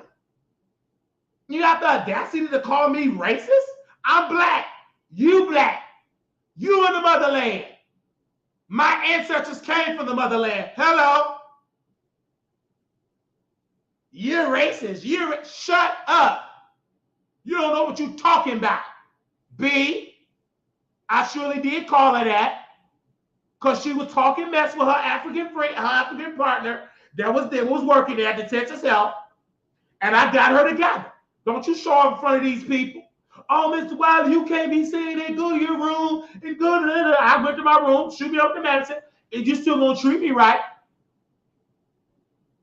And then they brought a nice white nurse, and he gave me my medicine, shot me over to the shot. I go to sleep. I wake up hungry. I'm hungry. Then it was a ghetto black N-word.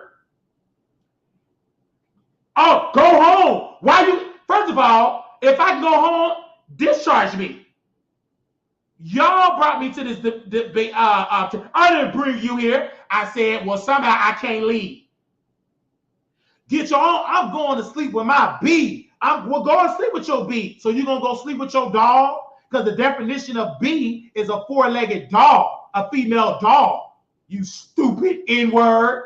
Mr. Wiley, go to your room. You can't talk like that. Okay, I go to my room. He kept saying, go home, eat. Why you come here just to eat? First of all, I didn't come here. I was at the Marriott Hotel. The police, the ambulance brought me to Texas Health. They put me in the behavioral health, and they said I was wandering in Plano.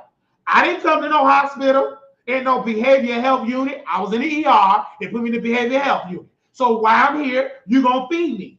Double portions. And I don't eat Mexican food. They had some Mexican. I don't eat Mexican food. Bring me something some American dishes. Well, you should have said something. I'm saying something now. I don't eat Mexican food. If you don't feed me, I go complain to the state. And I call the cops and have them overeat me some food. And the next thing you know, orange chicken, double portions, gravy, beef, steak with gravy, different type of steak, bell peppers. Feed me right. I'm here. I'm a patient. You gonna do right. And I'm a CNA. I know when you effing up. I want to take a shower. Would you guys not really your shower time? I don't care. I'm funky right now. I want a shower.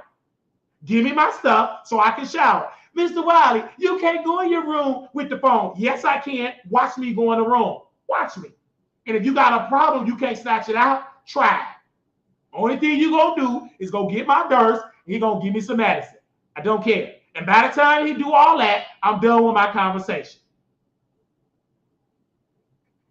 I'm talking to Blue Sky. Hey, Blue Sky. Hey, Wiley, are you okay? Yeah, I'm fine. I'm in the room talking. You can't talk. It's a cordless phone, meaning I can walk all the way. I got reception. I want to talk in my room. Who are you to stop me? It's a whole security camera in my room. You can't stop me from being up in there. Okay. Then they ain't want to feed me. They ain't want to give me my snack. I called the cops. The police show up. I want snacks. I want granola bars. I want snacks. I don't care if I already ate that. I want more.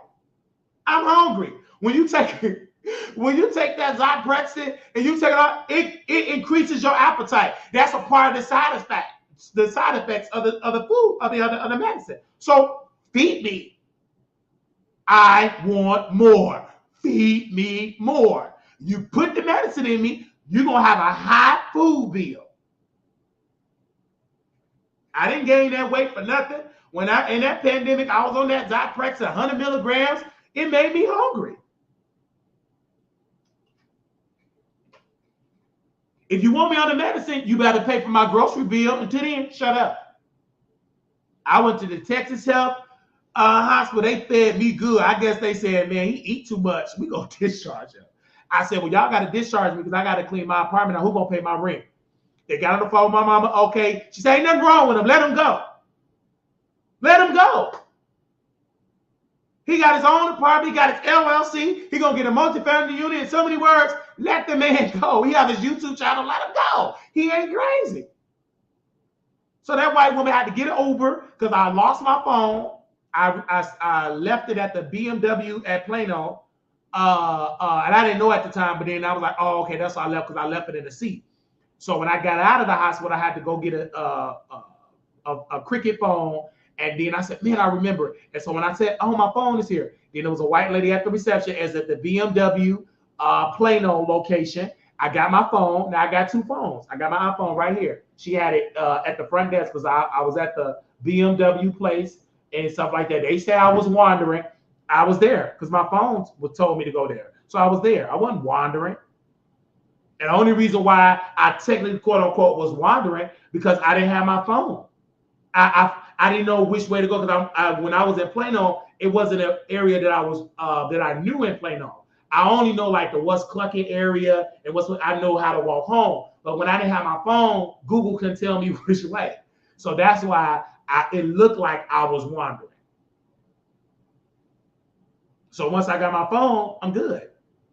But I learned from that you can't just depend on your device, right? And then trying to ask for directions, I'm not used to that. I'm not from that generation. Oh, sir, how do you get here? How do you get there? I'm a tall black man in Plano. They do not want to. I don't look like a person that need. I look like trouble to some of them folks in Plano. Okay, that's how I like my phone. It is what it is.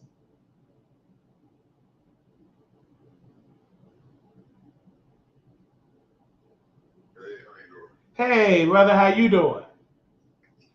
I got something to tell you, and I want your opinion, okay? Uh-huh. And I want you to be blunt and honest. Don't hold back, okay? And tell it to me. I'm a grown-ass man. I can take it. Okay. Kipro called me up and says, I told him that, oh, no, the hospital says, well, we trying to get Patrick, Mr. Grant. You there, Mr. Neal? Mr. Neal, you're breaking up. Okay, can you hear me? I can hear you now. Yeah, it was go ahead. Okay, well, they said that they tried to get in touch with me, and I told them no, I didn't do that, okay? There's no contact or nothing like that. They can't prove it, and I can't prove it. There's a stalemate. And which hospital is that? Baylor. Now, Baylor said they were trying to give me the information so I could help my wife. Okay, but here's the deal. My wife's in the hospital at Parkland. She's here because of her leg is not in good shape. Do you get it? Are you getting this? I'm getting it. That your wife needs help with her leg. Yeah, I understand. Yeah, but here's what they said. It's all the hate that's going. They trying to blame me. It's gonna be, if they went to court, it's gonna look pretty obvious. Because you gotta realize. I'm trying to understand which hospital that told the cops to come when she was at Baylor Hospital. Yeah. And then which police department showed up? Was it Dallas or Plano? Well, you live in Dallas, right? Dallas Police Department. So Dallas Police Department showed up that the hospital said, and what did they tell you when they showed up to your house? That you need to come pick up your wife. from Baylor Hospital. Yes. Wow. Because I'm trying to understand, like, because your wife is bedbound, so you lift her out the chair. How did that happen? No, I told them, listen, they were all around me, and they were trying to make me look bad. I took a video of the police and all that. I didn't want nothing to do with those people no more, okay? I mean, they treated my wife like white trash. And I got her in the car. And we went straight to Texas University Hospital. That wasn't no help. When we went to Parkland, and the Parkland could have said, hey, Mr. Bear, why you bring her up there? She said, good shit. And see, here's the deal, too. They didn't give me, they said, well, we could have helped him and, give him the information. They still could have gave me the information. They really wanted to make me look bad. They would have gave me the information that I needed. They didn't do that. They didn't give me no clinicals. Because I'm trying to understand, when she was in the bed, you put her in a wheelchair. Like, take me back to when she had Baylor. I'm talking about at Baylor. I'm talking about when they called the cops. When you came to Baylor Hospital, step by step, what did you do to get her in a chair, to get her in your car? I'm trying to understand it. And you just carried her or put her in a wheelchair? I'm put in a wheelchair. Wow. Okay. And they saw you pushing your sick wife in a wheelchair to your car. No, they brought her out in a wheelchair. Oh, they brought her out. Then I put her in the car. Yeah, they were trying to reel it in, but at the same time, I said, these motherfuckers gotta be stupid. They should be disagreeing with me and everything. Because this is the point that I understand very clearly, is that your wife is sick. I don't understand why no organization said, let's step in and help to keep her at home, to put her in a great care. It's like your wife, from when I met you at Hillcrest, she had been in worse shape ever. No great care, nowhere. From the hospital, from the nursing home. Nothing. Nothing. Because, again, the healthcare system is broken. It is a broken system. The way that this healthcare system is set up for sick, poor folks that are sickly, and especially the elderly, it is run like a criminal enterprise. It's a criminal enterprise. They should all be brought up on RICO charges.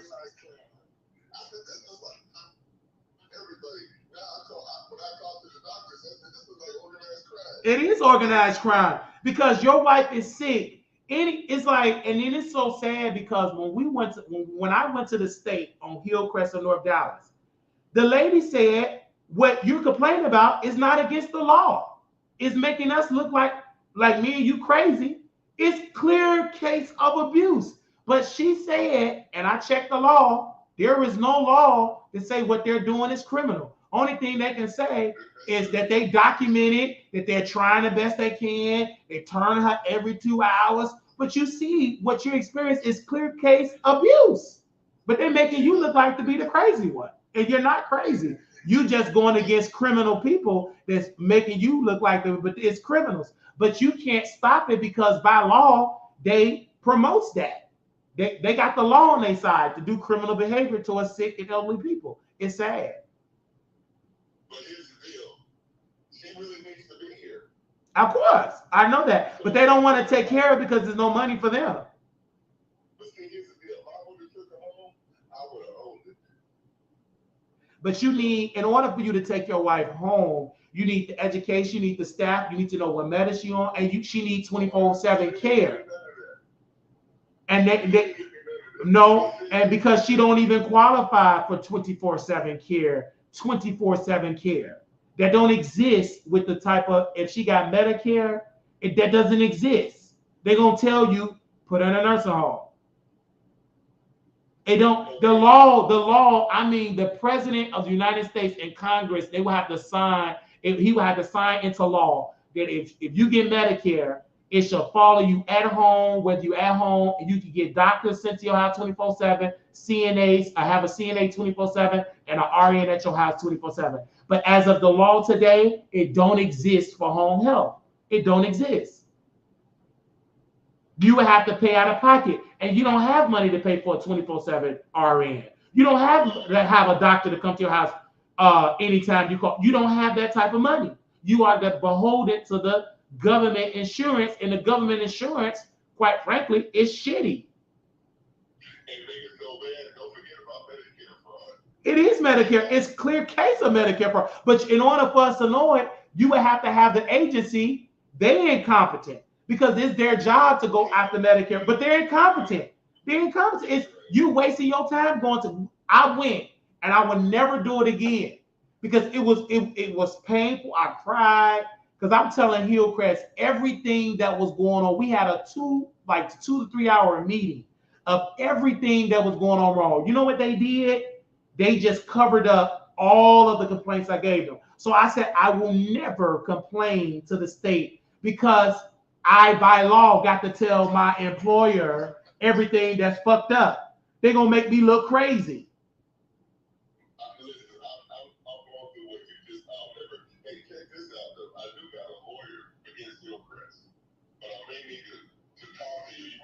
Because the way how the law is set up because of Texas, it's a lose-lose situation because of Hillcrest, they have all this time. They're gonna edit the paperwork. They're gonna make you look insane because they're gonna have the doc, and that lawyer only can subpoena records, medical records. Hillcrest, they have already edited them records to make you look like the aggressor, to make sure we took care of his wife. What is he talking about? Unless you got a lawyer that can subpoena me and subpoena employees that still work there that to be whistleblowers, it's a lose-lose situation. And hell, if lawyers exist like that, there will be lawsuits every day in nursing homes, and they'll be winning multi-million-dollar things because it's abuse. And every nursing home you took your wife, it's abuse and neglect going on. You took her to more than 12 nursing homes, probably more than 12, I believe you told. Almost 12? Yeah. And they all been shitty. You got pictures and videos, and everything you show me is horror story. It's abuse. But when you send it to the state, that ain't nothing. They document it. Of course she had that. They document it. It was an unwitnessed fall at such and such. They can document it, and they're going to have a narrative, and they got the paperwork to prove it. And we're going to look crazy. But we know, me and you know, and the average American know the abuse go on. But when you complain, when them nurse homes get them papers to the state, when they ask for them records, they're gonna make us look crazy. I'm now telling people don't go to the state. You're gonna lose. Because if it was so bad, why the media ain't pick up the story? Because they incompetent. Some of these media outlets is incompetent. It would have to take Fox News to break this story. Yeah. Because CNN ain't gonna break it. They will have to catch up to Fox News because what you're going through is clear case of it's abuse. I don't have the type of resources. I don't have millions of people that watch me every single day, but Fox News have it. But you will have to beg and plead to get through the proper channels through Fox News because it ain't like you could just call them like, hey man, and blah blah. And then in order for Fox News to take it, they would have more. They would need more cases. But how many people are willing that's still breathing? That's willing to tell the horrors of nursing home, because you know why they don't tell it, sir? Because they being retaliated against at Hillcrest. I will never forget it. Those people didn't even eat, didn't have no lunch. The cook called off, and the reason why them employee, the residents didn't say nothing because they're gonna be retaliated against. They have to live there. They always, it wasn't that bad. We did finally eat. You know, they lied. They all covered up because you have to live there. And the average resident that I've met at Hillcrest, they've been in multiple facilities. They just get tired of moving. Well, I look at it like this right now. I'm gonna tell you something.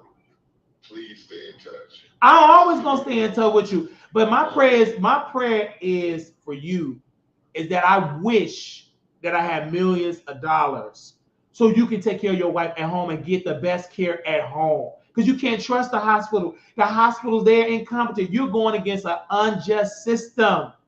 And it's driving, and they're trying to drive you crazy. It's unjust because once you call out Hillcrest, they have been bothering you ever since. You getting the worst treatment because all them is homeboys and they all know that you trouble. And every nurse home she go to, she been on the blacklist. They're gonna treat her bad, and they're gonna F with you.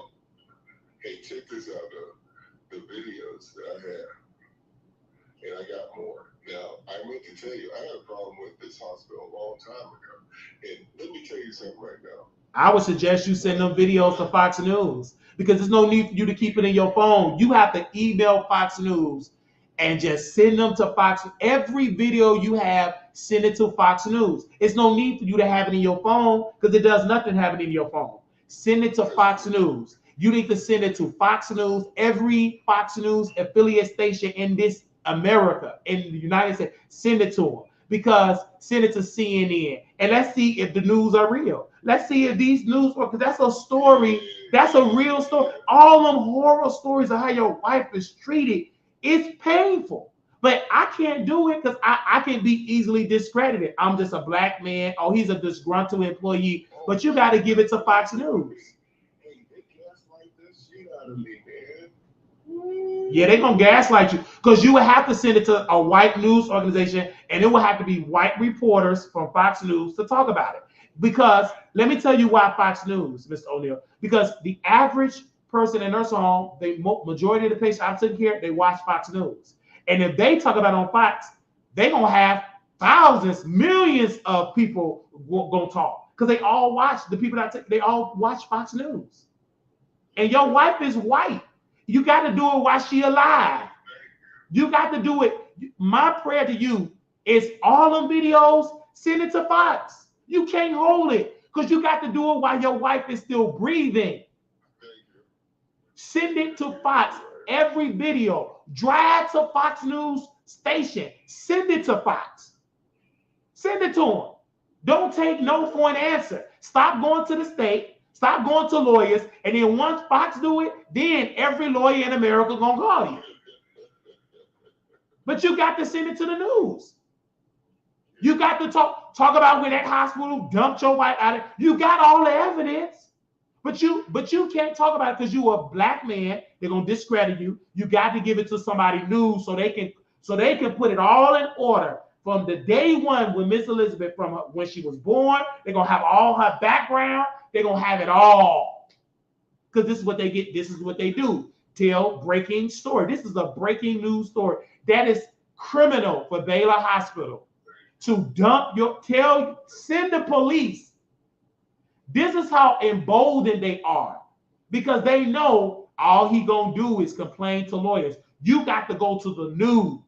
You got the phone with me. Call the news like you call me. You got to call the news. You got to call the news. You got to, because you still breathing, and your wife is still breathing, and you a black man, she a white woman, and the news need to see that she's white going through this, because people think just because you're white, you get better treatment. That's a lie, because your wife is white and she get bad treatment. She got dumped out that nurse home. You don't have a black wife. You got a white one. And you want to know something that's really weird? Is that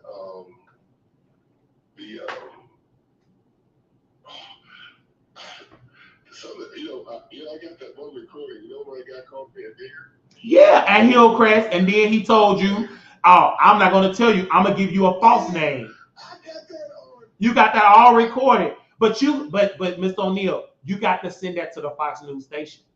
Man, somebody got to hear that though. You got to send it to Fox News though, so millions of people can hear it. But telling me I'm one person, you got to send that to Fox News.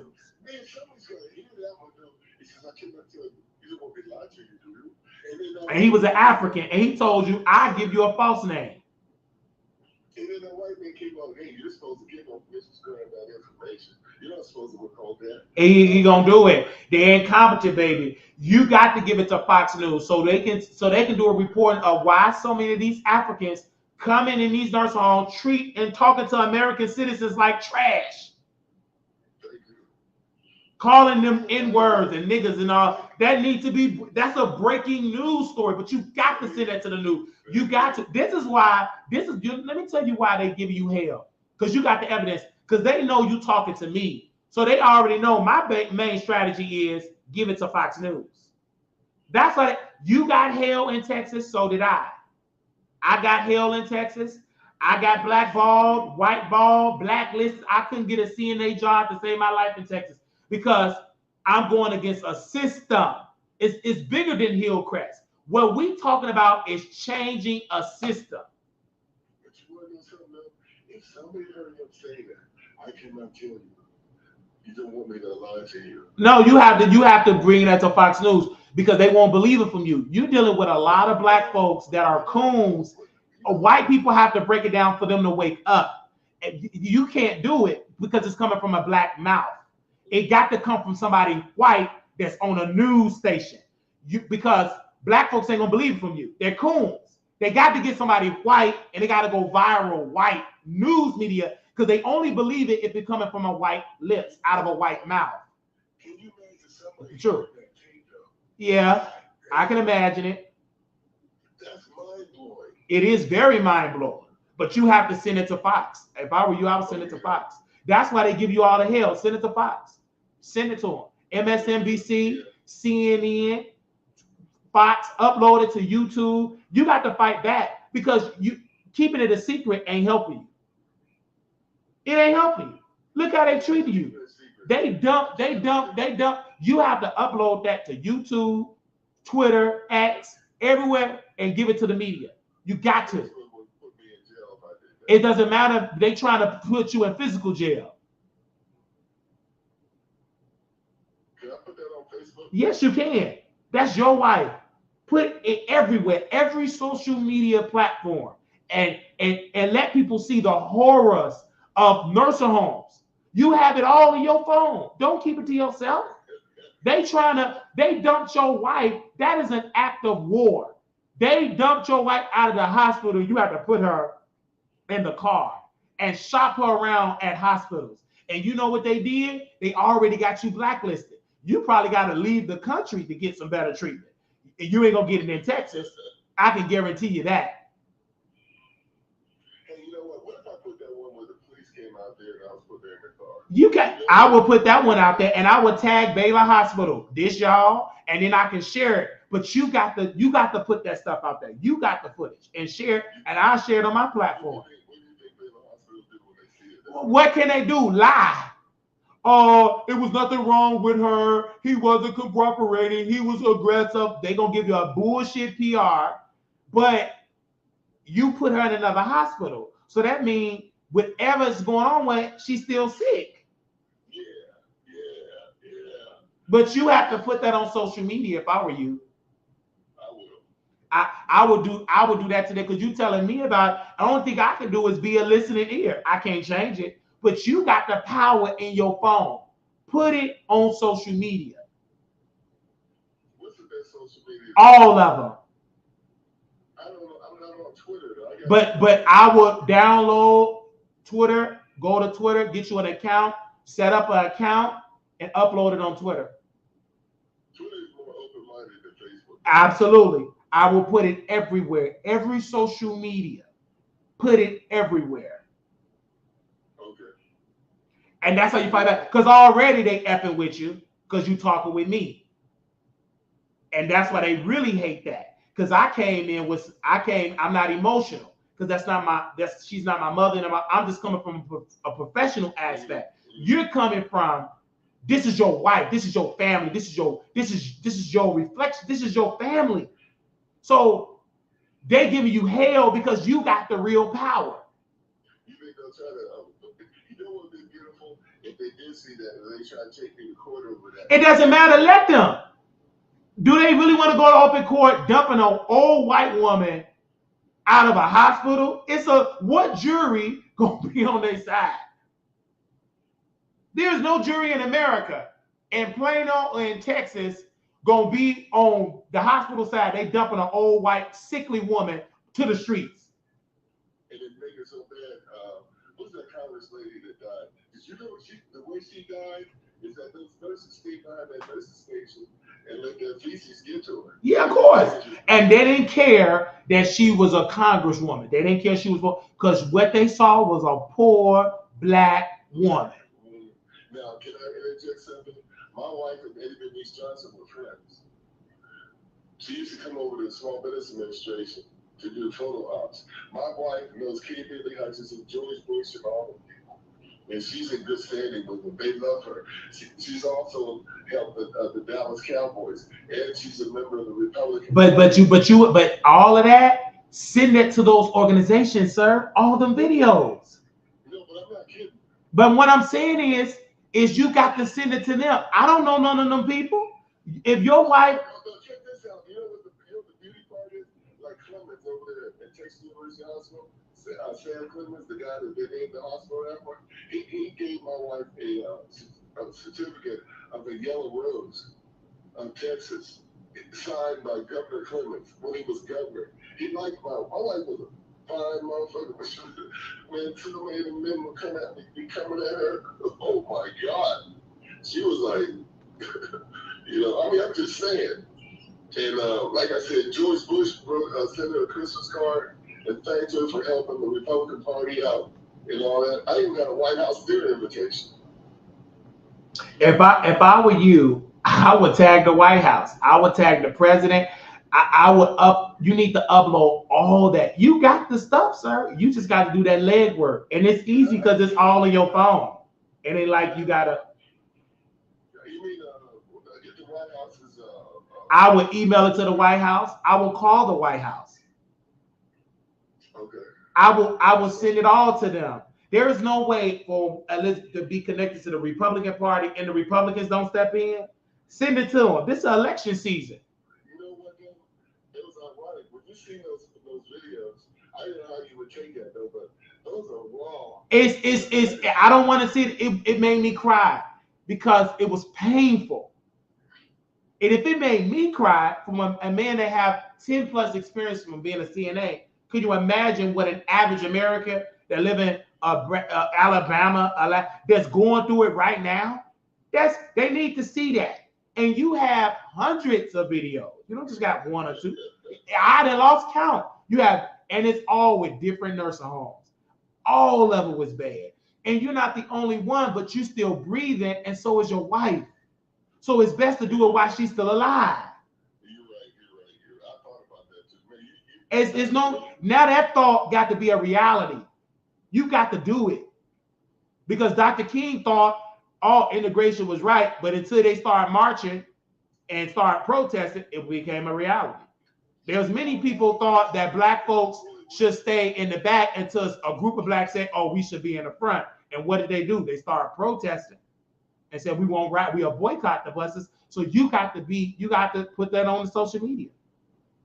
Because social media is powerful, and what you have will go viral. You have something very powerful in that phone, multiple videos. And the incompetence of Baylor Hospital, they so incompetent, they called the police. And once you put that on there, then you're going to have social media people doing their leg work. Oh, wow. They called the cops. They're going to get the information. And the cops, Dallas Police Department will have to write a statement. Yes, we were called for him to come get his wife. And they're going to deny what the hospital said come get. They're going to throw Baylor under the bus because Baylor is incompetent. The police ain't going to say, well, she did look sickly. He did. They got to put a report. Yes, she was in a wheelchair. They did have to push her in the wheelchair. So that means she can't walk.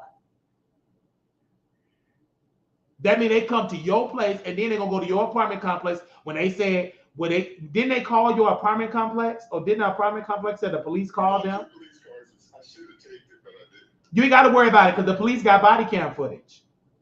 Oh, yeah. They got body cam. All that's recorded. And they got all that recorded because they know one day the media going to take that story and they're going to make sure their narrative is right. They're not going to get thrown in the bus with Baylor incompetent, dumping sick people. Yeah, they get. Oh, you can get that as well. You can request that from that Dallas Police Department. That's public record. You can record. They'll give it to you. You know the date they will call. You know the date they're gonna give it to you because they know the healthcare system is incompetent. What did the paramedics say to you when Hillcrest, when they picked her up, they called Hillcrest a what place? They said Hillcrest is so messed up. They said the paramedics was like, this shitty place. They didn't even know the places are shitty. But you got my eyes wide open, man. Yeah, because what I'm telling, because what I tried to tell you from day one is that you got to go to social media with, because number one, they called the police on me at one place. They had the police there because I said, wait a minute, it's no use of me fighting no more. I'm done. My job is to advocate and to assist and advise you to go to social media, because now once you go to social media, then I can talk about it more. I did as much. I reported in another place, and you know what they did? Because Hillcrest or A player, this man is trouble. They had two Plano police squad cars in front of this Walman Court of Plano, two Plano SUV cars in front of it, and that's what I knew then. And the only thing I was gonna do is to go to them and complain, because you legally have to go to the facility and tell them all the stuff that's going on. You got to tell them. But this time, what they did was a fear tactic, and I wasn't fearing, is to bring the police. But God said, there's no need for you to go through another step. Just go on to the gym and work out. Because until Mr. O'Neal, to you use that power, then it'll help you. Then you will get people to send donations to help your wife. Because you're trying to get help in a system that you expose, and they just shocked that she's still breathing. They don't want her to breathe, because once she go, you gone. They went to the apartment complex lady, who's the landlord, and they went to her, and they said, Mr. O'Neal. She started calling for me too. Now, she wasn't trying to help me. She was trying to make me look bad. Now, she says to me, everybody was trying to call you, because I left my phone at the hospital. I went to get some boxes because I moved. So I said, okay. So when the police came up, they were, I didn't cuss them out or nothing, man. I was like, they said, go pick your wife up. That's all they said. She's got to be out there before 3 o'clock. That's just what they told me. But here's the deal, too. I had a nursing home the day before to take her, and I got a guy that did it. And they couldn't find a doctor to sign the documents. So let's put it like this: is on like it's like this. Okay, this day was the 17th. I called up there, and I didn't call up there, but the nursing home did. They tried to get in touch with the social worker and all that case manager. They did, but they couldn't get in touch with the doctor. Okay, on the 18th is when they sent the police over and said I had to get out of there. Now I had other people calling up there, but the case manager wasn't to be found, so they left the message on their telephone. So I was still trying to. So it wasn't like I wasn't trying to do nothing. Right, but again, you still don't do nothing in that system. Go to the media. Go to social media. Go to the traditional media. Post on social media. That's step one, and then call mainstream media. I gotta find for the Facebook. It's no, you don't got to go find it. Only thing you do is type it in. They changed it to x.com. It's twitter.com, and then create you an account and upload everything you got. Okay, then. I'm gonna do that tonight. And then YouTube, you go to youtube.com and upload videos. Upload it. But that police will look bad, though, man. It doesn't matter. I don't care if the police look bad or not. You got to care about your wife. Your priority is your wife, not the police. Okay. All right. Because who cares if the police look bad? The police, whoever assists you call that and even give you that message, is incompetent. Because there's no way in the world that you, a police officer, you're going to get, and you see, it's no way I would have lost my job that day. I'm seeing a sick old white woman being escorted out of a hospital. There's no way in the world I can see something like that and not say nothing. Because I would arrest the doctor, whoever pushed her out there to do that. They would have got arrested. I would arrest her. That's pure criminal. Hey, can I send you the video? Yeah, you can send it all to me. Yeah. Mm-hmm. Okay, I'm gonna do that now. Okay. Yeah. How do I send it over to this phone? Yeah, you can. Mm-hmm. Okay, because I'm gonna send you something, man. Give me a couple minutes, okay? All right, and I'll send you my email address too. Yeah, you can say that, and I'll send you my email address too, so you can have that too. Okay, but is this number good? Oh yeah, this number is good because it's my iPhone. Yeah, this number is great. Mm-hmm. All right now. Okay now, bye bye.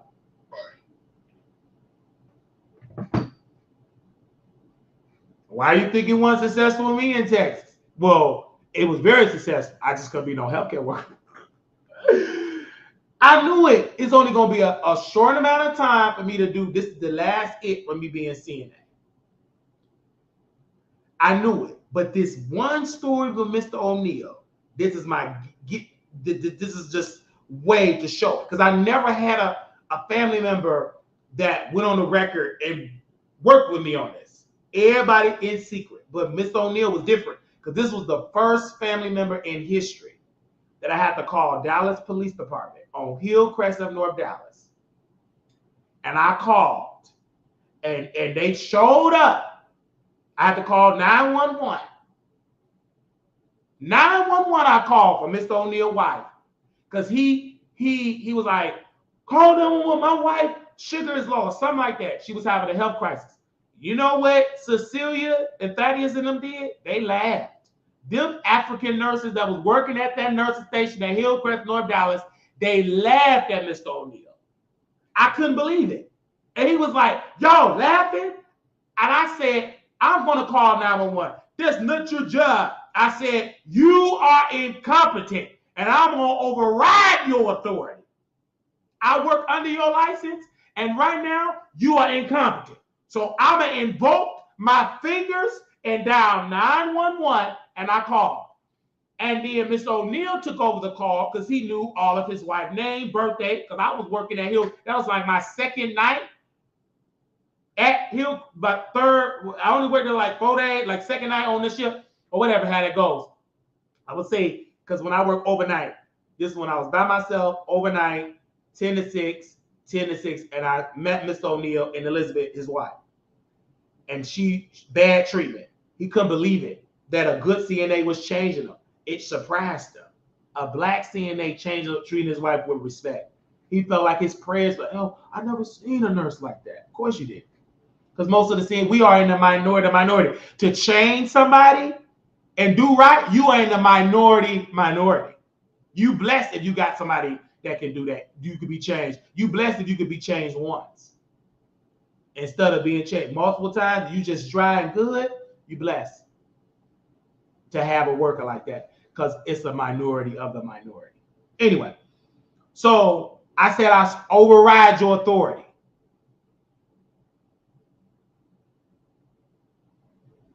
And let me tell you what I wrote, because I still have the email about Hillcrest. I sent this to the state. I still have the email. And I read what I sent to the state to Hillcrest. I had to do it. Legally, you got to do it. It was just so bad I couldn't even be anonymous. It made me cry. Let me see if I still have that email.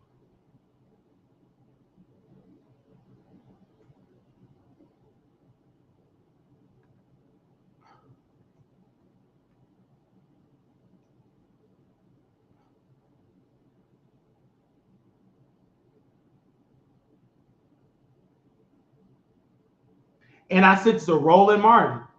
All these people I sent it to, hold on.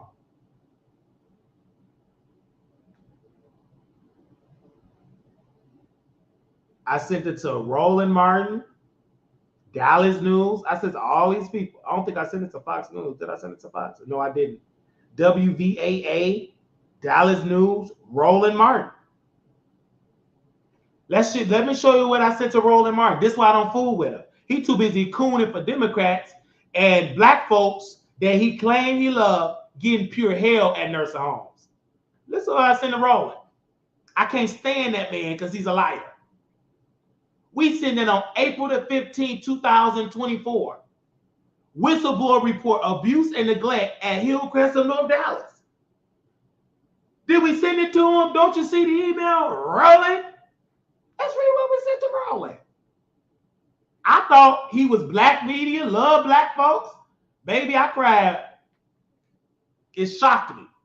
Dear Roland Martin, I'm reaching out to you as a whistleblower regarding disturbing incidents of abuse and neglect I have witnessed at Hillcrest of North Dallas. As a certified nurse assistant, it is my duty to ensure the well-being of patients, and I'm no longer remain silent about what is happening within this facility. On April the 13th, 2024, the Dallas Police Department was called to the facility multiple times due to concerning reports from patients, including one patient, 208, and Miss Anderson reported incidents of abuse by nursing staff and stated that she was not receiving proper care, including meals and medication. During one of these incidents, I encountered her assigned nurse, Thaddeus, sleeping in the break room.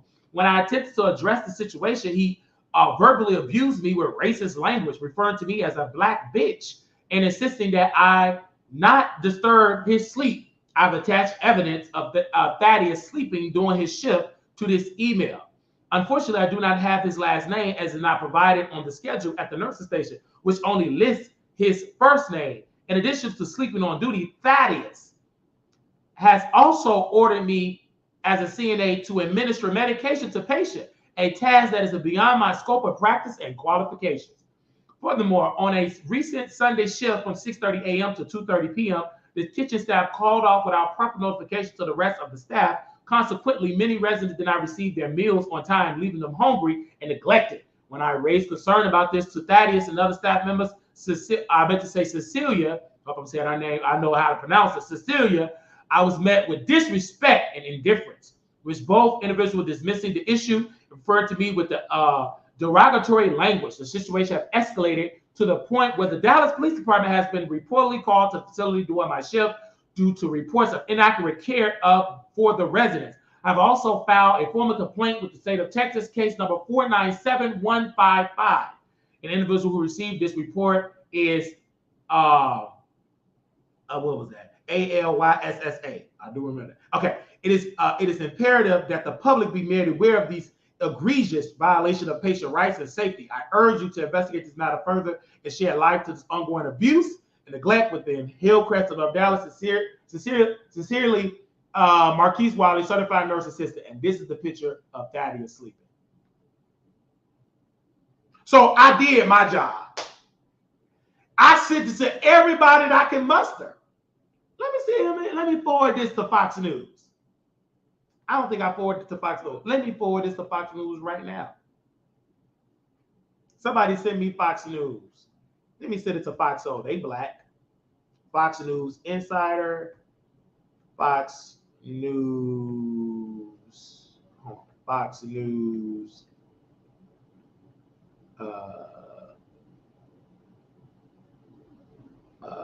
Is it Fox Soul? Okay, I sent it to Fox News. Somebody find me the emails of Fox. Let me send it to CEO of Fox Corporation. The emails of Fox Corporation. Doesn't matter. I had police call. Well, emails of Fox Corporation staff.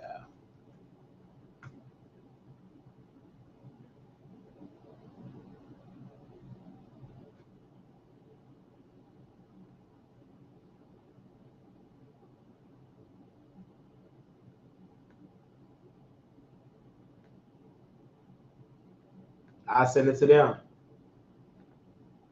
Because I did it to the blacks. I sent it to him. Roland Martin, I thought he was the voice of Black America. They give a damn about Black America. All he do is the voice of Eden. Hello? Hello? Hey, I want you to read that what I just said. Oh, you had sent it to my phone? Yeah. Oh, okay. Hold on. I want you to read that and then call me after you read it. Okay. I didn't get it yet because you had texted me something. I didn't get it yet. Okay, but I'll wait till it probably can take a little minute for it and then I'll read it. once it comes to my phone. And try. Oh, okay. I will read it and I'm gonna call you back.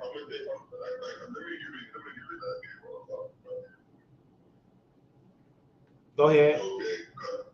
Here's the deal. They signed this deal, okay? And it states that if Liz continues to behave the way she does, and offends people or hits people and all that, the hospital has every right to refuse helping her, and they could throw her out of the hospital. And I told the lady, you can't do that. No, you can't. Yes, you can. And then the lady that was in charge of the whole hospital, the nursing, the next day came back and apologized to me and said she had no right for my wife to even get that letter, and she had no right to make my wife sign that. She made my wife sign that.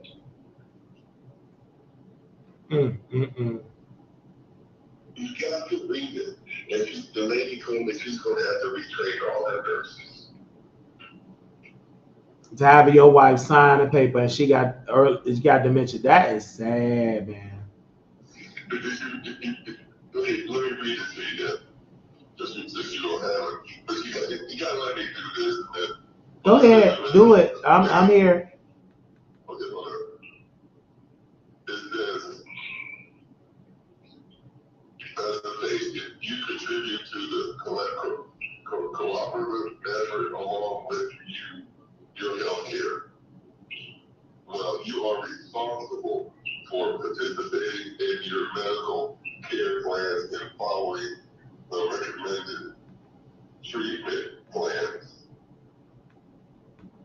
with an understanding that a good build-up relationship between a hospital and their patient is essential for quality of medical.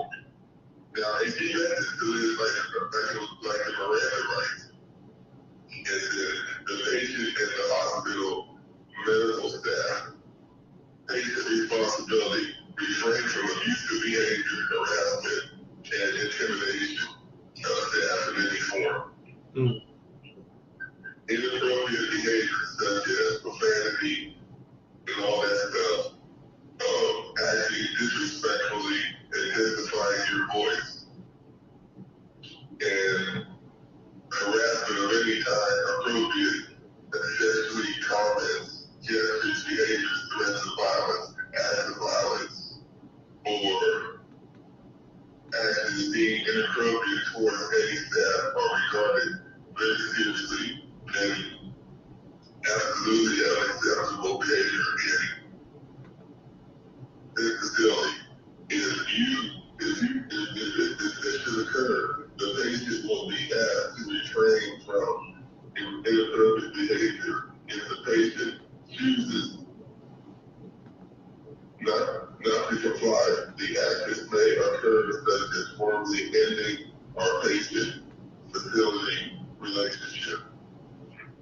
And it says compliance with prescribed regimen of health care. For your care and treatment to be most effective, it is important that you cooperate with all necessary examinations, testing, and treatment requirements. If you are non-compliant with our medical treatment recommendations, we will consider you responsible for the consequences, and you should seek treatment elsewhere. Your refusal includes, but it's not limited to, refusal of medication, refusal of laboratory imaging tests, refusal of any medical necessary intervention and treatments, refusal of nursing care, refusal to discharge. Elizabeth, they got her name down here. They printed their name out here. And what did they say for the name? What? That my signature indicates that I am in agreement with the outlined patient responsibility. My continued ability to receive medical care and treatment will be contingent on my adherence to this agreement. I understand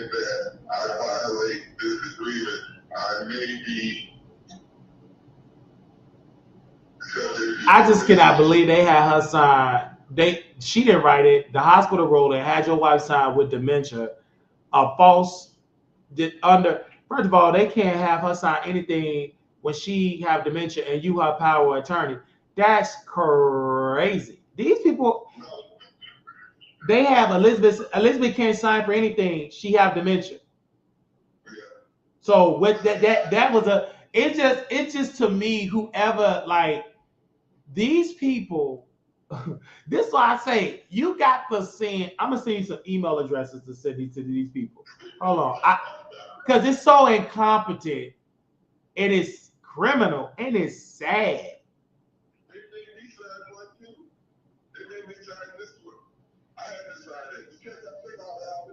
They have you just sign.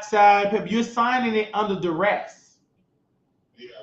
Because you ain't signing nothing to take your wife out of a hospital for bad treatment. It's under duress. You are a senior citizen, and they typing something up. It's BS. You want your wife to be taken care of. How about they sign up to do their damn job? Because they doing all that just in case we get sued. You still can get sued with something. First of all, having Elizabeth sign something, you incompetent. Then you calling the police on her husband because you want him to come pick up his wife because you tired of taking care of her. Well, shut down then. You a hospital. Your job is to take care of sick people. If you don't want to take care of sick people, then go on a golf course. Get out of the hospital business. Hospitals are supposed to take care. Don't nobody go to a hospital for a vacation. You go there because you're sick.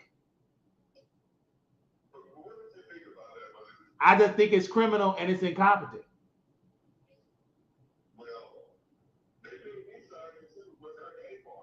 Yeah, it's incompetent and you signed it under duress.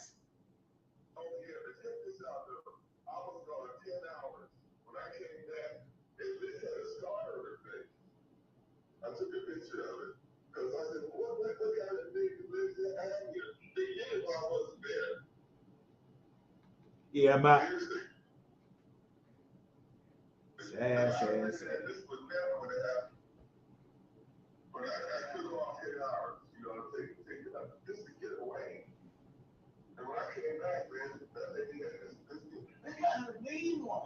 I just don't realize that. They really fucked up. They had planned this. I just don't see it. You know, I mean, I am losing this granddad. Have they lost their mind? Yeah, they lost their mind. They ain't got, baby, that mind gone. And I sent like all the stuff like Hillcrest. I sent it all to Roland Martin. I sent it to WVAA. Well, you the husband, so you need to be calling them and Google their number. You got to call the news like you calling me. Only thing I can do is encourage you. I'm in the amen corner.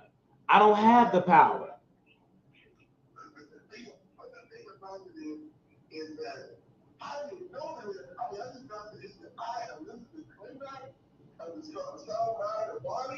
She ain't in no sound mind and body. They just, I'm telling you, but you send it to Fox News. That's my advice.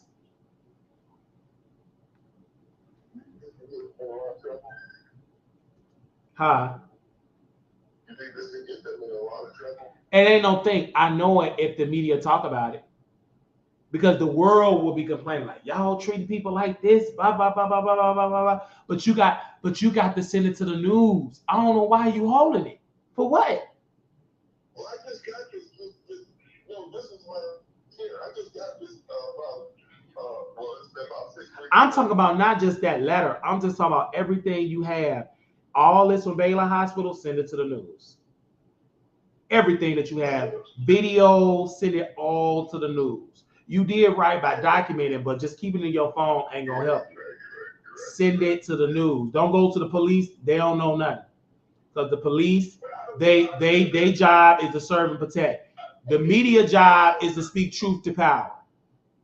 Okay, here's the deal. I don't know how to do it because I tried to send it to him. Oh no, you sent it to me. I got it. But what you have to do is send. Yeah, I got it. So send it to the news. Email. All that you got to do. What is Fox News email address? What is Fox News phone number? You keep all, it's on Google. You know how to type it into Google. Just type it in and copy and paste the email address. Call. Don't take no for that. You're very persistent with me.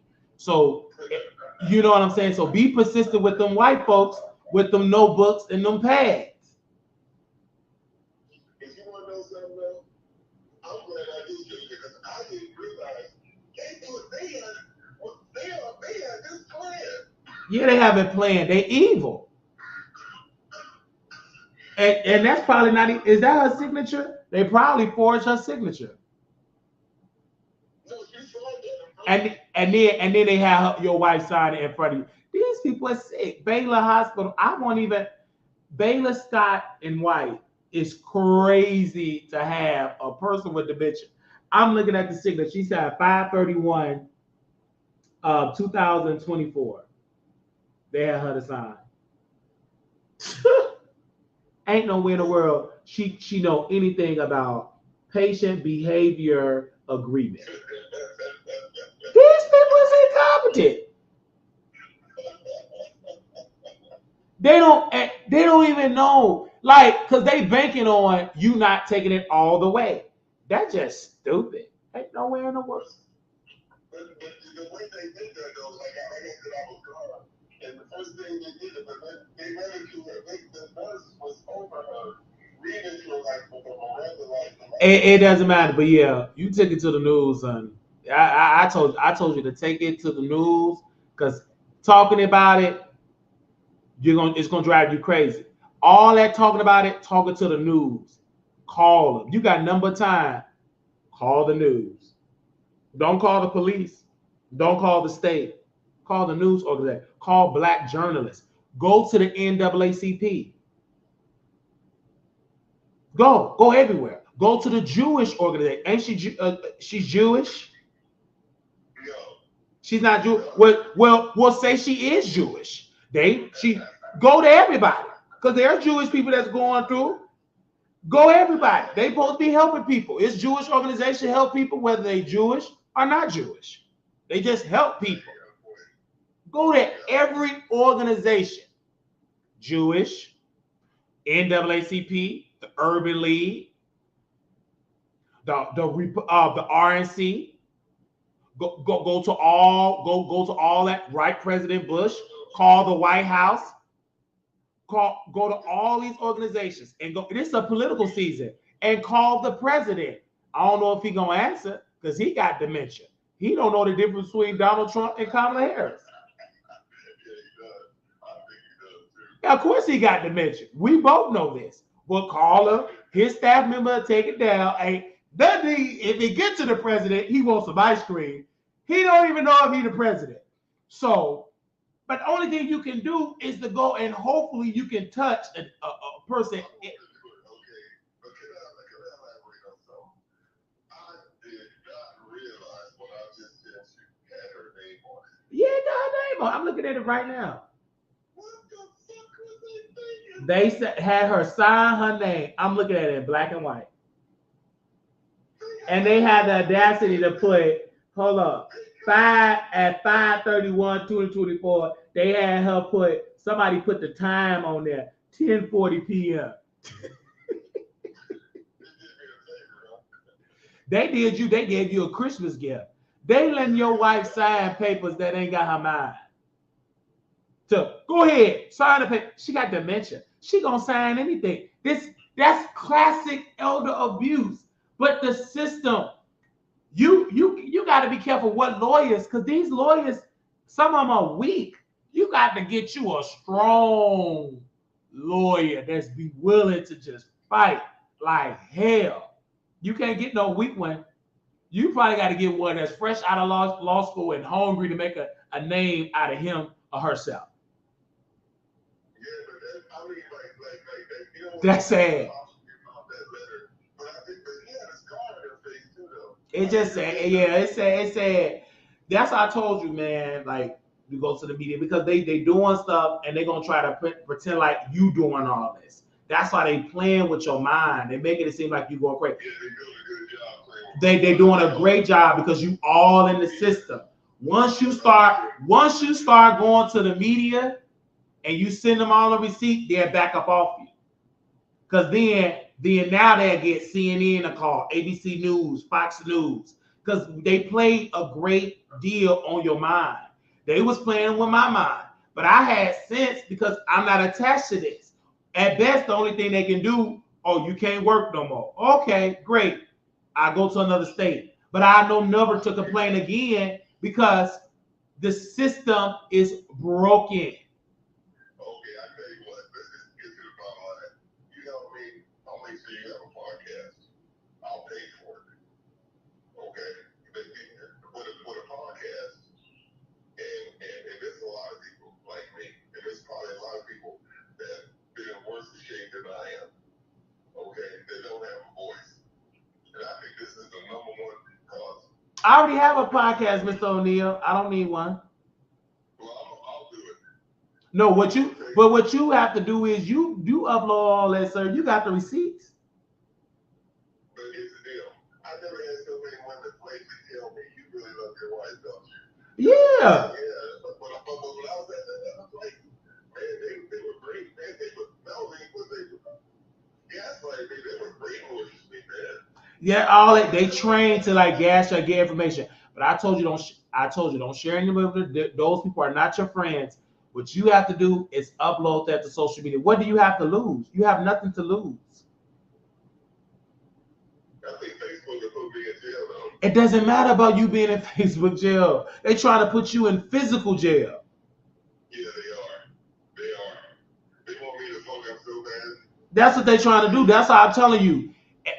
You need to upload it social and watch your help gonna come. But you got to tell social media. You got to tell social media because what they tenderly try to do. It was another case of a sister, her husband. It was her husband, and she talked about it once he was gone. You got to talk about it when they still breathing, because it's hard, especially your wife can still talk. So it's easier for the story to come out than versus she gone. Do it now. You keep saying, I'm going to do it. You got to do it. They push you to do it. It is an act of war. Of course they are. That's what they sole job to do is to lie. They're going to keep lying. I knew what they want. And I told you, Mr. I said, you got to fight. You got to take this to the media. You can't do it by yourself. You trying and you losing. You need power to expose power. The system got to change. You need to sit. You need to call the Trump campaign. Call them. They told me today. They called me. They said, Instagram. They said they tried to get in touch with you, but you kept hanging up on them. No, I know, but you stop repeating what they saying, because all what they saying is lies. Yeah. Just stop repeating. What you need to be doing is calling the Trump campaign from day one. You can call me, but you should be telling me, well, I talked to Trump campaign, I talked to the Biden campaign, I talked to Congress. Call all these Congress people. The Donald Trump. Call Donald Trump people. Google it. Call whoever. When they ask you who you vote for, I ain't vote for nobody until they help my wife. Call the Congressional Black Caucus. Every congressperson in the book. Call them. Call Capitol Hill. Call the city of Dallas. Call the state of Texas. Speak to the ask, can you speak to the governor? You need to be calling these politicians. And hopefully, and I pray for it, and I know God gonna do it once you do the work, but you gotta do the work. It's you call me just for this. God wanted you to speak to me for this. So to tell you is to call them politicians, sir, in the media. There's no need for you to call and just to complain to yourself, because it's gonna drive you crazy. You use all that energy and get in your car and go to these Congress people. Go to your Senator Ted Cruz. He got an office in Dallas. Go to his office. Yeah. Let me send you where all these people is at. Hold on. I'm going to send it to you while I got you on the phone, because I'm going to give you the Senator Ted Cruz, give you his phone number, and you call these people. Ain't no use you doing all that, complaining to them, and you call them every day. and write their names down. But they don't like it when you. Well, can I speak to so and so and so? And then I want you to, I want you to write them letters, make a copy, write them letters, send it to them. Call the FBI. Send letters, send all that. They need to open up a criminal investigation. It's all criminal. I'm saying you send it to. I'm gonna send you. Hold on. I'm gonna find. I'm gonna send you. Who is your congressman? Do you know who your congressman is? What district you live in? What's your zip code? 75283. Hold on. 75203. Let me see who pops up. Find your representative. Who is that? I don't know who that is, but I can Google it. Hold on 1 second. I'm about to see who your just text me your street. Just text hold on. Text me.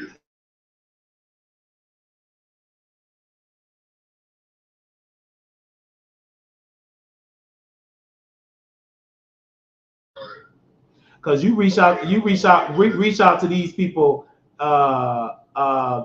thing. Hold on.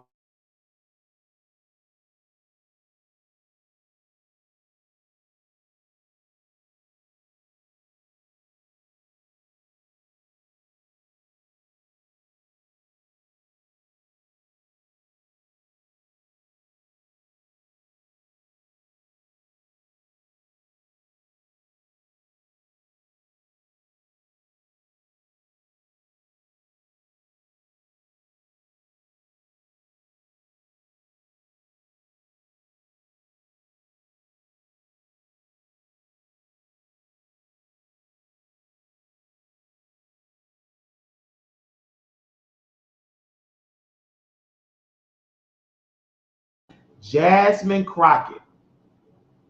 That's that you're in the 30th congressional district. While she up there talking about somebody bad, Bill Body, she need to be doing her job. Hold on. Give me 1 second. I'm gonna give you all her information. Because that's your congress. I'm gonna see you a picture of her. That's your congresswoman. Jasmine Crockett. All she doing is promoting t-shirts, talking about she. Yeah, hold on. I'm gonna see you MSNBC. Let me see your picture so you'll know how she look. Her name Oh, you know how she look like. But she's sorry because why she ain't talk about the nursing homes. She ain't talk about nothing. She's sorry. She good looking. She's attractive, but she's an attractive, sorry worker.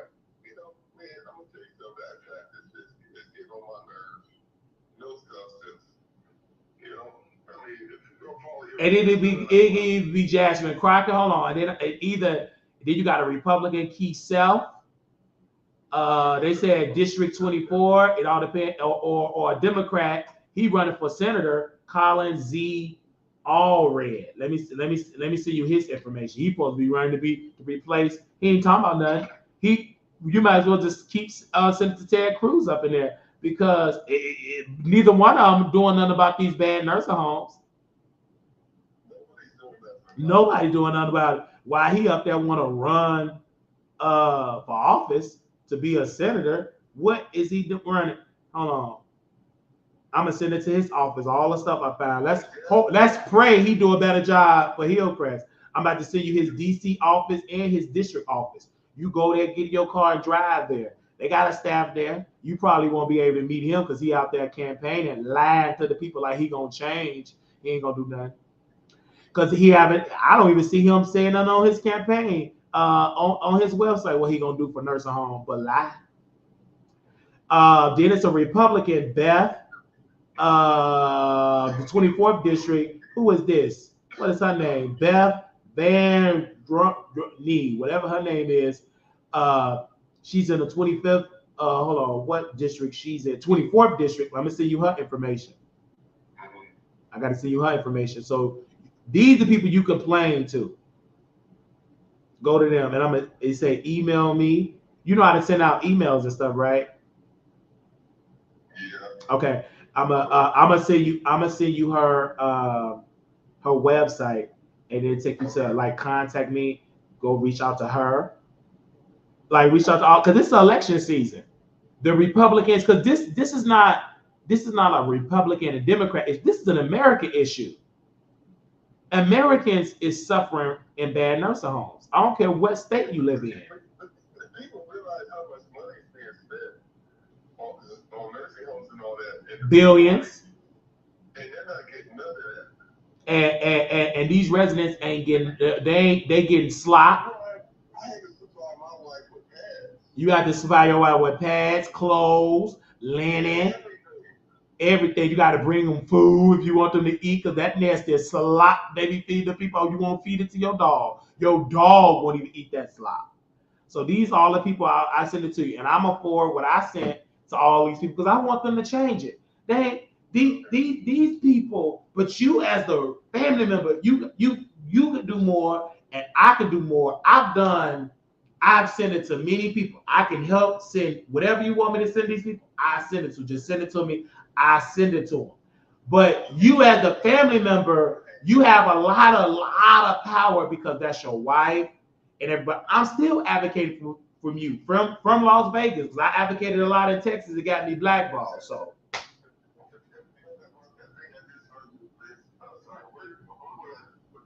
You send that to all the Congress people, and you put in there, they force your wife. They force your wife with dementia to sign documents under duress. Okay, I got it. I'm gonna do that tonight. Yeah. And then you'll get some more help because somebody listen, and then I'm gonna reach out to some people from the Congressional Black Caucus. Hope they ain't gonna do too much of nothing because they sorry, but if we could get two of them to say something and to make some phone calls, and we'll talk to Jasmine Crockett. Oh, don't worry, I'm gonna talk on your behalf because you need help. I've tried it with the media folks. But I sent it to Fox News today, all your stories to Fox News, and I'm gonna forward this up to Jasmine Crockett, hopefully with her eyelashes, that she'll do right for your wife, hopefully. But don't count on it. Only thing you can do is to do the work, because you can't count on Jasmine Crockett, somebody selling T-shirts talking about bad built, blonde body, and there's plenty bad built, blonde body people that are suffering in nursing home. If you want to use that term, you have people that's in bad shape. You have people that's blind.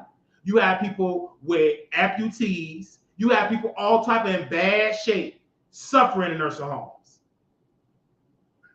suffering in hospitals. But Jasmine Crockett, she's so busy trying to roast and gag somebody.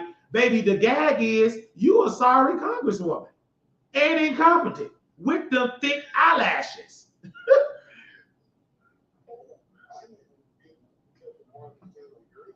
Yeah, Margie Taylor Greene, get in contact with her. Let me see you hers. I'm gonna see her information.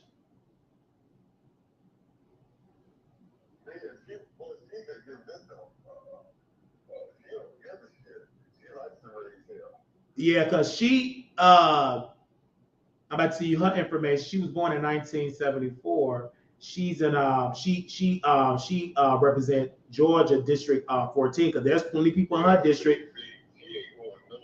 Yeah, there's plenty of people in her district that's suffering in nursing home. I don't care what district you prove. If there's a Medicaid building, Medicare, Medicaid, all that, they suffer. Because this is not a Republican Democrat issue. This is an American issue.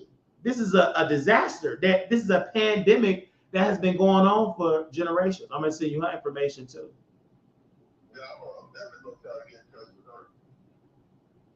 Yeah. I sent it to you, so it's so easy. Only thing you gotta do is call them. I sent you an email too. I sent it all to you in the text. Yeah, I sent it to you in the text. and I'm gonna see you her website so you can have all that stuff.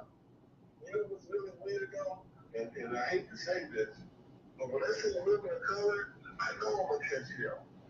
But if you gonna catch hell from women of color, from white people, you're catching hell from anybody, because in Baylor Hospital, that's a white, don't no woman of color own Baylor.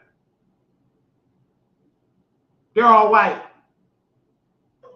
But it's not about race. This is a class issue. Because your wife is white. At best, she should be getting good quality. If this was the Jim Crow era, she would have to get the best quality because they're white, right? White people are, if you're white, you're right. If you're black, get back. If you're brown, stick around. But if you poor, you could be poor and white, you're going to suffer in nursing home. You could be poor and black, you're going to suffer. You could be poor and brown, you're going to suffer. You could be poor and black and suffer. It's not about race. Because if it was, your wife would have been getting hot. If this was Jim Crow, them Africans couldn't do that to your wife. You couldn't even be married to your wife until after Virginia versus Loving. So it's a class money issue. It's not about race. Because if it was, your wife would get great quality care. And this is the thing about Hillcrest. It's in a great neighborhood. Birds chirping. It's in a great neighborhood.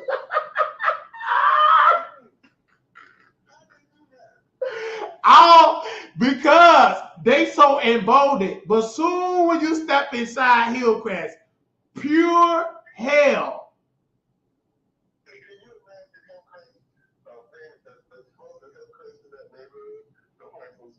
They don't even, probably, them people don't even know. But they know one thing, they ain't going no Hillcrest.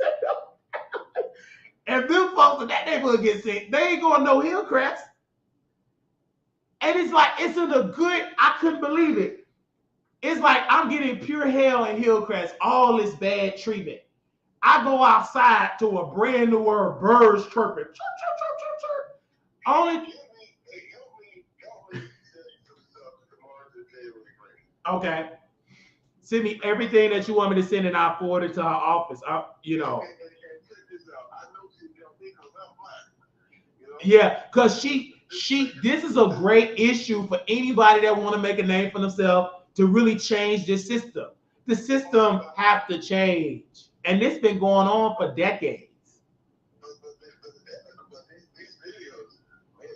Yeah, you need to send them videos of upload. You have hundreds, but a lot of the politicians, this is how they roll. You got to create hell and on social media uploading it, because this is how politicians think.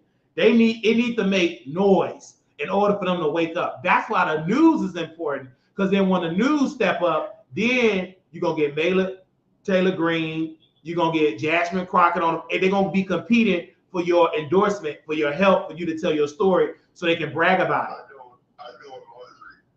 Yeah, like Mark, you have to really, because she get thousands of calls, thousands of emails. You have to be persistent, like you persisted with Wiley. I'm not Congressman Wiley, because if I was a congressman, I'd have been proposed a bill.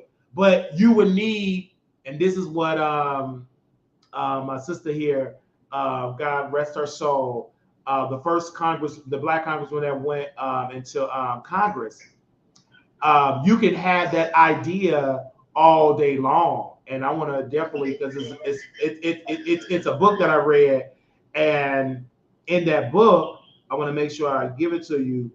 It's called by Shirley Chisholm. She put in Unbought and Unbossed that you can have a great idea, but even in the congressional system protocol, that you have to fight like hell to get your voice heard. I read in the book that she tried to, when she first became a congresswoman back in the 60s, she was the first black woman ever.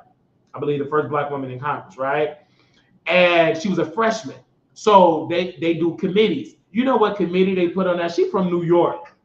They put on an agriculture, like farming committee. She was like, what? Why be, even though that's important, but I'm coming from New York where the district, we have no farms. So put me on something where I like healthcare, childcare, and she fought like hell and was able to get a better committee.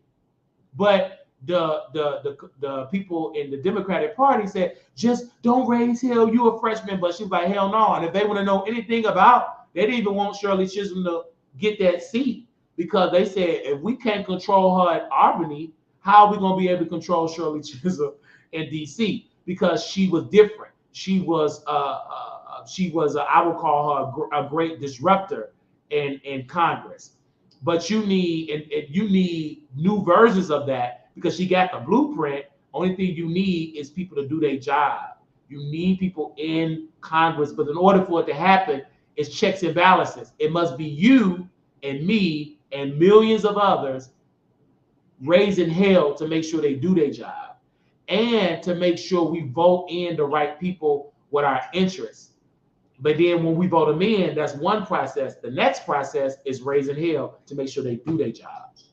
Because if you know anything about Congress, this is why their approval ratings is low, is because they're not doing their jobs. They're not doing what the American people elected to do. That is to make their life better.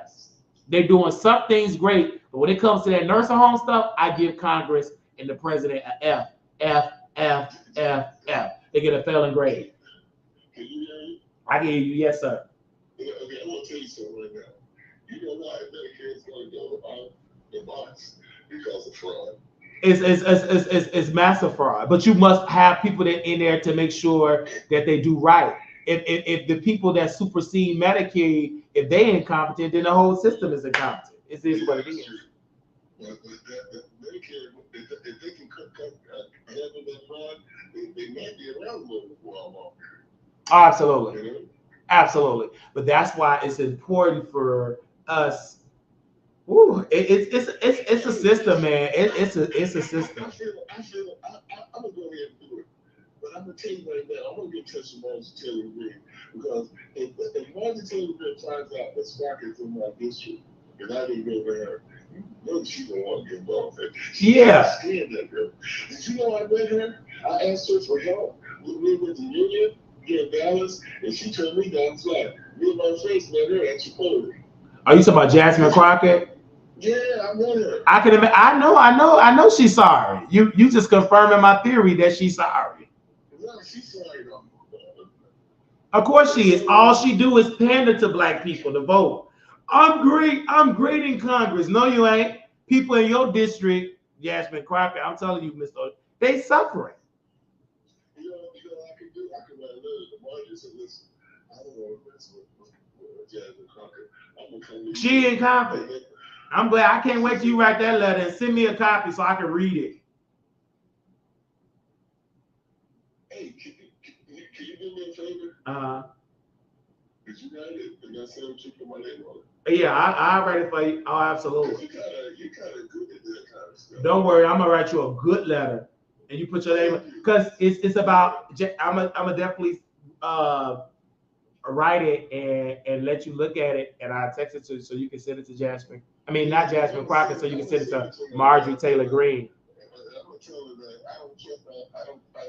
I don't trust her either. A person with them big, thick eyelashes and can't hardly see out of her eyeballs, don't trust her. I don't know, because she want to look sexy in Congress, but you're supposed to be doing your job. You can be sexy, but can you please do your job? But she can't do it because she's too busy trying to look sexy, and she ain't that sexy. Yeah, she love it, because MSNBC ain't nothing but MSNBC cooning. That's all they do at MSNBC. They losing the Fox, because all they do at MSNBC is complain and pander to coons. And that's all they do. They don't do nothing about nursing homes. They care about black Democrats. Do you know how many Democrats that are suffering in nursing homes? Millions.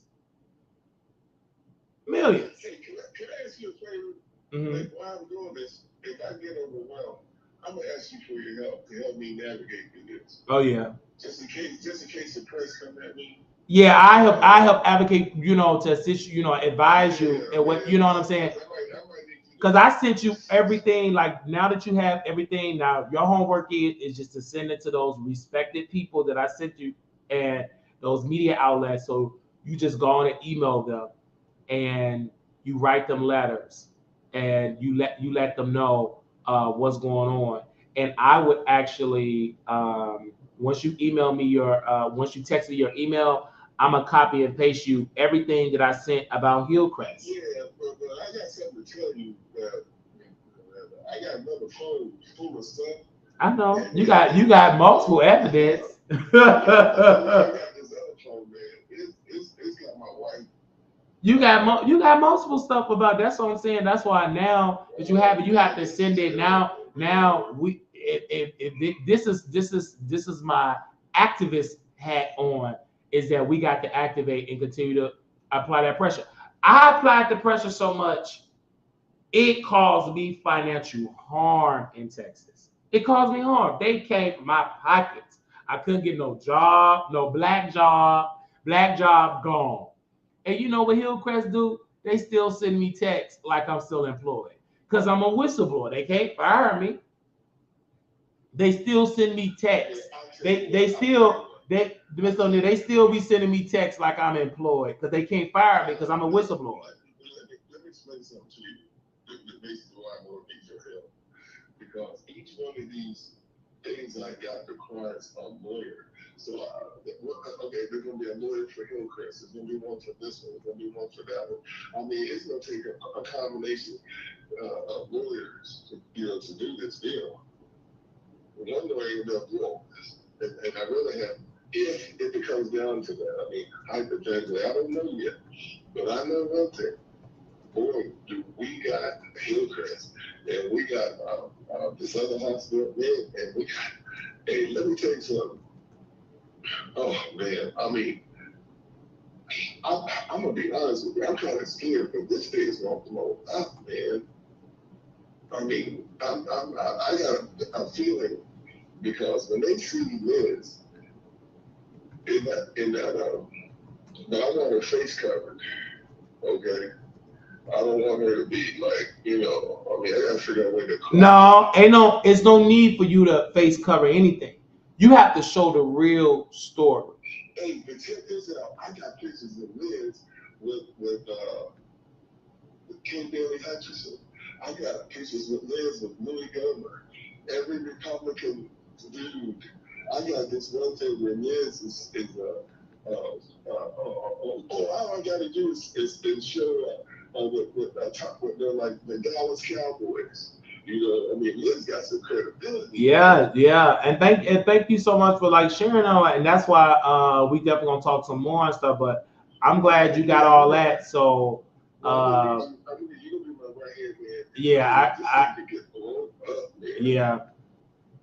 I'm gonna send this. So send me some more stuff, and I reach out to you on your behalf and see you and send it to these people. Because I've already sent a lot of stuff to people. It's just like I'm just one person. And I don't have the financing to do more, like knock on doors, to educate people. Because it's going to take because what we're talking about is going against a system. And it takes. You know what I could do? I could go to Margin Telegram right now and show my wife with yeah, and send me them pictures when you have it. Do you have them in your phone? Send me them pictures. Send me them pictures to my phone, and yeah, send it to me so I can send it to her, because I know how to email her and all that. So just send me everything to my phone. Okay, let me start working on it now. All right, thank you. Okay, all right now, bye. They already blackball Wiley, and it's hard. And see. The troll farming is not just with black people, with Armand. It's bigger than Armand. This is financed from a powerful structure to suppress Wiley. They want me homeless. Why he ain't homeless yet? Why he ain't out on the street selling oranges and apples? Because of God. Because the Honorable Elijah Muhammad. I have a mindset of do for self. Yeah, it's gonna hurt me a little bit, because when you do for self and when you a good person and you was called into this, you're going to have some pushbacks. Your own people going to push back further because they have said to me on this show, Prada, and to the audience, I say to her, why don't you find a better facility? I've found better facilities. That's why they don't get this work. I gave credit to a great facility that I've worked at, Park Place of Elmhurst. Why don't you work there now? I don't live in Illinois anymore. That's an awesome facility, and it's private pay. So this is a very complex situation, and you got to be sober-minded. You can't be doing crystal meth like Armand Wiggins. You can't be drinking like Armand Wiggins. I have to stay sober-minded because you're going against a system that is designed to make you look like you're crazy. This is why Texas is like, okay, let's put him in Texas Health. Oh, he good. Because there's nothing wrong with my mind. Because if it was something wrong with my mind, they would have kept me in Texas. But Texas was like, uh-oh, let's help this brother because we know he's called into doing this. So they put me in Texas Health Hospital. So this is greater than the black YouTubers. Their sole job is to do what they do best. That's against Wiley. It's to lie and coon on Wiley. They're not no certified nurse assistant. Storm Monroe, he saw multiple injustices in the Child Protective Services, but that's not his content. His content is the Kardashians and, quote, spoil you rotten cookies and sleeping with men on the down low. That's Storm Monroe. He even got caught changing his name to not Stormisha, but Storm Monroe. He don't talk about that. That's why he got out of social work to do YouTube. Do you know how much injustice he saw of the children in Phoenix, Arizona? He saw a lot.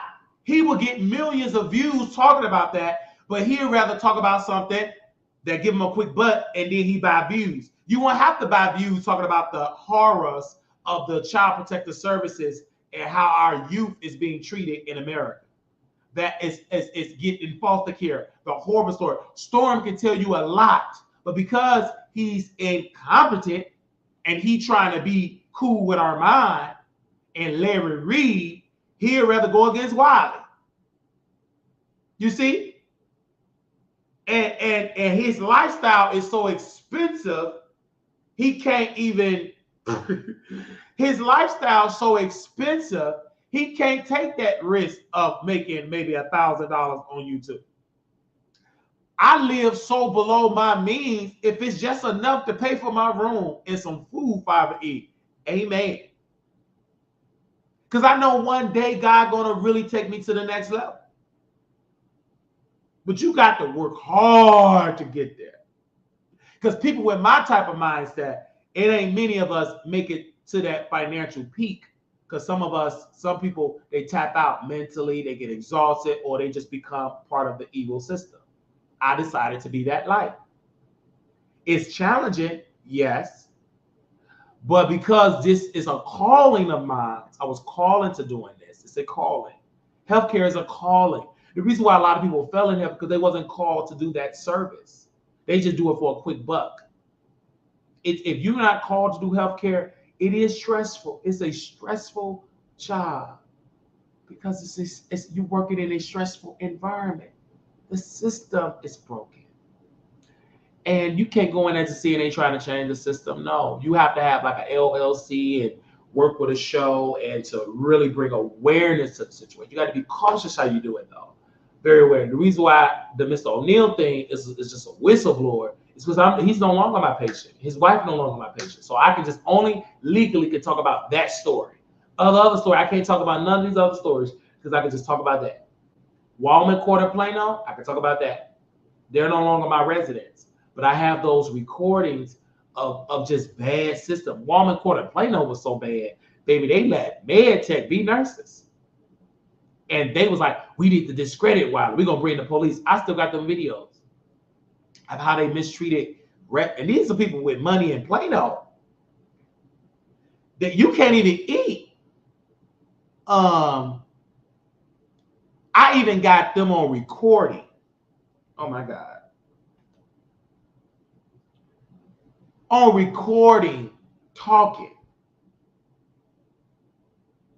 It's so sad that they on a recording and a med tech pretending to be an RN doing wound care. The man fell when I was a housekeeper and worked laundry in Walmart Court of Plano. They literally had a med tech pretend like she was an RN. And the black woman said, you know, Marquise, they don't document like this. Norm said we used to document. And I'm Norm, we do document. Ain't no way in the world you could pretend to be no RN. We are trained up north, and I have to say that because that's why I got my train. It's the nurse, the people in the South. Let med tech be nurses, baby. You a med tech, and then some of them med techs ain't even qualified. They be up there talking about IVs. Your sole job is to give out, administer medication. You can't administer no IV. You can't. It's some type of, and I think it's caution. You don't know the blood pressure. You don't know all that stuff. You don't know. They be guessing. And them people paying all that money to be at Walmart Court of Plano and suffering. It's no way. And once I saw all that, the first day I transferred from being from being laundry and housekeeping, and I was only making $13.50. Bad treatment from the supervisor, stinking breath. He was on me hard, but he must have found out I'm a blogger and I get hundreds of thousands of views. You got to be careful how you talk to me. And I'm a good worker because I know how to submit in the job. So I'm working real good. I guess he heard me listening to the Honorable Elijah Muhammad or Minister Louis Farrakhan videos, whatever the case may be. I'm just minding my business working. Listen to gospel music. Sometimes I listen to Mr. Farrakhan, you know, whoever I listen to, I mind my business. And I had to go to my Vegas meet and greet. And I guess he found out. He said, so what hotel you staying at? And I told him I'm staying at the MGM Grand. Not knowing that that's what I did my meet and greet at. I didn't stay at the MGM Grand, but I just said it. I'm going to stay at the MGM because I didn't want him to know where I was staying at. Oh, that's a nice hotel. I had to stay in a roach rat motel, hundreds of thousands. When I went to Louisiana, when they were throwing out beans, he couldn't afford to stay where all the action was at because he was too cheap or was broke. And he had to stay in a roach rat and somewhere in Louisiana away from New Orleans, somewhere deep. And I guess he was jealous that this black man with this loose eye was able to stay at the MGM Grand. But I didn't stay at the MGM Grand. I stayed at the Circus. That's a nice hotel. It was way better than what he stayed at in the Boondocks. And I guess he Googled what the Wiley Show was. Because he said in front of this other employee, what's the Wiley Show? I said, oh, Wiley Show. It's like an email, Wiley Show. I made, you know. I'm going to tell you what it is, but you can Google that, you know. So he Googled it. And last name is Wiley, so it's hard to run from it. So it is what it is. Then my TikTok going viral. Then when that Lil' Kim video, I knew the shift and the change. When I went on my lunch break, and first of all, lunch break 30 minutes. It only took me 1 minute to do that Lil' Kim video. And I got over 300, 400,000, I think it's 600,000 views. It's a lot of views on X. And it must have got back to the power that be at Walmart Court of Plano. Oh, we got to get him out of here. What if he do a video about the bad treatment and it go viral? Just as raise hell. So I put in my 2-week notice. And it was a professional 2-week notice, baby. And I folded it up. I served my supervisor and his boss with my 2-week notice. Because in the employment handbook, if you just do a no call, no show, or don't show up, you don't get your full payment. You get maybe $30. You get the minimum wage. That's the company policy. If you just do a no call, don't show, or don't show up, just quit, you got to give it on a 2-week notice. I found that out, not just reading it, but talking to employees. One of my co-workers told me, because her husband worked in the kitchen, and he left, and he only paid them minimum wage $7.25, I believe, instead of his full rate, because he quit. And the reason why he quit at Woman Quarter Planner in the kitchen, because the head of the cook, the head of the kitchen, her and her daughter run that kitchen with an iron fist. Now, her daughter worked in reception. Let me tell you how God worked. Now, she was nice to me. She didn't try me because I was an American citizen. I was black, and you weren't going to try me with them Latinos. How she would just do it with an iron fist, because I would have rebuked you. I'd have told you, woman, respectfully, your position is receptionist. You're not my supervisor. You do not work in this kitchen. Get out. And I would have reported her to her mama, and then up to the boss. You don't work in the kitchen. You can't be walking in with no head and neck. You don't work in the kitchen. Get your hind part out of this kitchen. I'd have rebuked her. And her mother, when I left Walmart Quarter Plano, before I had my 2-week word travel, good employee leaving, I'm looking sad, word travel. He put in this 2-week notice. He put it, because it's like, it's news, like 2-week notice. I'm like, okay. The lady in the kitchen, she had a nasty attitude, because I would clean clothes. I would use every washer and dryer in the building. Don't you do that? I said to my supervisor, I said, what she don't understand. Walmart Quarter Plano resident, this is their washer machine and dryer. This ain't the kitchen. This is the resident's washer machine and dryers. So if they clothes need to dry, because the company is cheap, they don't invest in having fix every machine. You have to use what is available. And you told me I can't do no overtime. Oh yeah, you're right about that. I know I'm right about that. I hope that you do your job. So he must have told her, like, you can't talk to Marquise like that, because any washer and dryer here is the resident. It's not no kitchen washer and dryer. It's not no housekeeper. It's the residents. They are the customers. We work for them. You don't own these washing machines and dryers. So once I was leaving, she saw how I came to work on time, early, on time, never called off at that particular job. And she whispered in my ear, we got some breakfast. You want lunch? You have a lunch all wrapped up. So do you want to work in the kitchen? That's how much they make. 1 nothing. And what's the hour? I think that woman said 9 a.m. to 9 p.m. or something like that. I said, no, thank you. They must have found out on my show, Walmart Quarter Plano, because it was so noticeable. So I'm bragging, why you working that job making 13? Oh, they feed us. So about 2 days later after my broadcast, we got an announcement.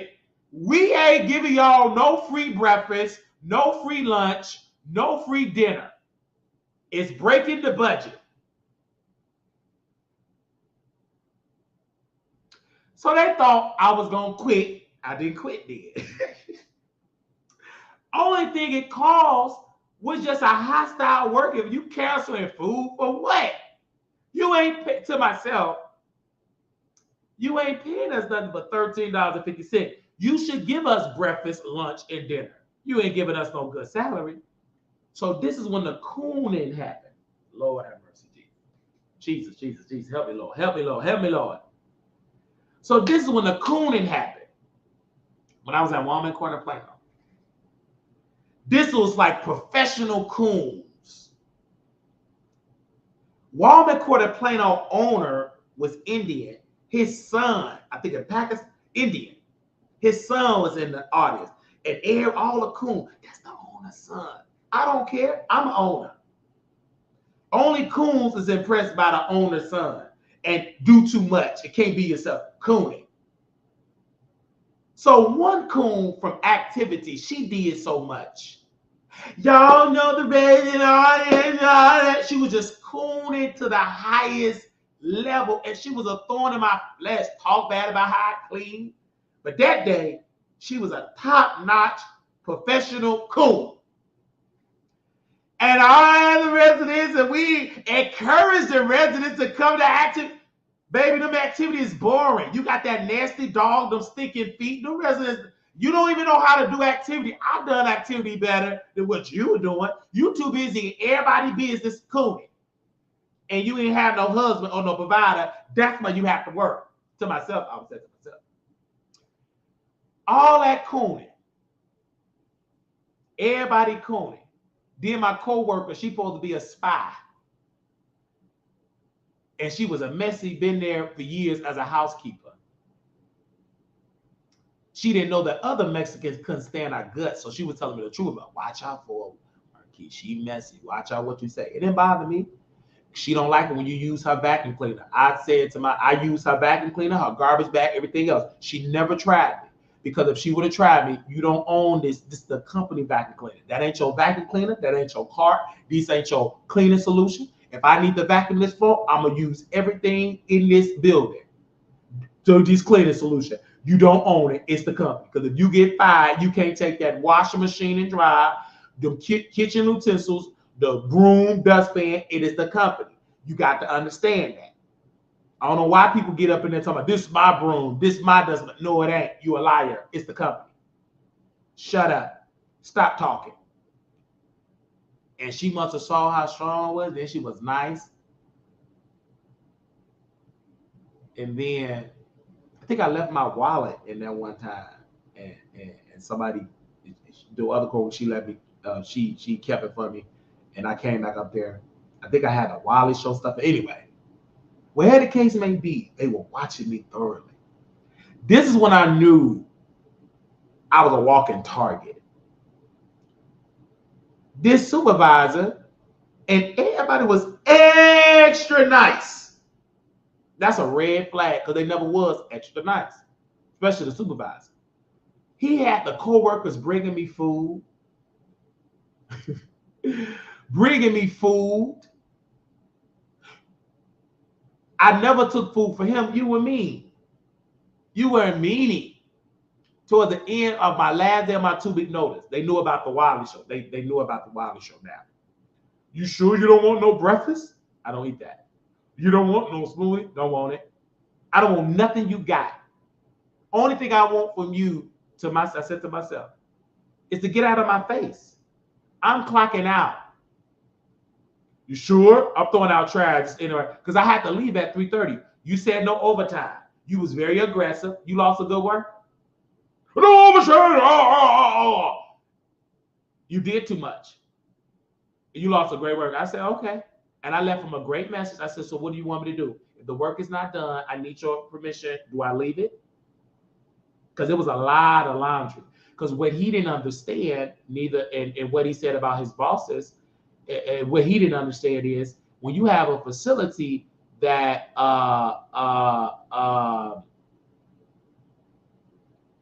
when you have a facility that is 24/7, laundry is 24/7. So all of this trying to have one shift, you're gonna lose. When we're dealing with the elderly, they're gonna use the restroom 24/7. They're gonna soil their clothes 24/7. So you have to have somebody 24/7 doing it. That's a very essential job. But when you're dealing with people and budgets and I said, okay, I understand. I was wrong. So I text and I emailed him. No, I texted him everything. And he said, well, just leave it. Leave it for the next shift. And then he said, well, you could just stay over and then you leave early on Friday. Or leave early. If you over 40 hours, you just got to leave. So one day I left real early because I couldn't go over the time. I said, that's great. And then when I put my 2-week notice in, that was the last day, I gave her the keys. His boss, that day he had to go to the hospital. He was sick. Because you can't mess with God anointing. You go get sick messing with God anointing.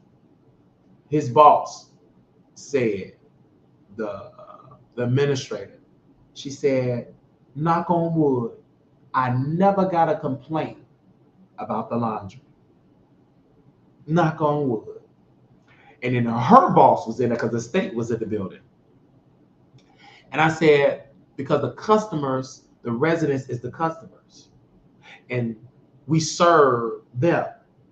And her boss said, my boss said, I wish everybody had that way of thinking, but everybody don't have that way of thinking because everybody in here is not bosses, and they don't understand from a employer mindset versus an employee mindset. Everybody don't have that way of thinking. I'm different. I'm coming in as with an LLC and submit to a job, and I learned that and I understand that now. It doesn't bother me anymore. I get it. So when these people Google your name and find out what he got an LLC, and then word travel, they be messy. They tell everywhere you go, they're gonna tell these new places, oh, he's trouble. Meaning it ain't trouble. And it's difficult for them like trouble. This man come to work on time, leave on time. He does a great job. But their definition of trouble is you can't be doing effed up stuff in front of him and think you're gonna get away with it. You just gotta do right. Even when it's limited resources, still treat these people with dignity and respect. At least you can do that. I know they're gonna eat slop, but at least you feed them breakfast, lunch, and dinner. Make sure they clean, at least. Make sure they take a shower. Make sure the facility have linen. And you make sure you at least do right. So that have always been my mantra, my mindset when it comes to healthcare. Because you can't change these corporations unless the law change and they make a quota. You must have 5 CNAs. You have 50 residents, you must be a ratio. A CNA can't have no more than 6 residents. That needs to be in the law.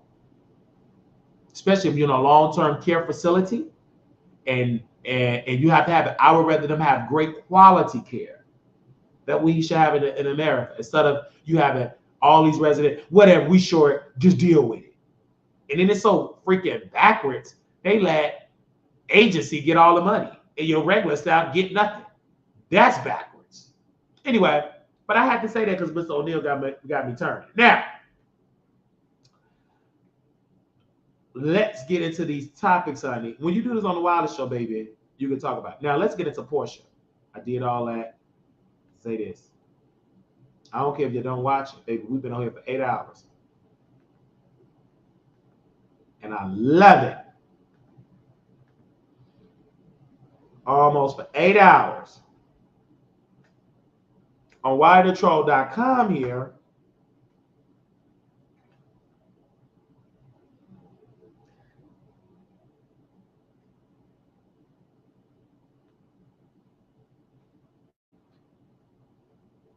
this is what I feel like this is a storyline for Porsha and Simon Kabadia. I feel like this is a storyline, and I've always said it, and I will never stop saying it. This is a storyline for Real Housewives of Atlanta, because in this article here, there's an online feud between this married couple. They broke up, they get divorced or whatever.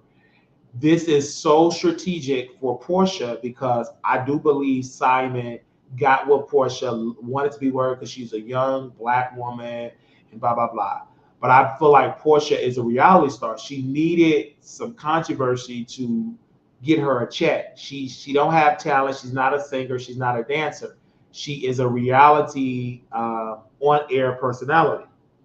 So in order for her check to be secured, she had no choice but to marry Simon, deal with him being not erect, deal with this situation. And what happened was she got with Simon. It didn't work. She knew it wasn't going to work, but she had to give it enough time to calculate, post on there. And he's a social media. He loves to post on social media too, but he really did not want to lose Porsha.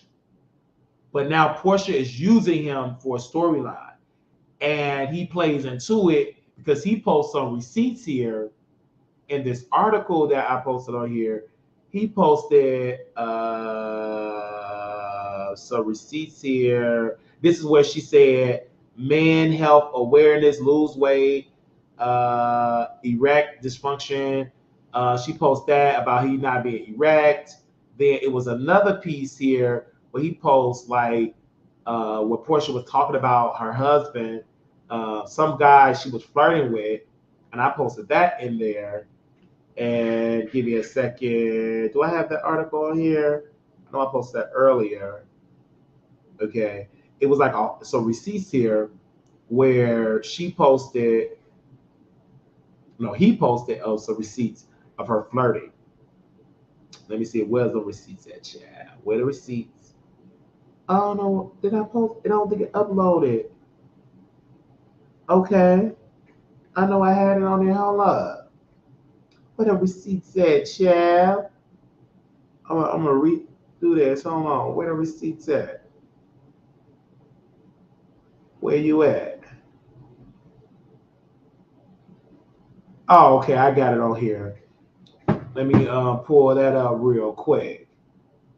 Because he said, I'm not a dumb African. That was in the headline I put. He said, I'm not a dumb African. That's what Simon Gavadia said.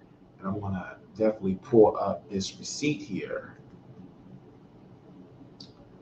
And I put that on the website. Give me 1 second. There we go. Now let's do this real quick. Okay.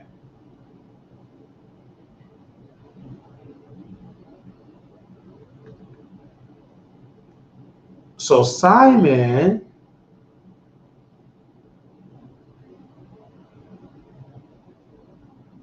no. He woke up early this morning to post some receipts.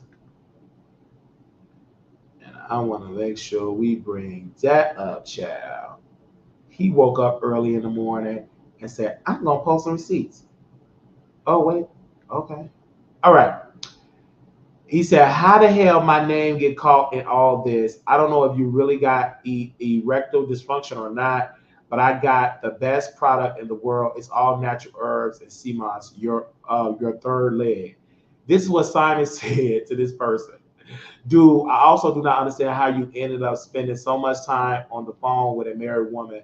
I understand we may have difference in understanding on what is appropriate for a married person to engage in, but I get it. It's not for you to understand. If you believe I have ED, you unfortunately are intellectual incompetent as the person who put the narrative out there. Either way, my issue is not with you, but rather the one who thinks I'm a dumb African that can be taken advantage of. God be with you, brother.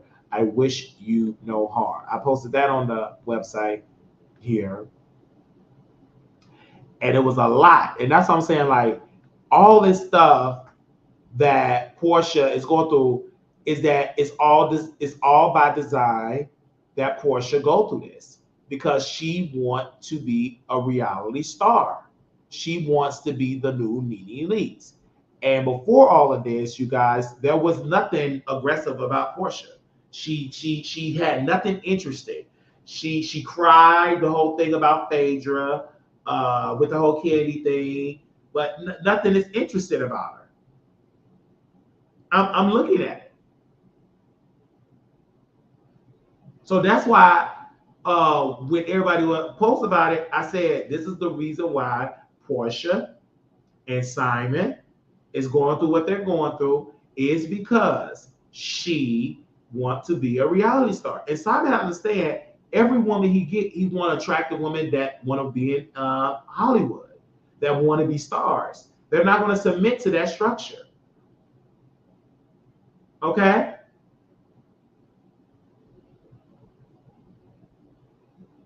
All right? It is what it is.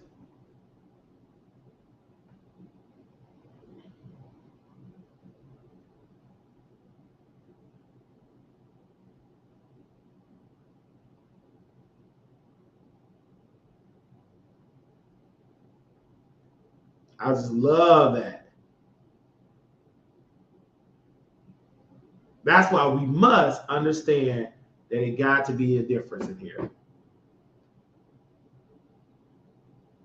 Porsha, did you call him a dumb African?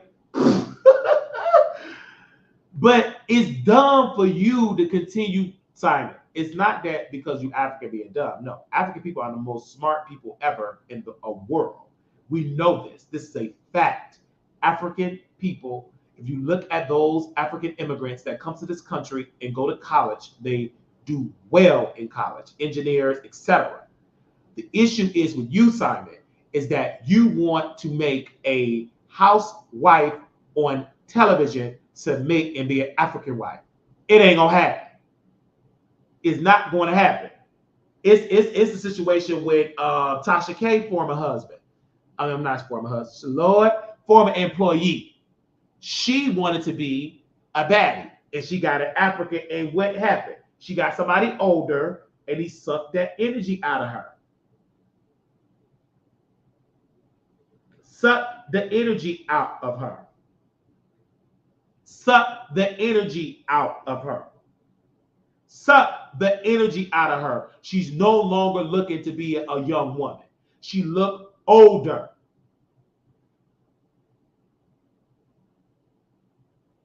She looked older. Baby Chelsea, when she was dating Von Ray, she looked like a baddie, yaddy, yaddy, yaddy, yaddy, yaddy. Now she look like wave in the water, wave in the water, children, wave in the water. God's gonna trouble the water, wave in the water, wave. She looked old now. Because she really thought she wanted to be that person. She looked, glory. She looked old now.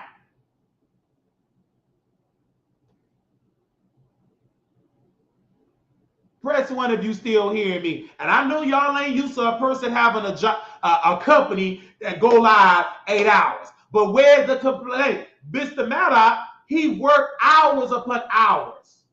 Only employees get that. You've been live for 6 hours. Yes, I've been working in nursing homes for 16 hours. Next. Shut up. Stop talking. You don't make no sense. Thank you, Daily Dose of Jazz. I've been going a long time. Why don't you work at a better facility? Why don't you give to a company? The Wiley Show, LLC.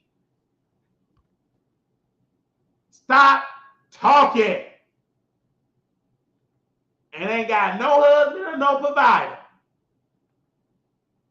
And I'm going right back live. I'm going to talk about Kevin Hart. No, I'm going to talk about Kevin Hart in the next story. I'm going to put him on the thumbnail. I just had to do this. We're going to be right back. I'm going to go watch the Al Reynolds' new show, The Court of Public Opinion. Hello.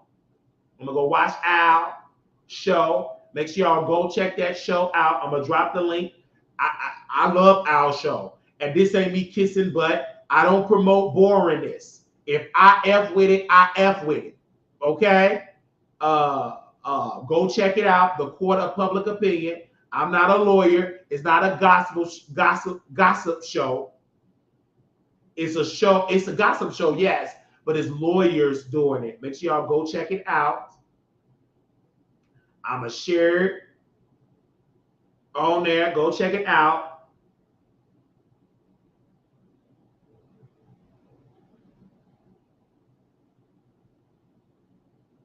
Okay, it's 22 people in here, but the type of content we doing, we ain't gonna reach a lot of people with that. But if we reach one, amen. Well, we good, and we gonna come back and get into the political, the celebrity gossip. I did my political stuff first.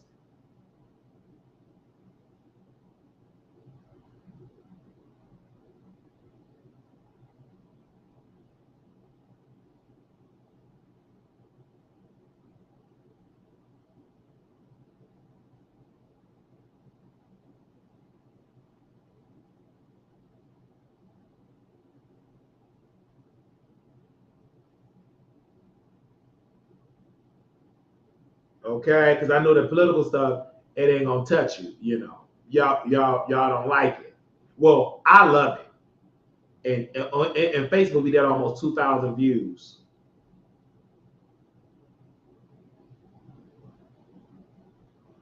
So thank you. And I know y'all dragging me on Facebook. Somebody dragging me, because I talked about the Dr. Umar said black people who like Trump suffer from slave master and white Jesus syndrome. We are waiting for we are often waiting for the great white savior. That's stupid. Dr. Umar, stop it, sir. I love Jesus and I'm voting for Donald Trump in November. Dr. Umar, where's the school at, sir? You stole people money. That's what I said.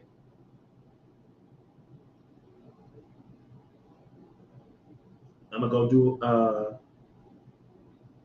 and then we did a story about Bethany Franklin, whatever her name is. I don't care nothing about her. But imagine it did over 7,000 views. Okay, 7,000 viewers, readers read that. Okay. Then the Chris Brown one, over 4,000 readers. Okay. Oh, y'all didn't really care about the Chris Brown. Y'all don't care about my political stuff. The Simon Gabadia one did 111,000, 112,000, 94.1 non-followers. I got to see what the readers to bring more traction on there. The Candy one, okay, we'll talk about that later. I'm gonna sit on it. Little black boy, you beautiful. Little black girl, you enough. When times get hard, always remember to put God first. We're gonna be right back with some more videos. I'm gonna go eat some. We'll talk to you soon. Bye, y'all. Okay. Well, I got something to drink. I got some chicken in there. I can put it in the air fryer. I'll be back. I'm gonna watch Al's show. I'm gonna come back and do another 8-hour. Well, 6. This would have been 8 hours, but Al's coming on, and I got stuck in Mr. O'Neal.